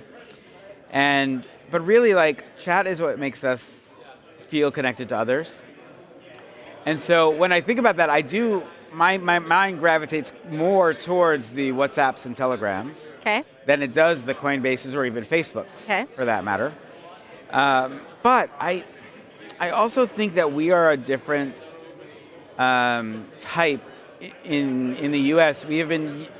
Choice is so much a part of what we do, right? So I think about where I live in Brooklyn, that I can go to 4 different grocery stores, from a real small little bodega to a giant one, all within a few blocks, and I get to decide how do I feel that day. Do I want to support local business? Do I want to support big business?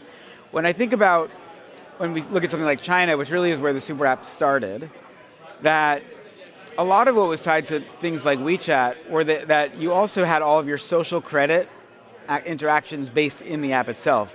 The government was literally saying, go in this app more and follow along with the tenets of the government. I don't think we have seen a super app really succeed outside of Asia, specifically outside of China, in any significant way. And I got to say, I'll let you finish your thought, but I think privacy has a lot to do with it. Privacy absolutely has a lot to do with it. There's a book that I read a number of years ago. It was very influential for me, called You Have Been Harmonized. And it was really about how much the Chinese governmental state utilizes loyalty and allegiance as the way to rise your status in society. But that they measure it so specifically at every possible point. How often are you waking up early enough to be able to do your reading from the chairman before you go to work? Then you go to work and there's a leaderboard that says this person is a more model citizen than you, so you want to climb up the leaderboard. And then it's tied to your exercise and who you marry and all of that stuff. And I just think the Western world of the US, of Europe, we don't want to play that game a little bit. And maybe that's because we are not as committed to that game also as it being tied to our success and survival. I think there are a lot of factors in political parties these days that would like it to get there. Yeah. We're just not there yet. And so I do think the super app, with the way Elon talks about it, the way Arena was talking about with Telegram, may be something that is harder to achieve in first world countries, even though I think China is so close to being one of the dominant, if not the dominant economy in the world soon. So there's something to learn from it too. Yeah, I also wonder how it evolves as that convenience element gets introduced, right? We talked a lot about the trade-off of convenience and privacy, and we talk about WeChat in China. And what I witnessed when I was in China was when you have WeChat, everything is easy. You walk into the restaurant, your meal is already paid for, you pick it up and you leave. You walk into a retail location, it recognizes who you are. It says, here are the things that are going to look great on you. Here's where they are in the store. You don't even need to go to a cashier. You take your items and you walk out of the store. And so I completely agree with you. I just am curious at how willing people might be able to trade that privacy if there is a lack of education and conversations like we're having today that will enable a super app-like app in the Western world. I think about, even on our trip here, both customs and getting on my flight. Both of those had facial recognition that allowed me to get on through customs quicker, get on my flight quicker. And I am comfortable with that up to a point. I still am not comfortable with what is Delta also doing with my facial data. Right, and do you know what Clear is doing with your data? I have no idea. We don't know what Clear is doing, we don't know what the government's doing, we don't know what Delta is doing. No, the reality is when, I've worked with a lot of folks in the supply chain business, and in supply chain, if you have a robust data set that is valuable to someone else, you can often monetize that at multiples of what it costs you to get that data set. So if it costs you $1, but I can value it at $5, which someone will pay me, and that's what they're going to value my company at. Suddenly you start saying, how many more data sets can I get? Yeah. Right? So again, stupid example, but if you look at Delta, Delta not only knows now my face, Yep. Delta knows how early I arrived to the airport because I use the lounge. Delta knows my food choices because I make that selection. Delta probably knows how often I'm on Wi-Fi, what am I doing on that Wi-Fi. They have so much data that if they, and I've not read the terms of service, that there is a lot that they could then sell to a marketer or another app, the government, that allows them to profile me more. And that's why we're here today at midnight. Like that is, to me, the real thing that we need to focus on.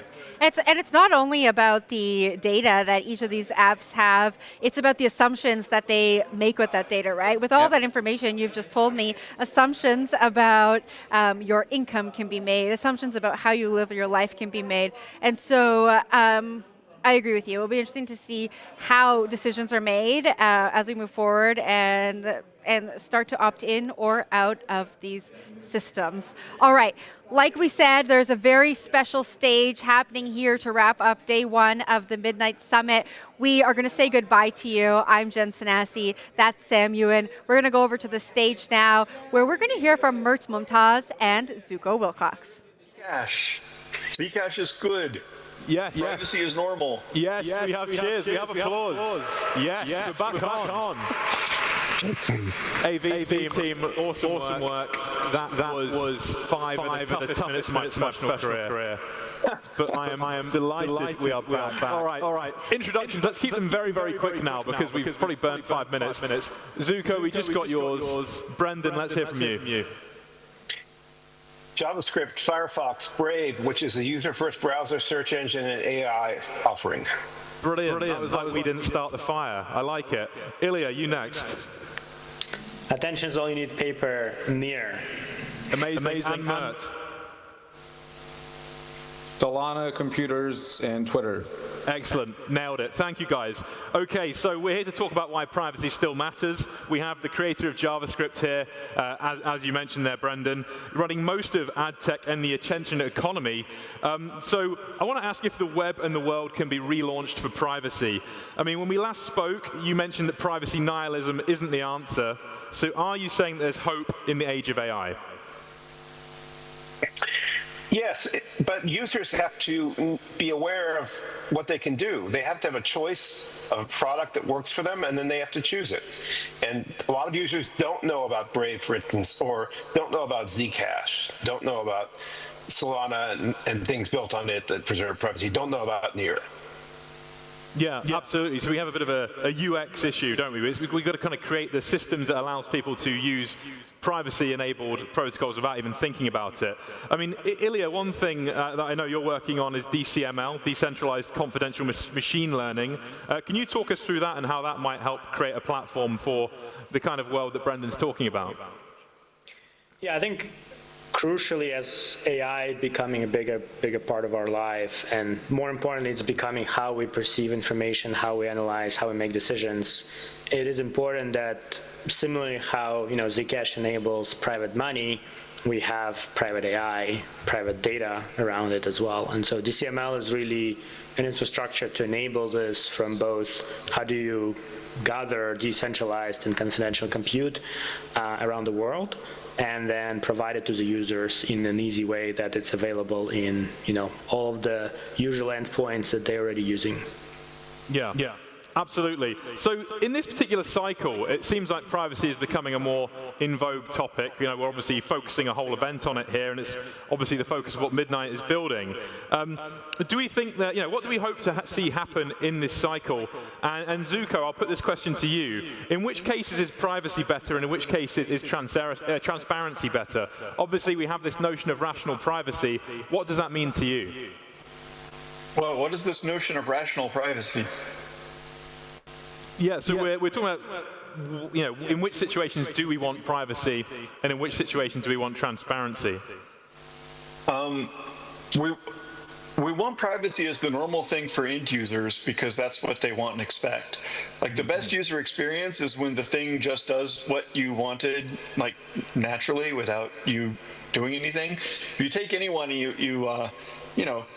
let them do something like buy a coffee, and then you say, so now who do you expect is like tracking and recording what you just did? Well, or who do you want? Like they definitely, their intention was just to buy the coffee, and their intention was not to share that information with anyone else, right? Mm-hmm. You want transparency for the public to scrutinize things like CEXs or financial institutions that are custodying a whole bunch of money on other people's part. Or nowadays we have DEXs and AMMs and things like that are in smart contracts that are sort of useful to the public, and the smart contracts and the institutions could potentially really screw things up for a lot of people. And that's a great use case for transparency. How about all those things just operate 100% transparently so that everyone can scrutinize at every moment what they're doing? Yeah, absolutely. And does the rest of the panel agree here or have anything to add? Sure. If you're using an exchange, you don't want someone rigging bids or front running. That transparency is important in these public spaces or goods. Mm-hmm. And also in large counterparty situations in business, transparency among all the parties is important. Yeah, absolutely. And one part of the question I asked earlier was, there's a feeling that this cycle might be different. Mert, I'd like to bring you in here. You're obviously helping people build on Solana. You're also an angel investor. What are you expecting to see come to the fore in this particular cycle that will help privacy, rights improve? Sure. First, can you hear me? Yes, I can. Perfectly. So, before I answer that question, for the former question, I would also add that the things that you want to be private are generally things at the individual level. So, for example, trading, you want your trades to be private until the result is actually public, and then that's reflected in markets and prices and all these different things. It's the same in democracy, like voting, right? You don't want to tell people who you voted for necessarily. I mean, you can, but like you want the option to selectively reveal that, right? Like you don't want people judging you for voting for such and such, but then the results should be public. Mm-hmm. Okay, so that's that question. In terms of what needs to happen, I think a good framing on this is like you can think of crypto as like that civilization technology tree if people have played that game, which is to say you kind of start with Bitcoin, and then Bitcoin kind of had three problems. One was legitimacy, right? Like Bitcoin, we needed to first make sure that people were going to use it, that it was possible to even use.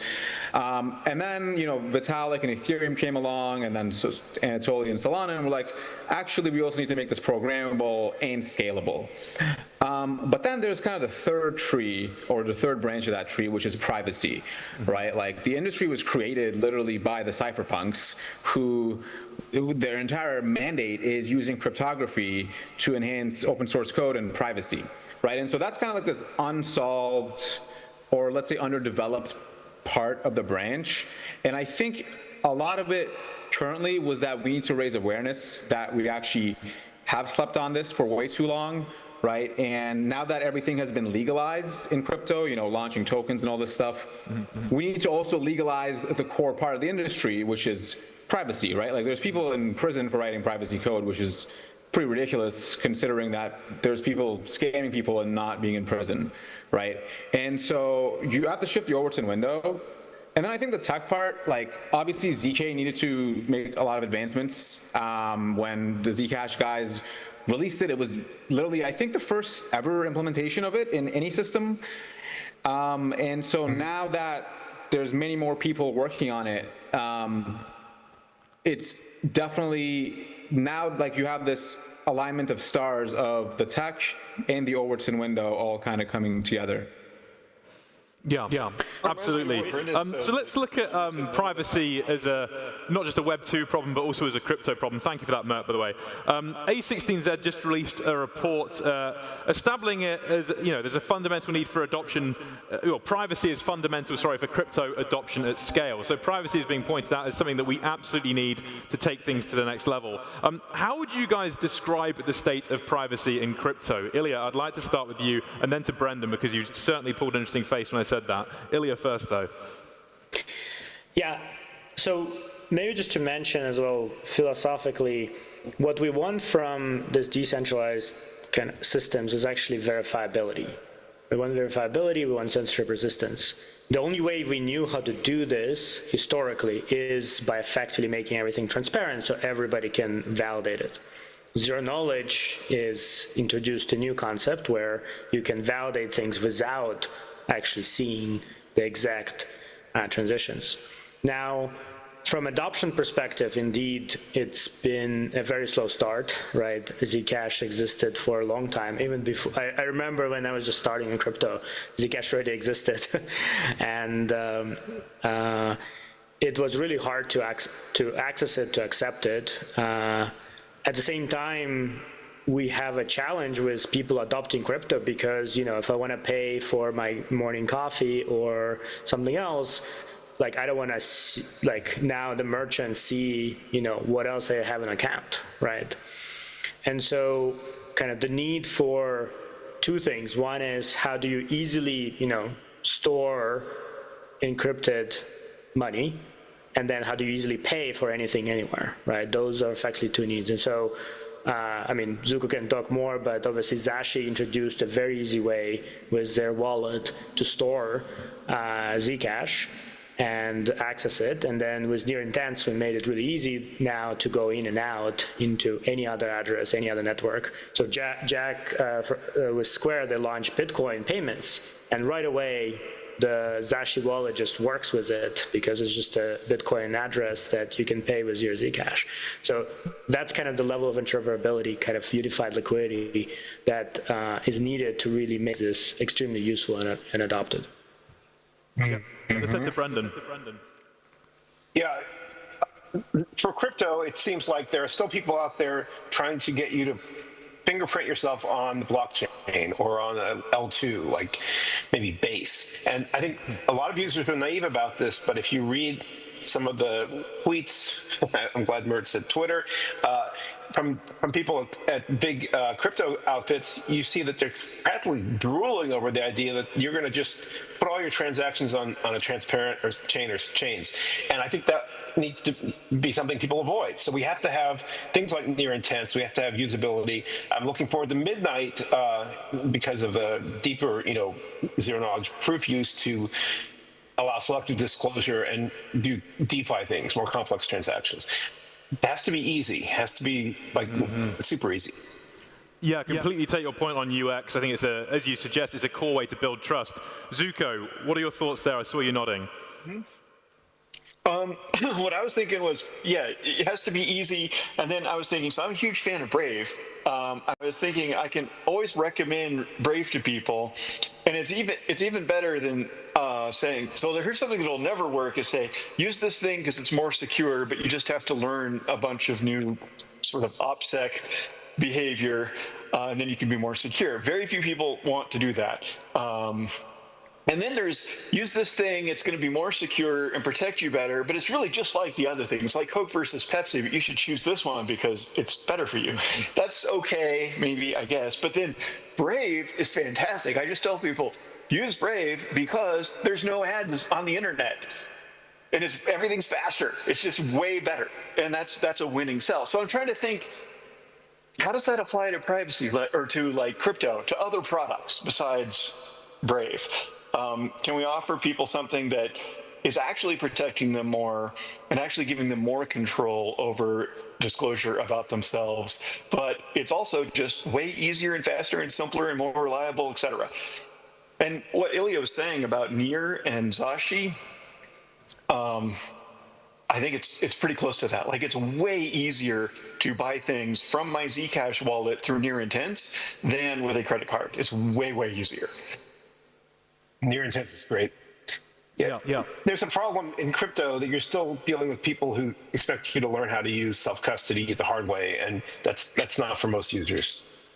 But if the alternative is custodial and you're fingerprinted, that's bad too. So we have to work on product. We have to make it super easy. I think there are incentives for people to use things like Brave based on blocking YouTube ads and making the internet faster by blocking all the tracking, all the bad JavaScript. My evil child, but but for privacy, I think there's a pressing issue now, which is AI. A lot of people know that if you're talking to a chatbot, as Sam Altman warned, it may be discovered later. The logs may be retained, they may be subpoenaed. So a lot of people and businesses are thinking twice about this. And when you see agentic browsers come out, which can be popped through a crafted Reddit post or crafted image through indirect prompt injection, I know a lot of companies that have banned these things. You don't want to rush into this and lose all your cryptos and your bank data and your dollars and your health data. So privacy is on people's minds the more they interact with AI agents, in my opinion. Great stuff. Let me move this conversation on quickly because we've only got about 6 minutes left. I'd like to ask what you consider to be the biggest threat to the fundamentals of privacy today. Mert, if I can send that your way. Sure. Ilya, were you going to say something? Yeah, I just wanted to mention go ahead, that jump in. The idea of better product through privacy, I think in the case of AI is even greater because compared to kind of non-private products, which is inherently will be limited on how much access they can have to your company's data, to your personal data, to your financial data, medical data, etc. AI is actually getting better while accessing more context about you. And so private AI is actually going to be a better product because it just knows so much more about you. And you are safe giving this data, and also company that provides you or infrastructure that provides you doesn't have to deal with those regulations and limitations that currently exist. Go ahead, Mert. Good point. Yeah, thank you, Ilya. Sorry about that. The video feed is running a few seconds behind the audio, so I'm missing a few cues from you guys. Let's go on to that other question that I pointed out, Mert, just to remind you that the question was, what do you consider to be the biggest threat right now to the fundamentals of privacy? Ooh, well, so that's a very hard question. It probably depends somewhat on where you are in life in terms of circumstance. Like if you have multiple passports, it's probably different than if you are, I don't know, in a place with a different type of government structure. I think like the thing that you have the least control over, but that probably affects you the most, is just going to be the lawmakers and how people decide to rule. Like for example, just when we were still on the Zoom here, I saw a post on Twitter about how the US or somebody now makes it such that they want to see all your offshore holdings in crypto as well.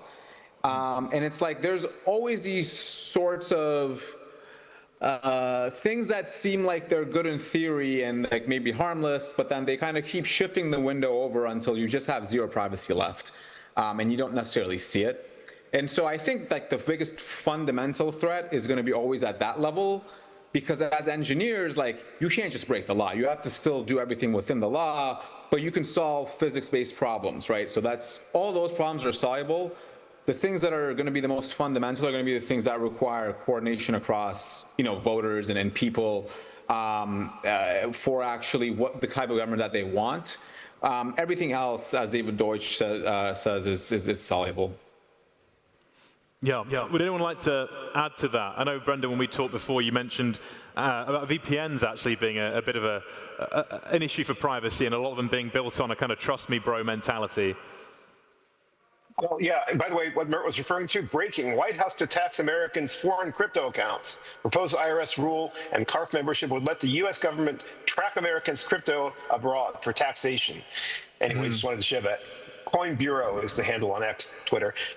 So yeah, one of the things we didn't talk about was network privacy, because people are using an IP address that often is fairly stable, especially at home, and they're contacting servers, and people can track that. They can fingerprint you from it. They can do things you don't like that should be detected by certificate transparency, but may not be. So there are options like Tor, which actually build in the private window option in Brave. There's Project NIM, Harry Halpin team. There's VPNs, which have that trust me bro problem because who's running the DPS and what ISPs are they using and where are the exit nodes and what are they doing with all the metadata and that they can scrape or log. I think things like NIM and Tor are still interesting. There's Private Relay from Apple, which has two hops and two parties to trust, Apple and Cloudflare. There are things like that coming. Oblivious, DNS, HTTP. Privacy is coming to us on the network level, but again, users have to use it. It has to be super easy to use. It should be the default if possible. 2 thumbs up for NIM, NYM. It's like a VPN, but without the trust me bro part. Great stuff. I'm going to jump in quickly. I've got time for one more question, but I'm going to need you guys to do the we didn't start the fire thing with the question. So make it very quick. I want to ask, what does a truly optimized for privacy internet look like? It's a big question, but in as short, maybe 1 or 2 sentences as you can, what is that? Zuko, I'll ask you first.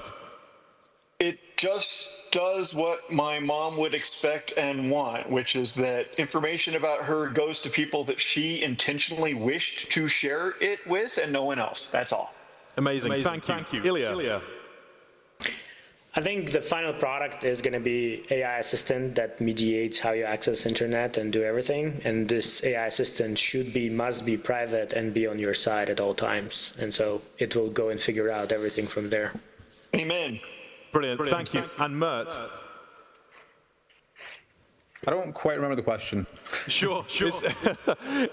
In as simple terms as possible, what does a truly optimized for privacy internet look like?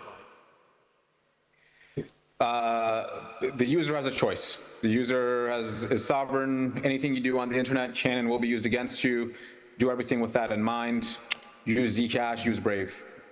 Nice. Just shilling. Brendan, you get the final word. I'm going to quote from Iron Man 1, the greatest.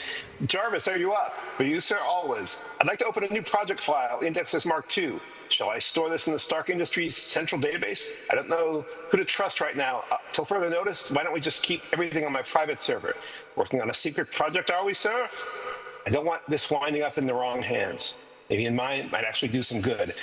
We want Jarvis. I agree with Ilya, and it has to be private, by default, by construction. Amazing. Everyone, please, panel, thank you so much for joining. A big round of applause for the panel.